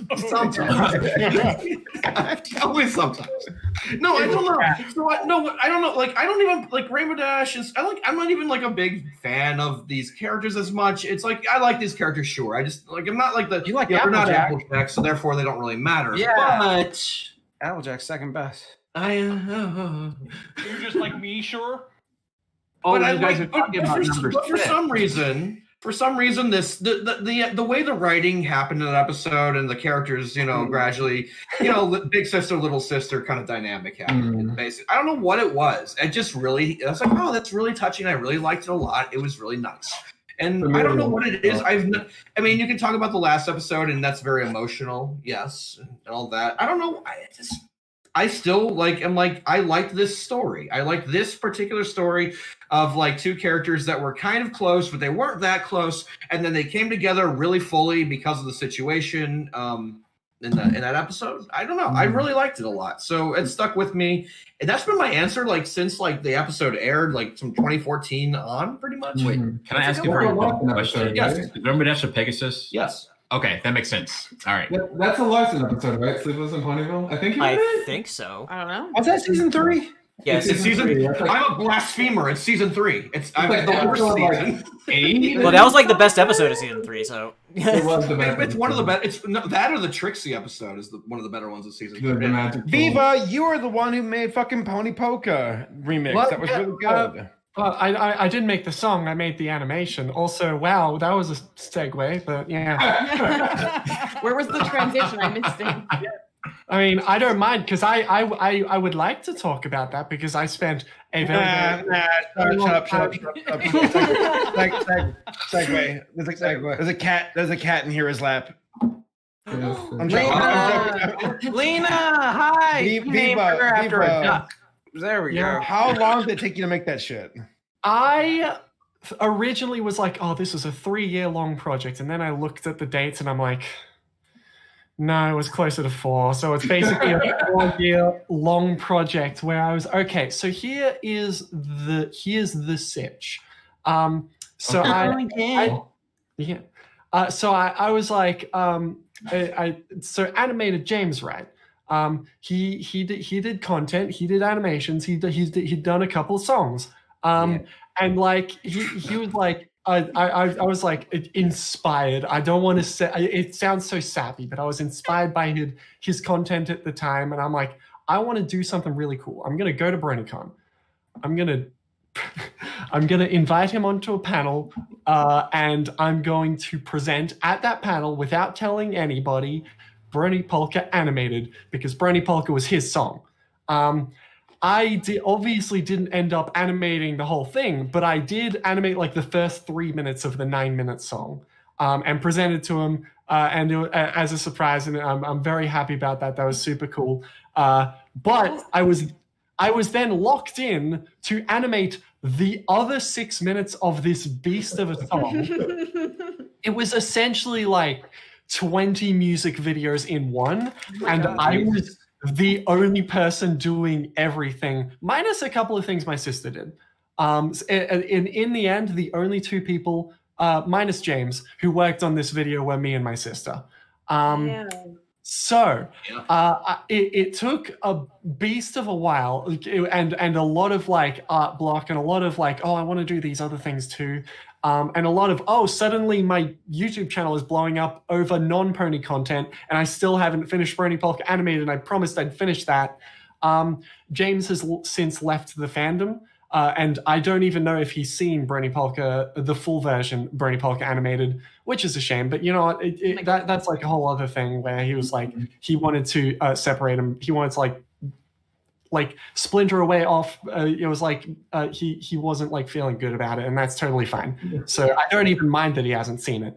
It eventually stopped being a tribute to someone who I was like, who had inspired me, and turned more into, I want to celebrate my time at, in this fandom. Now I'm going to finally tell you what Brony Polka animated is. Brony Polka is a Weird Al style polka medley. Weird Al had done like many of them over the years, like every album or every second album roughly. He made a polka medley of like a bunch of contemporary songs, like in like playing as accordion in the polka style, and I always really liked those. I did a couple of YouTube videos on my channel where I animated I did some pony stuff to snippets of the polka medleys. In comes James with Brony Polka, which is a polka medley of Brony songs. And I'm like, wait, that's like a perfect like crossover of 2 cool things that I really like. And I wanted to animate it, and so here I am going in. My plan with animating Brony Polka is I want to like replicate the music videos of each individual song in the medley, but like in a unified art style, and like pretty it all up and have everybody like dancing to the beat of the new polka medley. Because like, oh, Lullaby for a Princess, what? I mean, just gonna animate Celestia doing the fate's been cruel and in order unkind. No, that's not how she sounds in the polka medley version. It's like bouncing around. So I take the Lullaby for a Princess scene and I turn it into Celestia bouncing around while singing this song, etc. And there's like transitions between each of the songs and blah, blah, blah, blah. So it took an obscene amount of time, but eventually I did end up like I had to like go through all of the stuff I'd already animated like 4 different times over the course of it. It's just like, oh, I missed this. Oh, all of the beats were wrong because how I was tracking like what beats were on what frames was different like at the start compared to at the end. Blah blah blah. But in the final BronyCon last year, I was like, I'm finished. The show is over. BronyCon is over. Of course, I'm gonna finish Brony Polka animated. So I finally finished Brony Polka animated, and it was a massive beast of a project, and thankfully I was worried that like the reception would be like oh this is good, but like nobody was around to see it because like the height of the Brony fandom was like years ago, and like the teaser, the 3-minute teaser thing that I made in the year that I presented it to James at that panel, the video got like 200,000 views, which is a lot, but I spent like months on that, and I was going to spend Shut the fuck up. Saber, please. Oh, he's gonna get his plaque. Excuse me, Put that Saber. away. We get it. Your dick is so small, Saber. I get it. Anyway, so so 200,000 is a lot, but I was almost like, oh man, if that's if all of these people like only saw like this much, only this many people, like what are the chances that people like 4 years later, 3 years, 4 years, no 3 years, because it took me 4 years to make it, but it took like 3 years for people to wait from the teaser to the final release. Anyway, so I presented it at the panel, or I presented it at a panel. It was like it was Animating Live or something. It was like one of the animation panels in BronyCon, which was it was a really cool. It was like a packed room. There were people who wanted to get in but couldn't. And it was I presented. I'm like, okay, I'll spend another like couple months working on the things that I didn't really like the look of, because I had to rush it a bit to get to BronyCon, and then I released it Christmas 2019, and so the good news is it now has 2 million views, which is so much more than I was expecting it would, because I thought, oh, the fandom's dead, like who cares? But no, 2 million views. I'm very happy about that. Hey, there you go. Hey, that's 39,069 views. Wait, what was it on a good day? Yeah, I have a question. So while you were explaining that, I was watching it. I pulled it up. I pulled it up for Mo Right, because I wanted to I wanted to kind of show him what you're. I mean, because you're non-brony. Yeah, you don't really non-brony. understand. Well, from what I see, it's really good. Second of all, how long did it take you to make this? 4 I'm years. sure you said that I wasn't paying attention. Yeah, it took me like a good. I think it's closer to like 3.8 years or some BS like that. 0.8. Very specific. Very, very accurate. I mean, I don't know how. The point is, it was like February-ish 2016, and then it was finished December 2019. So it's like, wasn't this? So this would have been about 6 years into the fandom, right? No, this is like. I mean, this is well. It took him how long? It was. I mean, it's 6 years into the fandom as a whole, but it took me like. Yeah. But I only got into the fandom like 2013. Viva, this video got. This video got the number 1 in the top 25, didn't it? Oh, did it? I think it did. Oh, I don't even remember. I think it did too, but I don't remember either because I was blasted drunk that night. Yeah, which I mean, I want to say it did, which I was very happy about. That was exciting. Like Brony Pop Animated was a very like big important thing for me, and people in chat who haven't seen it, please look it up. I've spent a lot of time on it, and if you like ponies, then you probably will like it. I hope.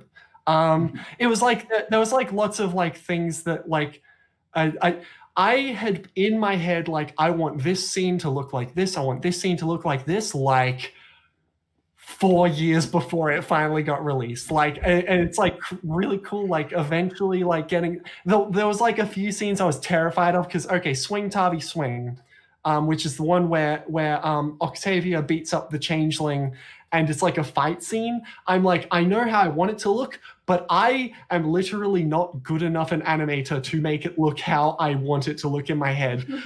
But over time, I got better at animating, and like when finally it's time for me to tackle the scene, I'm like, wait, I can do this now, which is like really cool, a really cool thing. That's like what happens. You're working on the same thing for like that long. It's funny because like I recognize a lot of the references, obviously. So, like, and Mo, you're watching this right. You were still watching it right now. Yeah, I'm still watching it, and you have no idea why Twilight just ate a bird. No, I don't. I have no idea why that happened. It's like an why is it like a Harley Quinn monkey with Rainbow Dash on a Ferris wheel? You don't know why. No idea what happened. Like giant. I'm appreciating like the quality of what I'm watching versus like the references inside of it. Yeah, exactly. It's very like, if you know where it's coming from, it's like, oh, I love that. But if you don't know where it's coming from, then the hope is, well, I hope you like how it looks, even though you don't get it. I mean, with no context. Oh my god. The second part is correct. Like, I appreciate what I'm watching, despite the references that I am very clearly missing. Yeah, exactly. Yeah. Which I'm happy about. That was my intention. Yep. Yeah. There's also like a bit at the very, very end, which I guess would be a bit of a spoiler if you haven't gotten up to it yet. I'm at minute. I can't read time. 7 minutes out of 10. Yeah, we're at 7 minutes in the video. Yeah, okay. Well, I mean, it's not that big of a deal. Essentially, it's just like there was like a very like the very last shot of it. I'm like, I want it to look like this, except like because like when I was making the song at first, or not the song, the animation at first, I'm like, I want it to like look like this, and then because like James like eventually like left the fandom, splintered off. Like I changed that scene slightly based on that, but otherwise the rest of it is like identical. It's like, but yeah, so that's like that was like the biggest, not only the biggest project that I'd ever worked on ever so far, but it's like, yeah, it's like a very, MLP was like a very formative, like a thing in my life, and I wanted to pay tribute to it in a way that I hoped would resonate with other people. You came a long way from "Let's Fly to the Castle." I have another question. Yes. Okay, so MLP has gone on for 10 years. Well, the 10-year anniversary is today, or well, it was. Like, it was. The show itself ended last year. So obviously you were making this. Like this video that you have made is like time locked at a certain point, right? So you couldn't put any newer things in it. Like exactly. How did you deal with that? Okay, so I did mention I wanted it to look like this like 4 years ago, and like like all of the songs that like this. Okay. Brony Polka, the song, is even older than my first version of that I released in 2016. Oh wow! Back then, Twilight, I think, didn't even have any wings yet. Like that's how old it was. Crazy. And therefore, I'm like, I did set rules for myself that like Twilight will not have wings in this animation. It's like we will never be seeing any of the School 6. We'll never see like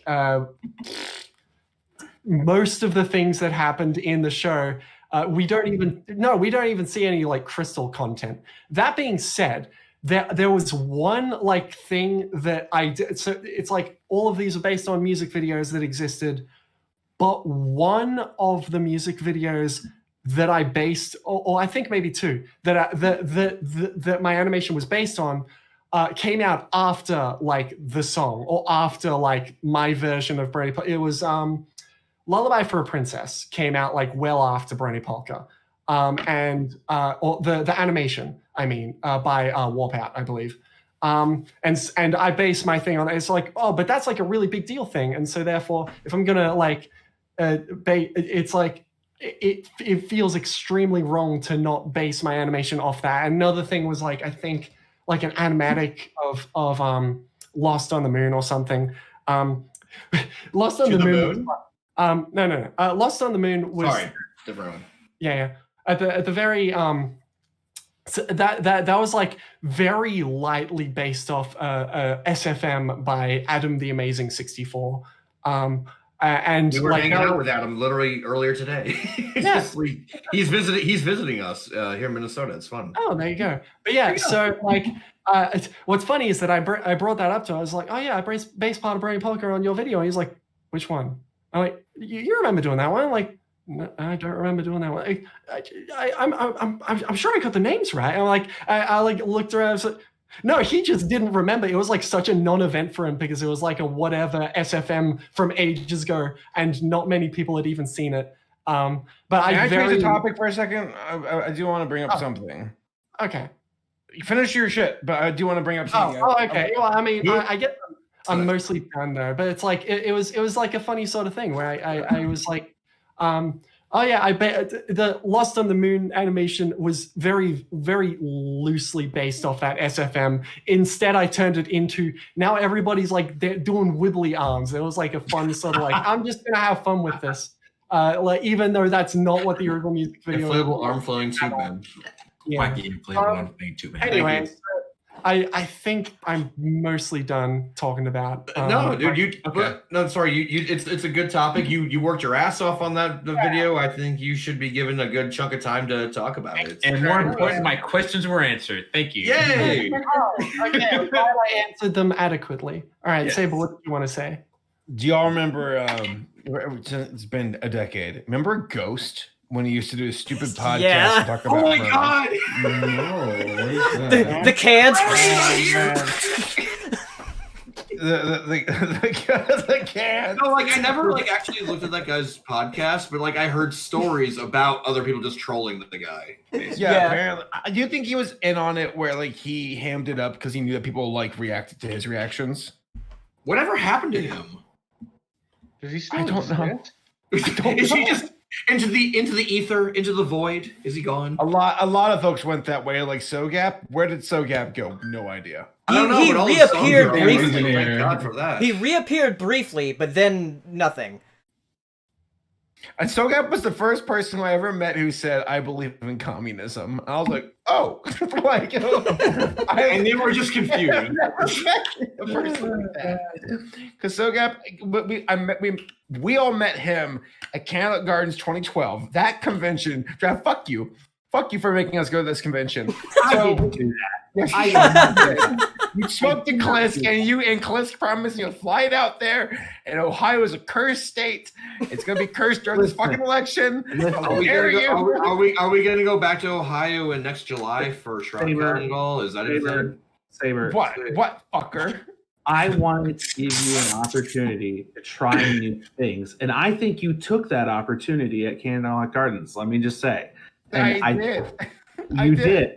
In one way or another. So I remember at Candlelight Gardens, we got a hotel room. It was the first time I ever actually had like a con fly me out and offer a hotel room. The hotel room, by the way, this is trippy because like they offered us a king size room. It was myself, Paleo, Hero, and SoGap. Yeah. And then we started to find other lost dwarves in the Hobbit coming into our room asking for a place to live. Then it was Silent. Silent was like, "Can I please stay?" No, it goes in order. Silent said, "I have nowhere to stay." And then it's like, "Well, okay, you can come sleep on our floor." And then it was fucking Rob Bob, who combat rolled into there. He totally did, didn't he? Not even a joke. Not even a joke. I know. I've seen it. I know it's not a joke. Rob Bob is such an interesting character. That guy can go from like, "Hey, how's it going? You want to see my new anime I'm working on? I'm working at this now. I'm professional." And then there's a combat roll out of the room. That's Rob. That's like him and Henry are the people that you just talked to. Who like they'll be like, "I'm such a meme," and then they'll be like, "I was like, yeah, that's really fascinating. And why don't you tell me my name?" It's terrifying. Why is Henry not here? He's fostering some cats. Isn't he? That's not an excuse. Wasn't he on a road trip or something? No, he's back. He got back last week. So and then Bajati, professional homeless man extraordinaire. Yes. What it was like 11 p.m. He's like, "Can I crash in your room? And we have no blankets, we have no pillows." And Bajati's like, "Don't worry, give me a fucking towel." He used a towel as a blanket and lay it against our fucking furniture. Saber, you don't understand. But vegetables, as I call them, or basil tea, or BJots. He would go to a con and he was like the consummate hobo. Like, oh, I'll gladly pay you Tuesday for a hamburger today. For a hamburger today. And you're like, but Johnny, did he come from a rich family, right? Yeah, his mom works for Delta. He got free flights everywhere, just like I did when I worked for Delta. So it was until you became a terrorist. Yeah, we don't tell that story on. No, we don't tell that story right now. Not right now. I was there. I watched it happen. My final draft was right there with me. But hold on. Before we do though, I do remember. So someone brought up Jen Nicholson earlier. There was a time where Paleo, myself, and Hero walked to the convention floor. We came back to our room, walked in there, and that was back when Jenny was dating Griffin, and not Black Griffin, but her Griff, the other guy, Griffin. They weren't ever dating, though. I thought. I don't think they were ever dating. Okay, whatever. No. They were laying on our bed. They were never dating. He was asleep. She was playing on her 3DS. I walked in and I'm like, hi. And she's like, hi. And I'm like, what are you doing in our room? And she's like, this is our room. And I'm like, no, there's literally fucking bags on the floor. Like, it's not your room. And I went to the con chair and I'm like, so we got a problem. And Glisk was like, oh, they sent them to your room and gave them a key to your room. I'm like, how is the hotel allowed that? But yeah, that was a weird convention. We met Andrew WK at that convention. Jack, what the fuck were you doing? There's an interview still up on YouTube, a Brody Breakdown interview with Andrew WK. You can look it up. Andrew WK smelled so bad. I saw that shit. He was a very large man. He's tall. But he's cool. He's a genuine, authentically cool guy, but he smells bad. He smells like it's Saber's birthday. You guys, It's literally Saber's birthday on the it's his birthday. You guys know how that convention actually ended up getting funded? Like why they had so many people? Do you know where they got their money? I'm not making this up. I know the story, but tell them.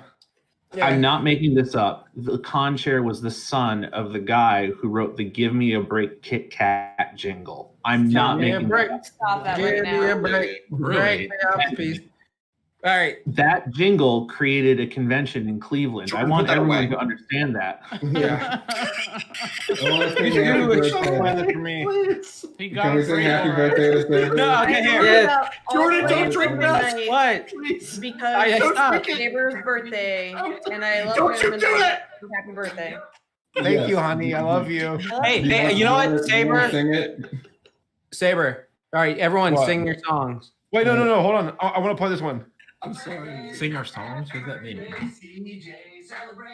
Who the fuck is CJ? Yeah. I don't know what he's doing. He's playing the Are regular you gonna show. sing your songs? Regular for show him? birthday song. Hurry up, because I want to do What was that reverb? Hey, No, keep it on reverb. don't do that. It was more entertaining if you kept it on reverb. If I say 3, 2, 1, will we sing happy birthday for him? Yes, do it. Here, All to right. go. 3, 2, 1. Happy birthday to you. Happy birthday to you. Happy birthday, dear Saber.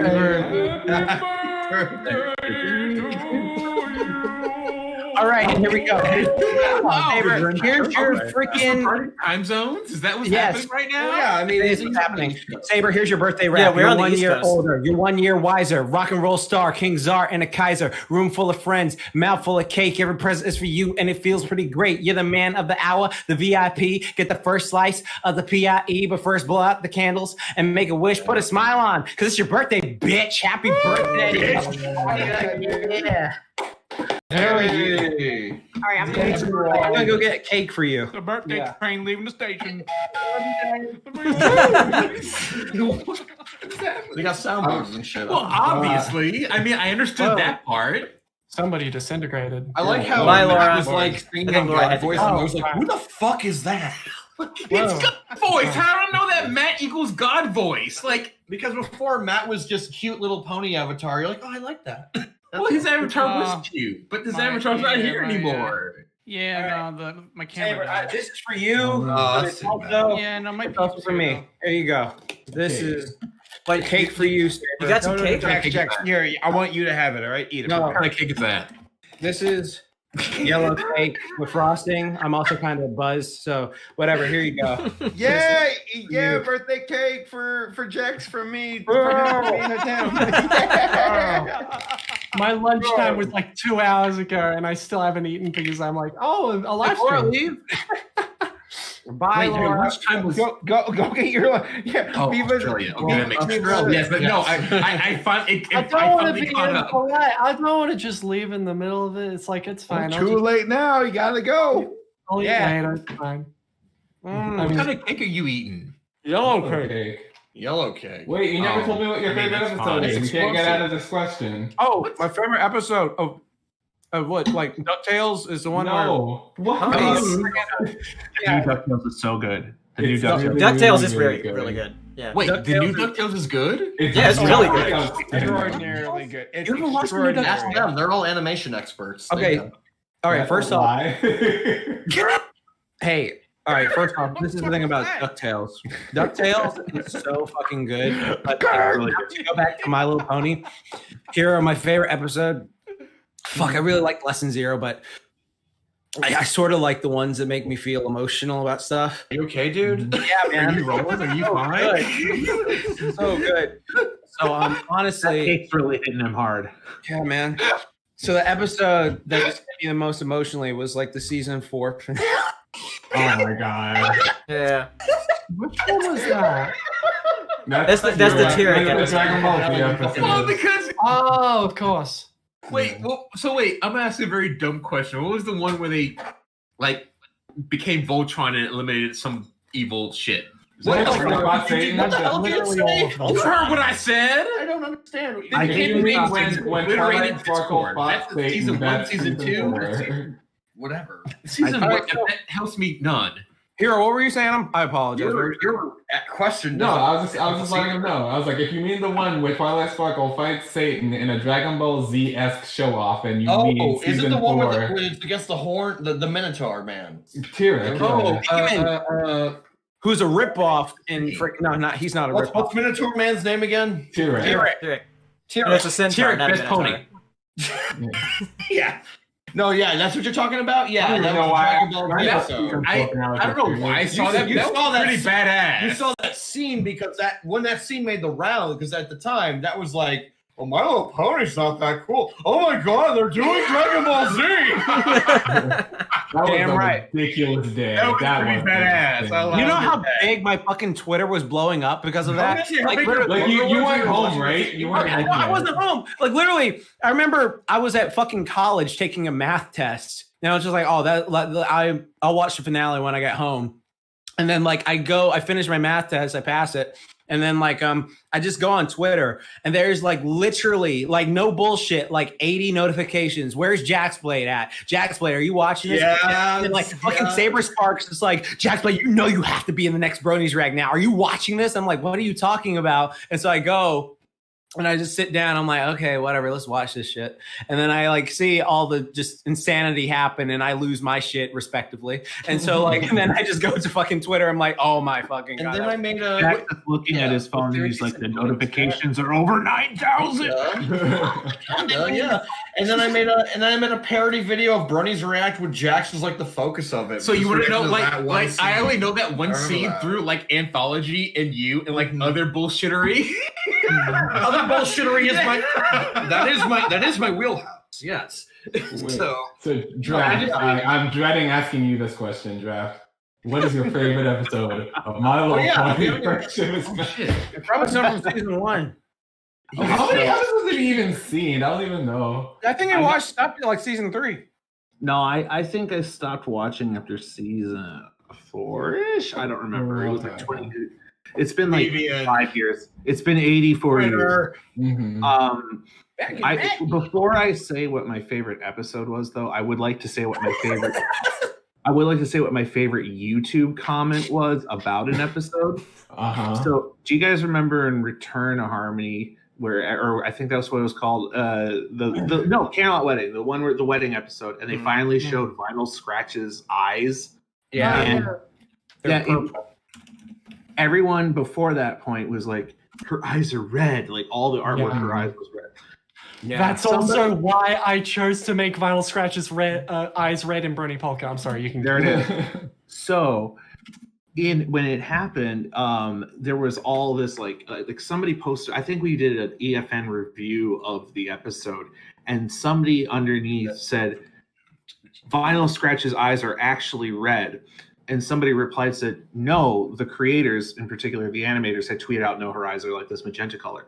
And so someone responded, "No, the creators said her eyes are magenta."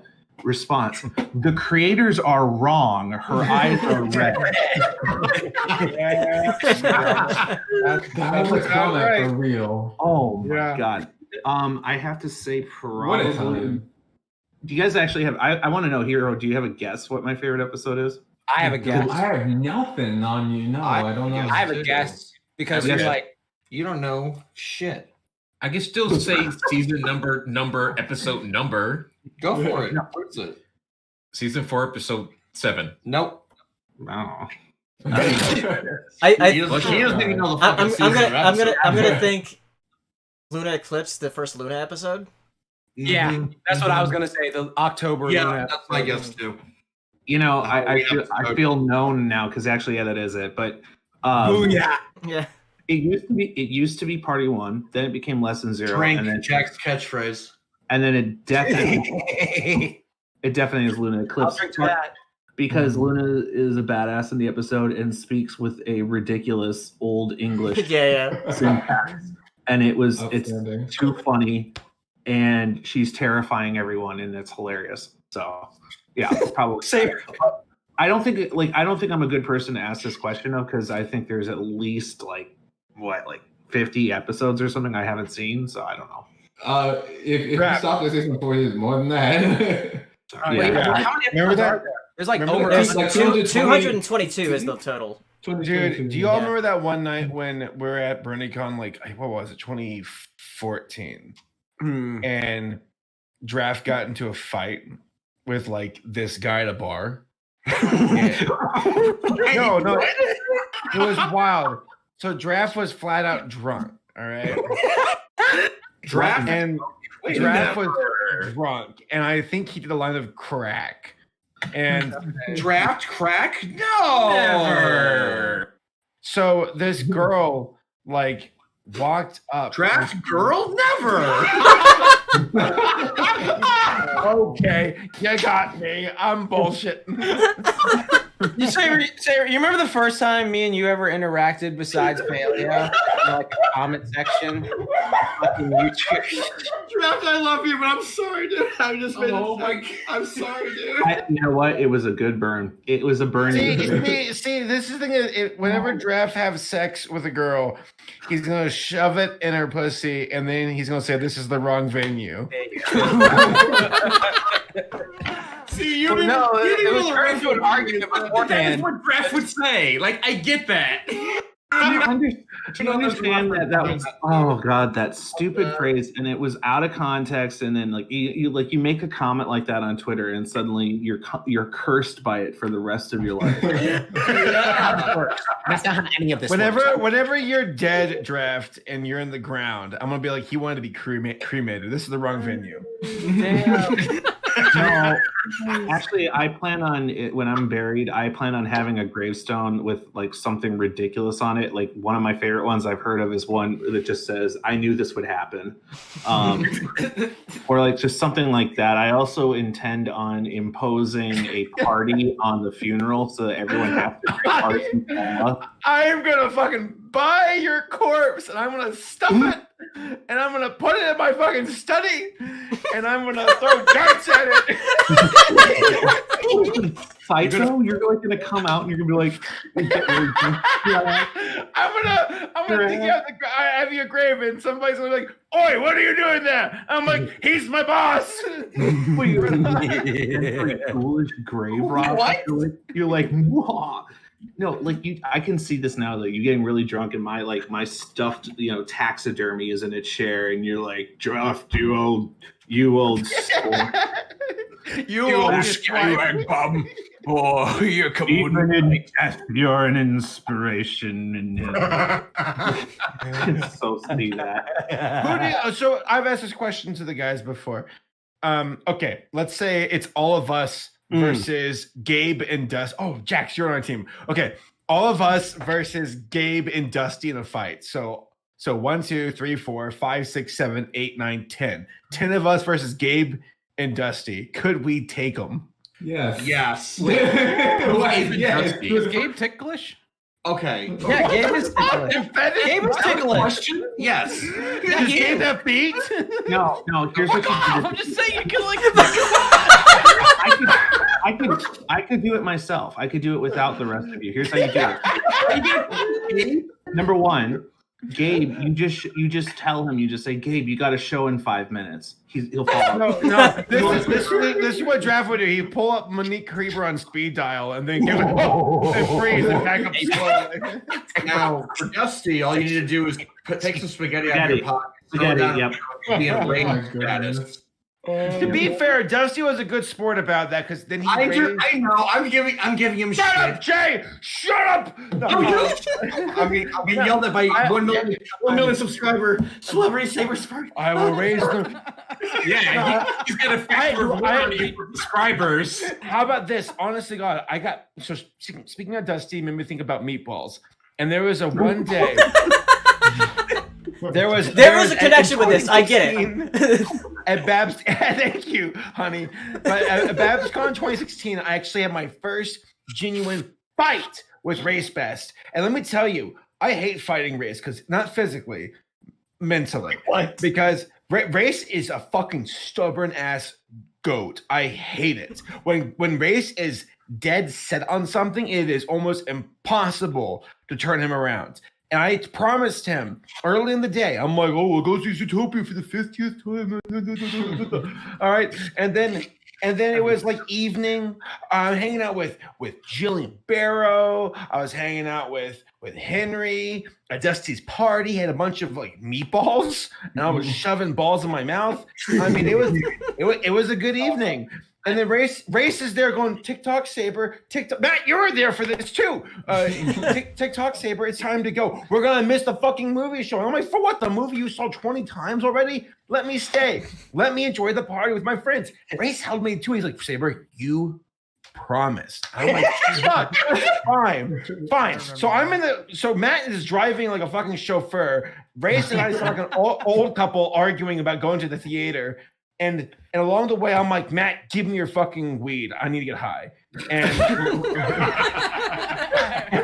I got fucking stoned. And we got to the theater, and I'm like floating around the theater. I'm like, I want popcorn. I want a slushie. Give me the slushie. And I sit down in the theater, still pissed at Race. Look over, see a stupid little like face looking at the screen. And I vividly recall closing my eyes slowly once because it's like the fear kind of thing with Zootopia. Where I close my eyes and then I open and I heard and I was like, it's the fucking movie's over. I slept through the entire goddamn movie, and I looked over at Race, and I was shell shocked. I was like, I slept through it. And he started laughing at me, and my slushie was melted on the floor. I was furious.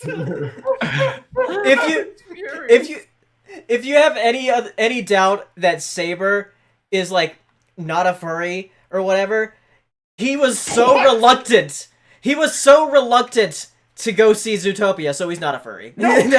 Paleo, that wasn't Zootopia. That was me saying fuck you to Race Best. That's what that was. Yeah. I hate him. You don't need to be a furry to not want to see Zootopia. Oh no, I mean like it's a meme with Saber. People always call him a furry because of the content. I'm happy that I only very recently got into the friend group because I still have only ever seen Zootopia once. And that's probably you can't. No, minimum of 5. Minimum of 5. Once. So I saw him once. I have seen Zootopia now, haven't you? Yes, I have. And it's over. way too many times it's ever necessary. Yes, the story has crazy. Like how many times? I don't even have the audio in my ears, but you know the story. I know the story. I wouldn't mind watching it another time. It's not been oversaturated, but it's just like. When did we watch it last? I watched the last time we watched it was at a convention. It was Cyberfest, right? It was Cyberfest, Yeah, I like watching Zootopia with that phone group. It's nice. Did Like Ray just late ever at night. explain why that movie of all movies was the one thing he just wanted to watch on repeat forever? Because Dude had a dump truck Wow! It is. Wait, no. Wait. I have a question. Is race I'm not. and or furry? Am I crazy? Yes, the both. That makes sense. Okay. All right. He's never outright said he's a I'm furry. personally of the opinion that bronies are diet furries, and I know it's. Oh, I was gonna bring this up with Matt. Hold on, because I remember early in the brony fandom, furries fucking hated bronies. And I will never let them. I will never let them forget that. I gotta touch that too. Yeah. I will never let furries forget that because, like, at the last BronyCon, there was like, "Oh, bronies are just diet furries." Like, fuck you. Like, you didn't like bronies at all. Go off, cuz. That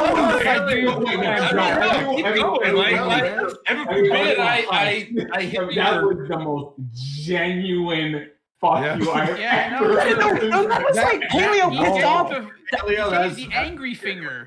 No, that was Paleo's anger. That like I haven't seen Paleo like that pissed. It's like that fucking 2012 panel where he was. This isn't me angry. This isn't me angry. This is just me passionate. You haven't seen me angry. One time when I was trying to promote MLP MSP when I was running that, I went to a local event, like a card release event at a local comic shop, and there was a guy there who was like had every pony card, whatever. And I said, "Hey, I'm Draft, and we've got this convention we're doing. You should totally come." And he goes, "No, I'm not going to go." No, he goes, "No, I'm not going to go." And I said, "Oh, why not?" And he goes, "Because it's a brony event and I'm a furry." And I'm like, okay. And there's a lot of I'm a furry. He's there with at least like $500 worth of pony cards. And I was like, yeah, but you collect this stuff and they're gonna have like this special whatever thing at the event. He goes, no, you don't understand. I personally believe that all bronies are furries, but they just won't accept it. So I don't want to go to an event surrounded by people I'd have to argue with. The virgin furry versus the Chad brony. Yeah, I saw that in the chat. And I'm thinking to myself at the time, I'm like, I'm not a furry at all. Like, that's not my thing at all. And like, you're wrong, but I want you to buy a badge. And I'm like, hey, no, this would be a venue for you to try to convince people of that. And he's like, I'll think about it. So what? Guess what? So as a person who ran the furries panel at BronyCon last in 2019, or one of the people who helped run it. Wait, you ran the furry panel? No.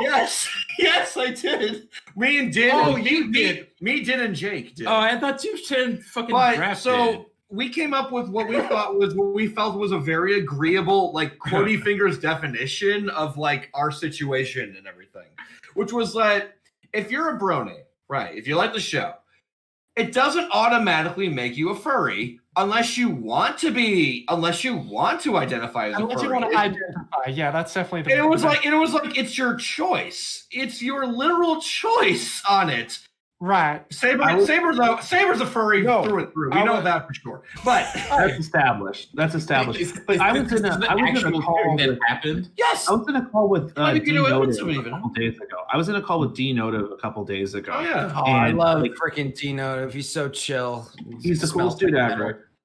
The dude is a brilliant musician, great guy. He's in this call with like 6 different other like the call is like all furries, and because you can like it's a Discord call, all their icons are all furry stuff, and they were talking about some FurCon, and they're like, Draft, did you ever go to that Midwest Fur Fest? I'm like, no, I'm not a furry, and they're like, the guy goes, well, didn't you watch the Disney Afternoon when you were a kid? And I'm like, yeah. And I'm like, yeah, I did. And he goes, and it didn't appeal to you? And I'm like, not sexually. And he just went on. I got this. Oh my! I was ready to speak this line. But I told someone that my favorite movie is Lion King. Like, if your favorite movie is Lion King, you have to be a furry. I was like, hey, you really trying to die today, aren't you?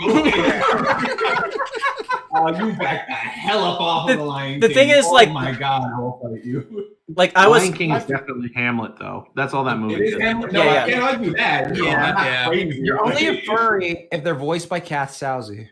Kath Soucie is so confusing. No, but I was. Kath Soucie will make you think things. Like I was a furry in high school. Who is this person? And Lola Bunny's voice actress. Oh, yeah. Yep. Listen, Josh, just because she made you think things doesn't mean everyone else thinks those same things.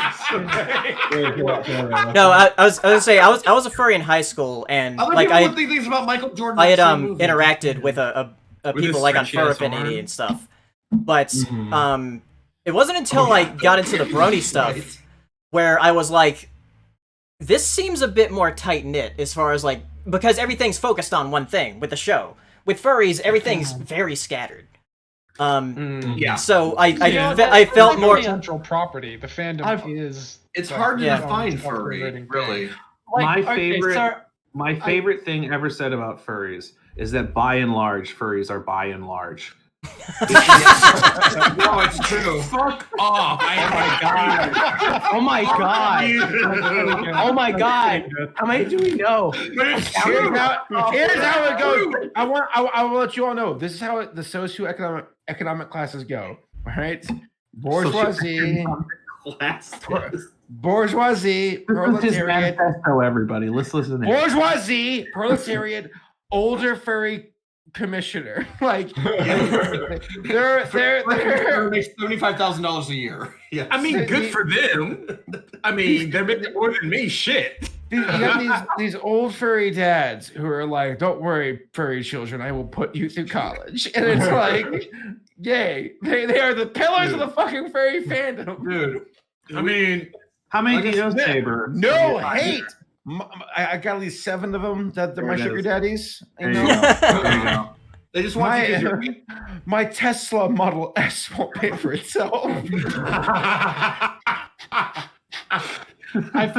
It's sort of interesting how like when I think about brony conventions and I think about furry conventions, I have not been to a furry convention. I want to go to furry conventions. I will openly admit that I am a furry who is interested in going to both Saber, who's interested in like the culture. Like I haven't seen like it's just like, but when I see like any content relating to like one or the other, it's like there is a very big difference in a brony convention to a furry convention, as far as I can tell. So I will 100% agree because my first furry pony convention was Ciderfest 2019? No, 2018. 2018. Yeah. And you said you'd never go back after that. Well, it really bothered him that there wasn't the traditional shitting on the floor at the opening ceremony at first. Yeah, there's no litter box. Hold on. No litter box ceremony. Since you wanted to bring the opening ceremony up, let's talk about the opening ceremony of Ciderfest 2018 or whatever the fuck it was. Okay, so something about diapers. Right? So we go into fucking the hall. The hall. The main hall. Yeah. Right. Drive in, get our hotel room, go into the main hall, right? I'm like, okay, I've been to a furry opening ceremony. I know what's going on, right? So we go into the main hall of wherever the fucking brony ceremony is, right? So the chapel. What's his name? That's ending ceremony. What's his name? Charlie. Josh's favorite person. So Charlie shows up. Shut up. Josh, shut up. So Charlie shows up like, we're gonna have the best Ciderfest ever, and everyone's like, woo! And I'm like, okay, this is par for the course. Sure, fine, whatever. Like, let's bring out our guests. And everyone goes up like, I'm blah, and I'm hosting blah panel. Woo! Okay, sure, fine, par for the course. So then two singers come up, and I don't know, there's a male and a female. What if it was Black Griffin? I've heard that name before. It was probably so I know that. Probably Gabe and Michelle. Probably Gabe and Michelle. Sure, Yeah. fine, whatever. Yeah. All right. So they're like, we're gonna sing a couple of songs from the fucking The show. The show. Yes. Yes. I'm like, okay, fine, whatever. So they're singing, and I kid you not, I thought I was in an African American Baptist church because everyone in the crowd was singing the song, and I'm like, what is going on? This is called a cult. And everyone's kind of like mumbling the words, and they start saying the words, and they start like shouting the words, and everyone stands up and starts like doing a hand wave, and I'm like, what the fuck is going on right now? So sorry. So whoever said Bernie Church, I apologize. You were correct. Hold on.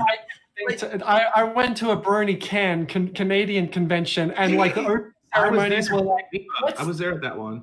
oh, the opening ceremonies were like, and now we will do the Canadian national anthem. I'm like, why? We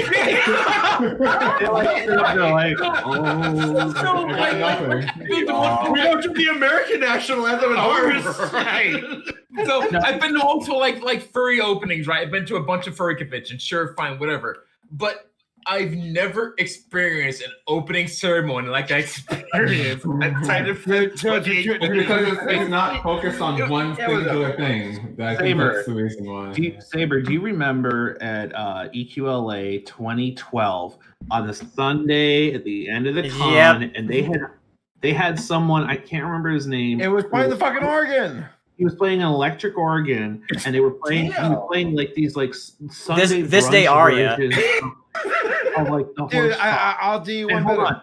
Hold on. Race comes into the room and he comes up to me and he goes, "Hey, Draft, is it time for Brony Church?" And I'm like, "Yeah, I think it is." And he just starts going down the aisle and just going. Yeah,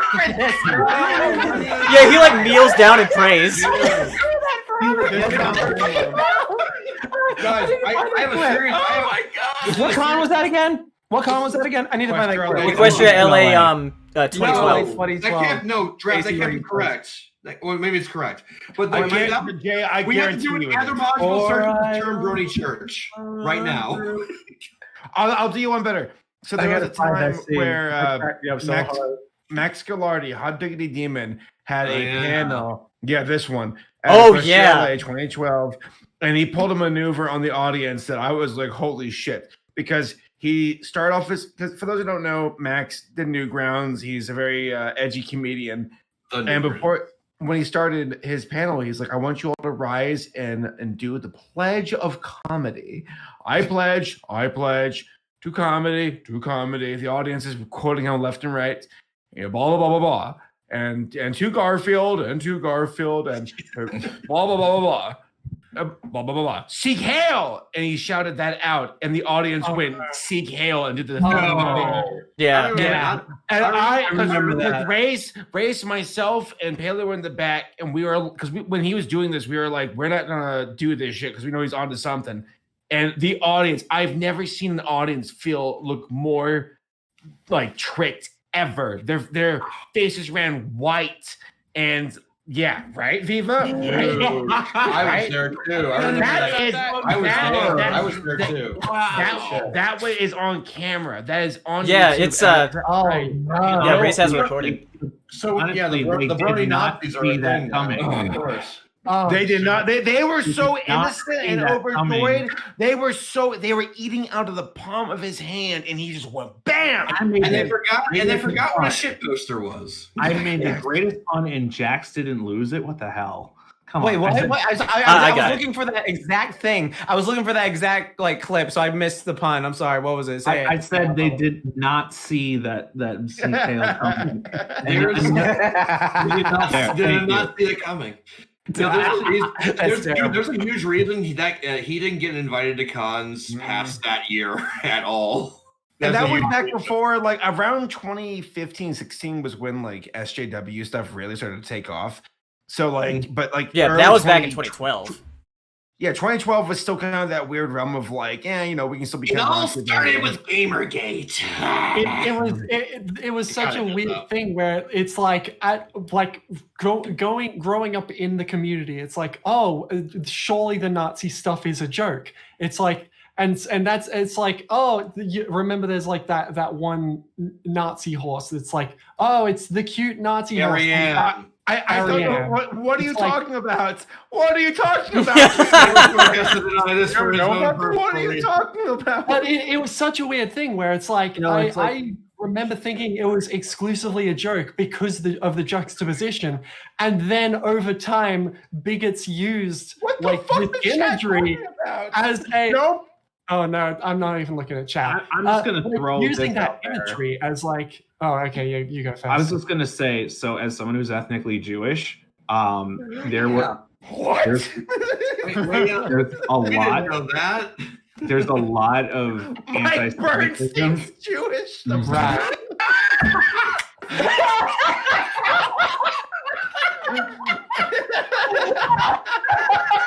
Oh God.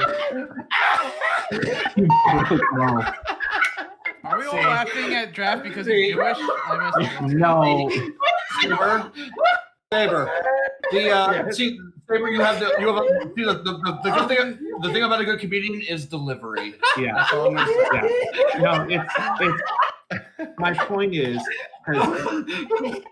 in all seriousness, like I think the thing is like there is one of the reasons I actually left the fandom was there is an anti-Semitism problem. Right, that's what I was thinking. Is it okay? It's like I'm so on the fringe of this now because I love the Bernie stuff, but I don't really actively participate. Is there like genuinely like is it like they're not joking? They're for real? That's the issue, though. It looked like it was a joke for the longest time, and then the bigots started using that imagery and started, you know what? It's like any other kind of 4 like years in general. It feels like all of that stuff that like was a joke. Yeah, has been embraced sincerely by a small subsection of people, and I think a lot of like people like myself were just like, why are everyone getting so offended about this joke? And then you realize, oh, it's not a joke. There are crazy people out there now. I will say, I'm not going to name names, but there's a lot of like casual anti-Semitism and a lot of casual racism I've seen within some bigger names in the con community and whatnot. And when I brought it up, there was a lot of like pushback, whatever. And I guess in the end, like, I mean, for me, the vast majority of people, aren't that way, what have you. But I have absolutely no patience for it, and so when I've been out of the fandom for years, and then I came back, and one of the first things that Jay told me about when we were hanging out was like, "So have you heard of the Nazi pony?" And I'm like, "Oh God!" So I'm like, "Do I want to?" But it's like when people look at that and they're like, "They made this, and it's just a joke." It's like. That's like saying I drew a burning cross. It's just a joke. It's not funny. Yeah, exactly. It's not funny at all. Yeah. It's like there's a point where like it stops being like, oh, this is a funny juxtaposition, and starts being like, this is actively pushing back like marginalized groups. There's only one case where I've seen Nazism being hilarious, and that's in The Producers. The Producers. Yeah. And, Charlie Chaplin. Oh, it's Charlie Chaplin. Charlie Chaplin. From The Great Dictator. Yeah. I love that shit. That was hilarious. Where he's like, I'm going to report you to the police or something.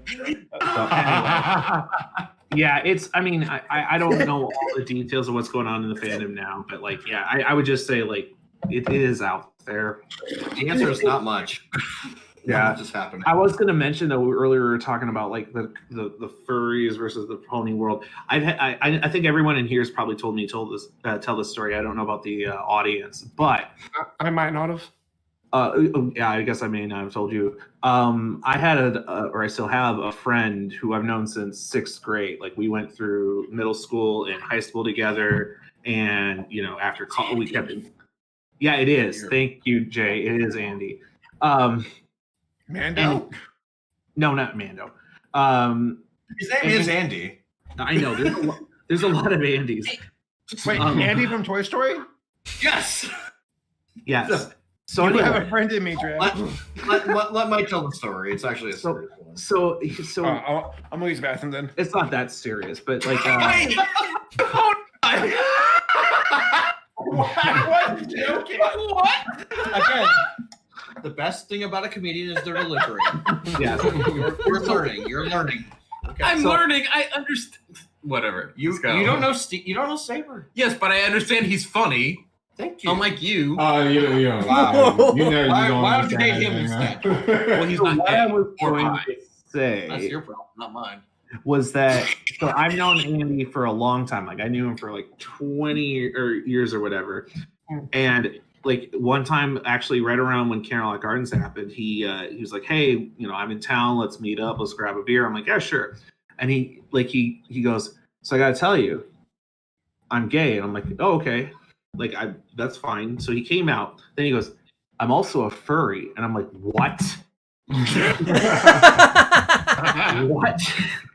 Like, that's the egregious thing. Yeah, that's the egregious one. That was the one that like that got me, and I'm like, "How long have you known?" And the whole conversation that How long have you known? Like it's not a choice. That language with the gay thing. It's like, really? How long have you known you like dick? No, he's more like, well, I really started looking at like this artwork of these like foxes when I was, and I'm like, oh. When I was 13, I just saw some artwork of foxes, and it was all downhill. It's from always there. the foxes. Yeah. It's always the foxes. Yeah. Fucking Robin Hood and shit. Robin Hood, yeah. Not me. Yeah. It was. It was like, I know what I'm about. I just started watching JoJo Part 2, and I just couldn't help myself. JoJo Part 2? I was one of the fringe furries. Only Part 2. I mean, are there foxes or muscular men? There's muscular men. All right, there you go. There you go. That's what gets you. JoJo Part 2 has a protagonist Nazi character also. So True. Oh yeah, it does. Oh, that's unfortunate. yeah, which is like it's really weird. Okay, it's like interesting seeing discourse about like that particular aspect, because like obviously neo-Nazism nowadays is like a big thing that's like a talking point and an issue. But back when JoJo was written, like first of all, it was written from the perspective of a Japanese person. Mm-hmm. And the Nazis and the Japanese were like kind of on the same side. Yeah. Like, first of all, you have to think about that. And second, it's not like he's put in a sympathetic light. He's like a supporting character. He does assist like the protagonists, but it's a really interesting sort of thing where it's like, well, how do you like think about this character in the context of, okay, now it's being adapted to anime. Here is this Nazi character who is a protagonist. How do we like think about like, is it okay for this to even be a thing? Like, I think that's like, I'm of the opinion that it's like, it's an adaptation of an old written thing. It exists in its own weird bubble that is like, and to be honest, Magic the Gathering, if you play the game at all and follow lore, Nissa follows kind of that same path. She was like, elves are like the one true race, and everyone else is like inferior to elves. Like that was actually pretty good like story beat for her, and they started to take her toward the path of like, oh, maybe she is wrong. But then Hasbro was like, hey, this isn't good. Let's rewrite her character. So like there was a hard cutoff point, and then it's like Nessa 2.0, and she had nothing ever associated with the original portion of her. That's interesting. So, yeah, it's very, very interesting. Like they were working toward an overall goal for her, but it kind of got cut short. But then too close to that horrible thing, and then they're like, well, but then the money's gonna get. Yes, that was the problem. As My Little Pony fans, we know all about Hasbro's love for money, as we all know. Talk anyone about Magic the Gathering, all you need to mention is Oko or Omnath, and they will understand that Hasbro loves money more than anything else. Yeah, but no idea what that is. No, but at the same time, well, it's just cutting off something you're like, oh, and I hate the word problematic. I absolutely hate that fucking word. But yeah, same. Do you find it problematic?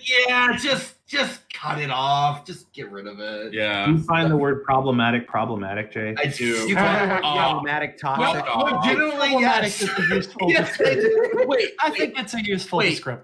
Hold on. Saber's been gone for like an extremely long time. He's probably the pooping. man's dump. The man's Wait, where did Hero go? I don't know. He left. I think he said he was going to bed. He went to go win a tournament. The video game guy. He's gonna go win the tournament. The black video game guy. Oh, the cat. You're right. Which one's Hero? The video game guy. Well, That you could- say that could be video anybody. game. That describes 7 out of the 7 of us. You're stupid. I'm not. It just I realize you don't understand. You still don't know these people. I get it.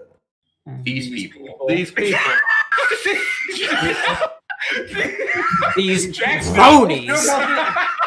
Jack's gonna be my ass online. You're gonna be my ass in real life. Wow. Well, goddamn. Oh god. This is why I love this motherfucker right here, because we just like give each other never-ending shit all the time, and this is like how we sustain ourselves. So with each it was other. so funny because he was afraid to tell me he was in the into the Brony fandom. I was a little bit. I was nervous until okay? I went to him. I was like, "Hey, you want to see the My Little Pony movie?" He's like, "Fuck yes." Well, no, I wasn't like that. You were pretty. I was cooler than that. In your mind, you were cooler than that. Well, I also don't really imagine myself saying "fuck yes" to that in that degree of enthusiasm to the question. I was being. I was Hey, exactly. hey, Jay. Who are you now? Jay, do you like Applejack? I kind of do a little bit. Isn't she? I was giving you the Isn't she like an 8th string character who doesn't get any screen time? She's a side character. Side character. Obvious.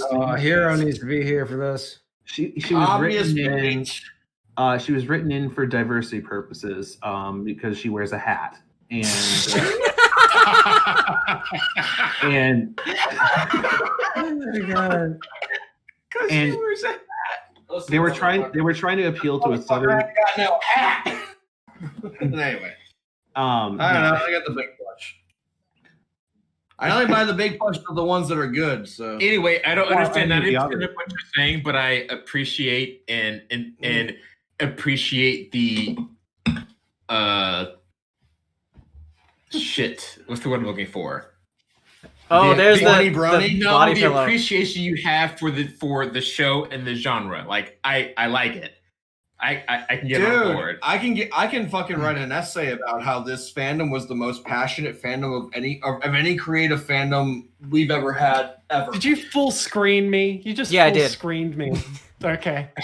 Wait, here's my who's that? That's Viva. That's Viva's character. Who's yes? Oh, that's View's character. Okay, that makes sense. All right, got it. This is not in the show.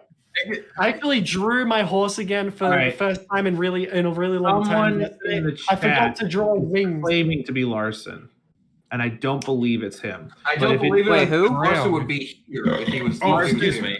Larson, if it is you, DM me on Twitter. Like Larson, if it's you, blink twice.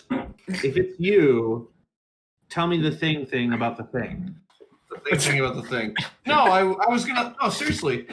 This fandom, like we have had, I think, since our inception, the most creative fandom as a whole. Not considering videos, fan fiction, arts, just the whole gamut of everything. I think literally for such a like whatever the lightning in the bottle that this show had, it was amazing. And back in the golden days of 2013, whatever. So we've got a Larson impersonator in the chat. But seriously, it's Although it's not. So when Is it actually him? Is it not? I when I got went to confirmation it's him. Larson's in the chat. Oh my god! When I went to waiting. Is this actually a thing?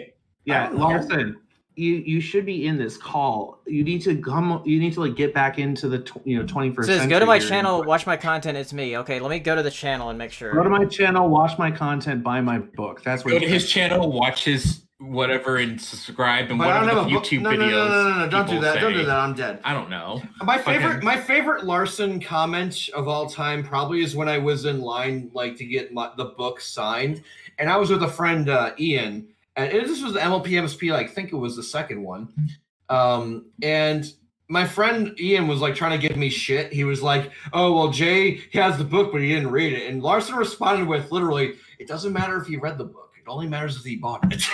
And I was like, he's not wrong. He's 100% not wrong. I was like, perfectly fucking said. I have here a true rarity. It is an unsigned. It is an unsigned Pennyroyal Academy. Wow. I bought it. Unsigned? It's like more real than the signed ones. Wait, shouldn't it be signed then? No, I thought he said it was unsigned because the gimmick behind Larson is he signs anything. He signed a baby once, so it was great. Yeah. Wait, he signed a baby? Yeah. Yes. What? Why are you so offended? When I look up Lars I'm confused. when I look up Lars 0568, I don't find a channel at all. Well, he did DM me, and I DM'd him back and said, "How come I can't find his channel? What the fuck?" I mean, someone could have a Twitter account and not a YouTube account. No, but like, thank you. No, I mean, but he's in the chat as a YouTube channel, so pretty sure he signed a child. Larson, at some point. Don't say that in the context. It was not near their face, therefore it was probably okay. He still signed. I'm pretty sure the parents were okay with it. Oh, I think he asked permission beforehand. I think. So, I don't know that for sure. Mo. Yes. What? M.A. Larson. Okay. We're like settling moving people, by the way. What? All right. M.A. Larson. Where does Saber go? M.A. Larson. Oh yeah, he went to bed. Signed a Sharpie, then used that Sharpie to sign a baby. I've seen him do it multiple times. It is him, actually, guys.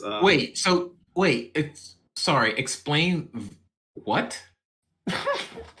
M.A. Larson. Yes, Lars 0568 there is a writer from the show. In the chat. He's one of the show writers. No. I don't care about that. He signed a baby. Like that's all you care about. That is the interesting part. That is the interesting part of this. Like, go on. So he had a marker and a baby. He had a marker. No. He had 2 markers. He signed one marker with the other marker, then signed a baby with that marker.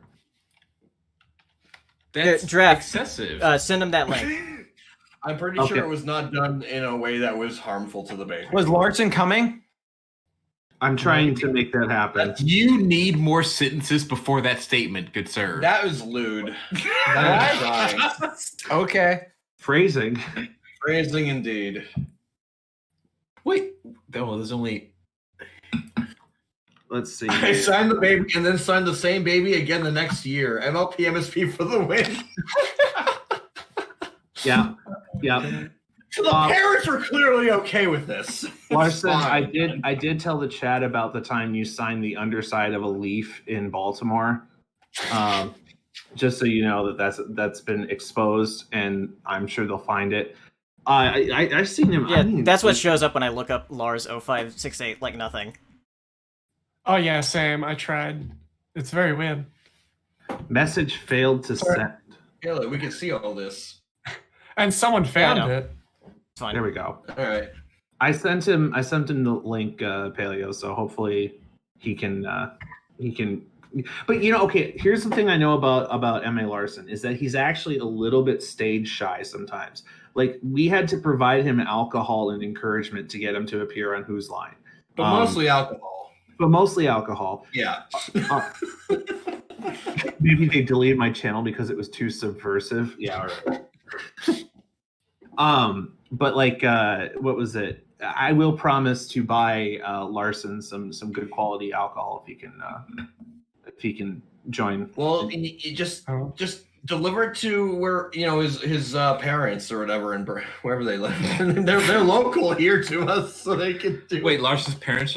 So he's from this area. Really? Yeah, he grew up in this area. Like he's from south of the cities. Yeah. Yeah. Like the Thong Song guy. What the fuck is his name? Cisco. Oh, Cisco. Yeah. Randomly when you remember Cisco is from Minneapolis. I can Thong Song guy. Thong Song guy, which got me to Cisco. Wait, I didn't know that. You can just said Lizzo, who's a much more acceptable person from Minneapolis than the Thong Song guy. Let me see that thong. Now that I think about it, Lizzo's probably more appropriate for your age group versus my age group. True. Yeah. That might be true. Dun, dun, dun, dun, dun. Oh my god. Only 90s kids remember. Captain Benjamin Sisko. Oh, more kids. God, sis, Nanato. I fucked up your name, but you were so close. Lars put in the chat, but seriously, all of you guys were such an instrumental part of the early days of the fandom, and so I owe you guys a thanks for giving the show an honest shot and welcoming me in. It's been an insanely great decade. We're trying to welcome you into this call. That would be nice. But thank you. Listen, Larson only responds to wads of $100 bills at this point. So I mean, I got a couple of ones on me. I can contribute like $5. Yeah, we got 7 between the twin of us. Actually, Jay, Larson was, so it's like you, me, Larson, really the only 3 Midwestria vets in this call. Yeah. Dude, like I said before. Oh yeah, you betcha. He remembers me when I interview. Well, maybe he couldn't forget the terribly bad interview I gave him at Midwestria. Nah. Motherfucker. Bring my beer. I had to take your beer. He'll sign on. That interview was, in my estimation, was not the best thing I've ever done in my life. He says he doesn't do Discord. Because I was he's making excuses. Larson, it's Discord. It's the 2020s. Get with the program. Yeah, get in the bag, man. You don't need to download anything. It works in the browser. So was he in this? Is he in the stream? Who are you talking to? Where is he? M.A. Larson is in the. He's in the YouTube chat. Yeah, give me another one. He's in the YouTube chat. Come in here, Larson. We'll talk about Midwestern stuff, you know. Well, I mean, why?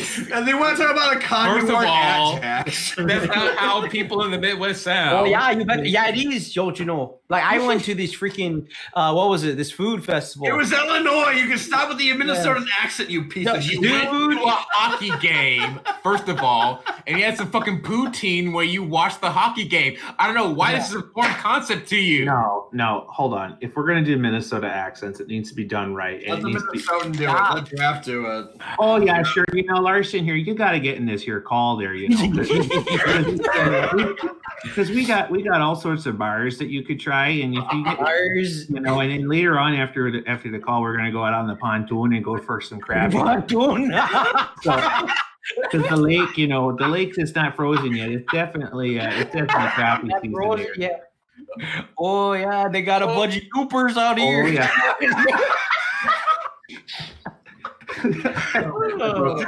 Oh my God. That was Midwestria 2012. No, that was a great con. That was a lot of fun. I wish I went to that. Dude, surprising. One of the best cons that only had 1 year ever, and it was like, let me make my final pitch on this.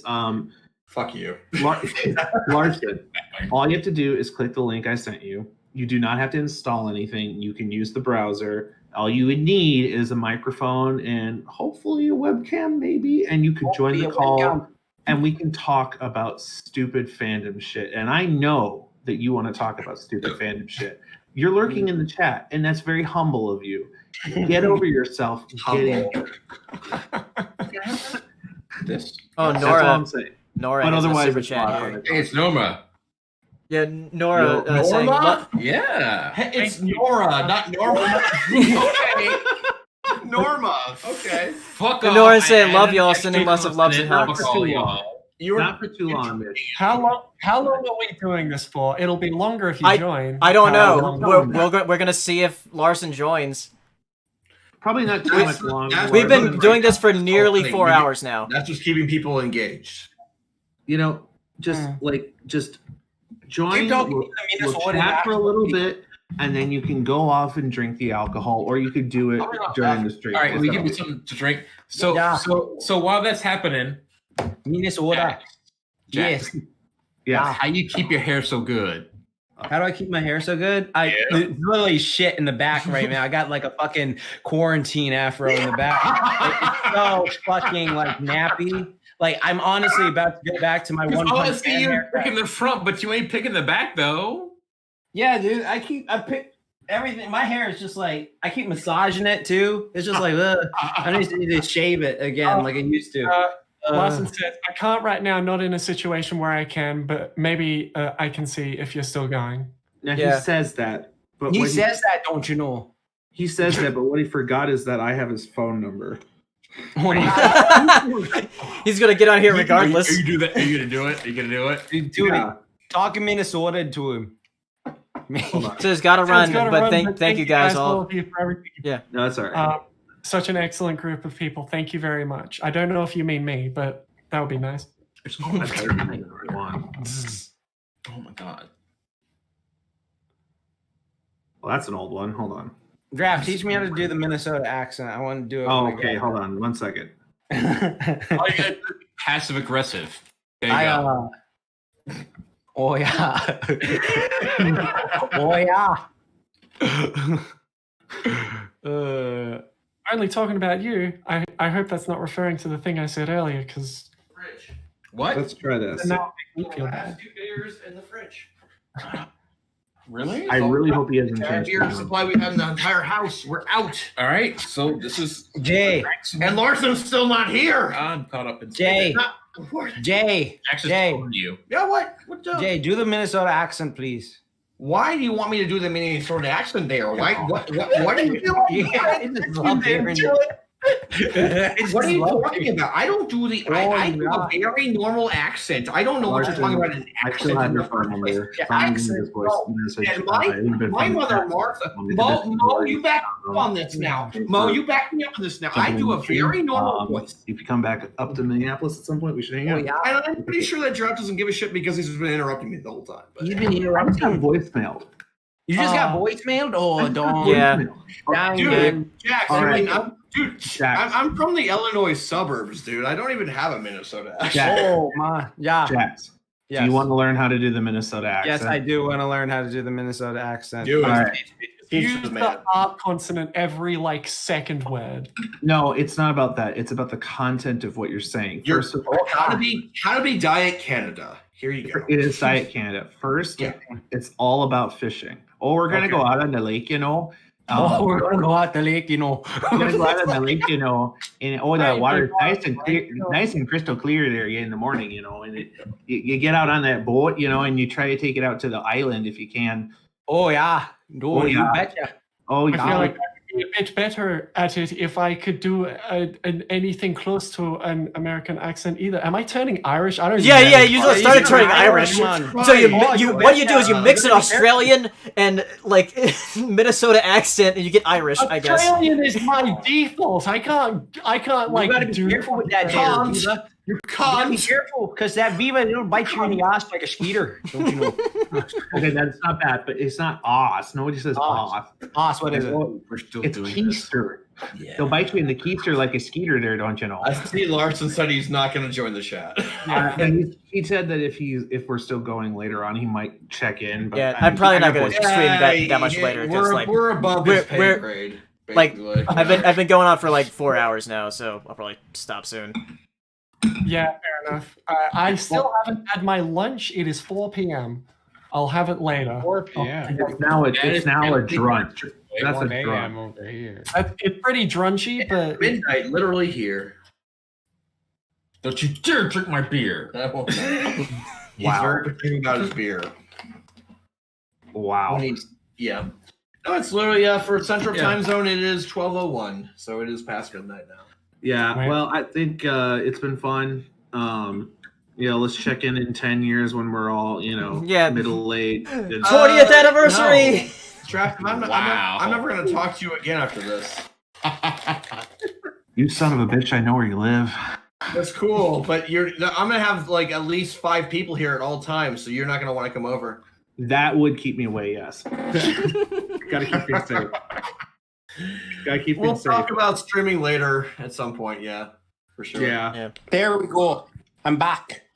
Wait, Jax with a Scottish accent. Oh no, not there. There we go. There you go. Or a Scottish Irish accent. I can't tell. Yeah, you kind of sound Gaelic there. Gaelic kind of sound like right, you well, were keep teaching me, Draft, because I was doing good. My thing froze on me, so I had to. Number one, you're always talk about the lake. Number two, lake. Pretend that pretend that you are your own aunt. You betcha, aunt. Number three, don't overuse the you betcha. The you betcha should be sprinkled in like a fine spice, just occasionally. Part of it though is it comes from growing up in. I'm sorry, he's sounding Irish to me, not Minnesotan. Honestly. Yeah, yeah. Sounds more Irish than anything, which I appreciate as a fellow Irishman. My life. Jackson's like top of the morning to you. All right, Jacksepticeye. I don't time for a beer. Yes. Oh, you got a couple brewskis there? Do you get them out of that chili freezer? You got. My name is I got a plenty number of brewskis, my lad. That's not too bad. No, I don't know how to do Irish for shit. I can't. Or is that Irish or Minnesotan? Okay. That was closer. Minnesotan. Minnesotan. That's pretty good. Yeah. Okay, so I have to say bag a funny way, right? It's big. Yeah. Big. Sorry, but I think we started like. I got to put it in the bag. Like that. Oh yeah, so like if I was working like in a store, be like, do you want something in your bag? I'll watch you play it rather. Do Minnesotans say a boot? No, that's a Canadian. No, we don't. No, they don't. I guess I should say. The whole Minnesotan accent is only for people who are way up north in the state, near Canada. And so me and Draft live near the Minneapolis area, and you too, you exist. Sorry, please. Mimo and Draft all live near the Minneapolis area, and that's down south of the state. And people talk not with an accent here, they talk how we talk. The one thing that is constant is a Minnesota You vibe. imply that That's is true. how I'd consider not an accent. My not an accent is what I'm talking, how I talk right now. Why not? I get that, but you're the only lone Australian there. Well, I am the minority in this group, minus the minority. For us, we're we talk normal and stuff. You talk weird. Why do you talk like someone from New York? Why am I talking like I look for a big deconstruction? Mo and Jay unfortunately have had to learn the hard way about the Minnesota goodbye, which is what we're kind of doing now. It's where you start saying goodbye, but you actually never say you goodbye. never leave. All right, so I'm gonna buck that trend and say bye. Well, Bye. this has been a great We're gonna go stream, spring cross punk now. So have Oh, fun. right. I'm gonna tell them what to do. Yep. All right. Bye, y'all. Bye, guys. See ya. Goodbye. Okay. We're splintering off. There's only 5 squares. Yeah. Oh. Whoa. I guess Draft left too. Damn. I'm now big enough on the screen where I can see my silhouette, and that makes me no, I'm too detailed. People will notice that I'm not pretty. All right. I guess we're gonna end the stream soon. I guess that. That was fun. But anyway, if you want to say anything about the show and I guess the fandom to end it off. Bronies Brock, furries. Dave Brock. Nah, Brony fandom was always it was very formative. It means a lot that I got to experience the things I did in the fandom. I traveled overseas multiple times because of the fandom, and that's a really cool thing that definitely wouldn't have happened. And I had a good time. I'm very happy with the experience I had, and yes. Nice. Thank you. Thank you. What about you, Tom? Yeah, Tom, say some wisdom. I don't know if I have any wisdom. I'm really fucking tired right now. But no, I mean the fandom was a great experience. It's how we all met, and I honestly wouldn't have thought that we and our friendship would have outlived the show itself. But even the show being over, we're still friends. We're still going strong, and I think we'll easily still be friends 10 years from now, barring anything ridiculous. Yeah. So, here's to 10 more years of hanging out with some of the best people I've ever met. Yeah, that's beautiful, Tom. Right back at you. Love all you motherfuckers, especially you in the chat. Love y'all too. Hope you have a great day, and hopefully G5 is, whatever. Hope G5 is adequate. It might be. Yeah, so we can be our digi-destined older selves. Like we're like Ty and Sora's group, and Yeah. they're like Davis and Kari's group. So yeah, that's how we look at it. Yeah, I like I wouldn't be where I am without the show. So like I wouldn't know anybody that's in this server at all. And I wouldn't be doing YouTube videos. Like there's a lot of things I wouldn't be. I'm not sure if I would be traveling the country as much if it wasn't without the show. I mean, I wish I was this year, but unfortunately not. That would be. Yeah. Yeah. But there's always next. Maybe. We'll see how long. We'll see how long the corn virus exists for. Yeah. I want to say, surely we'll be good sometime next year. Yeah. Hopefully. It depends on the vaccine at this point, I think. That's true. Yeah. I'm doing like kind of okay down here in Australia. Like I'm just allowed to go outside. Like, it's like I see groups of people together without masks, and I'm like, yeah, because nobody here is getting any cases, as opposed to the alternative. Yeah, exactly. It really sucks. I can imagine. Yeah. Yeah. But yeah, 10 years. Not sure what's gonna happen to the franchise itself, because I think My Little Pony is like as a franchise will continue going on forever, just Transformers and all the other Hasbro properties. I bet we'll probably. I mean, if this series doesn't hit right, I mean, we don't know right away. But if like this series, like probably, they say, oh fuck it, let's just try again. We'll probably have G6 as well in the 2020s, so that'd be crazy. Yeah. All right. We're doing a POS podcast on Monday, so for those of you that are still around, that'll be also 9 p.m. Eastern on Monday. So we'll see you then. Bye, everybody. Bye. Thanks for coming out. Thank you for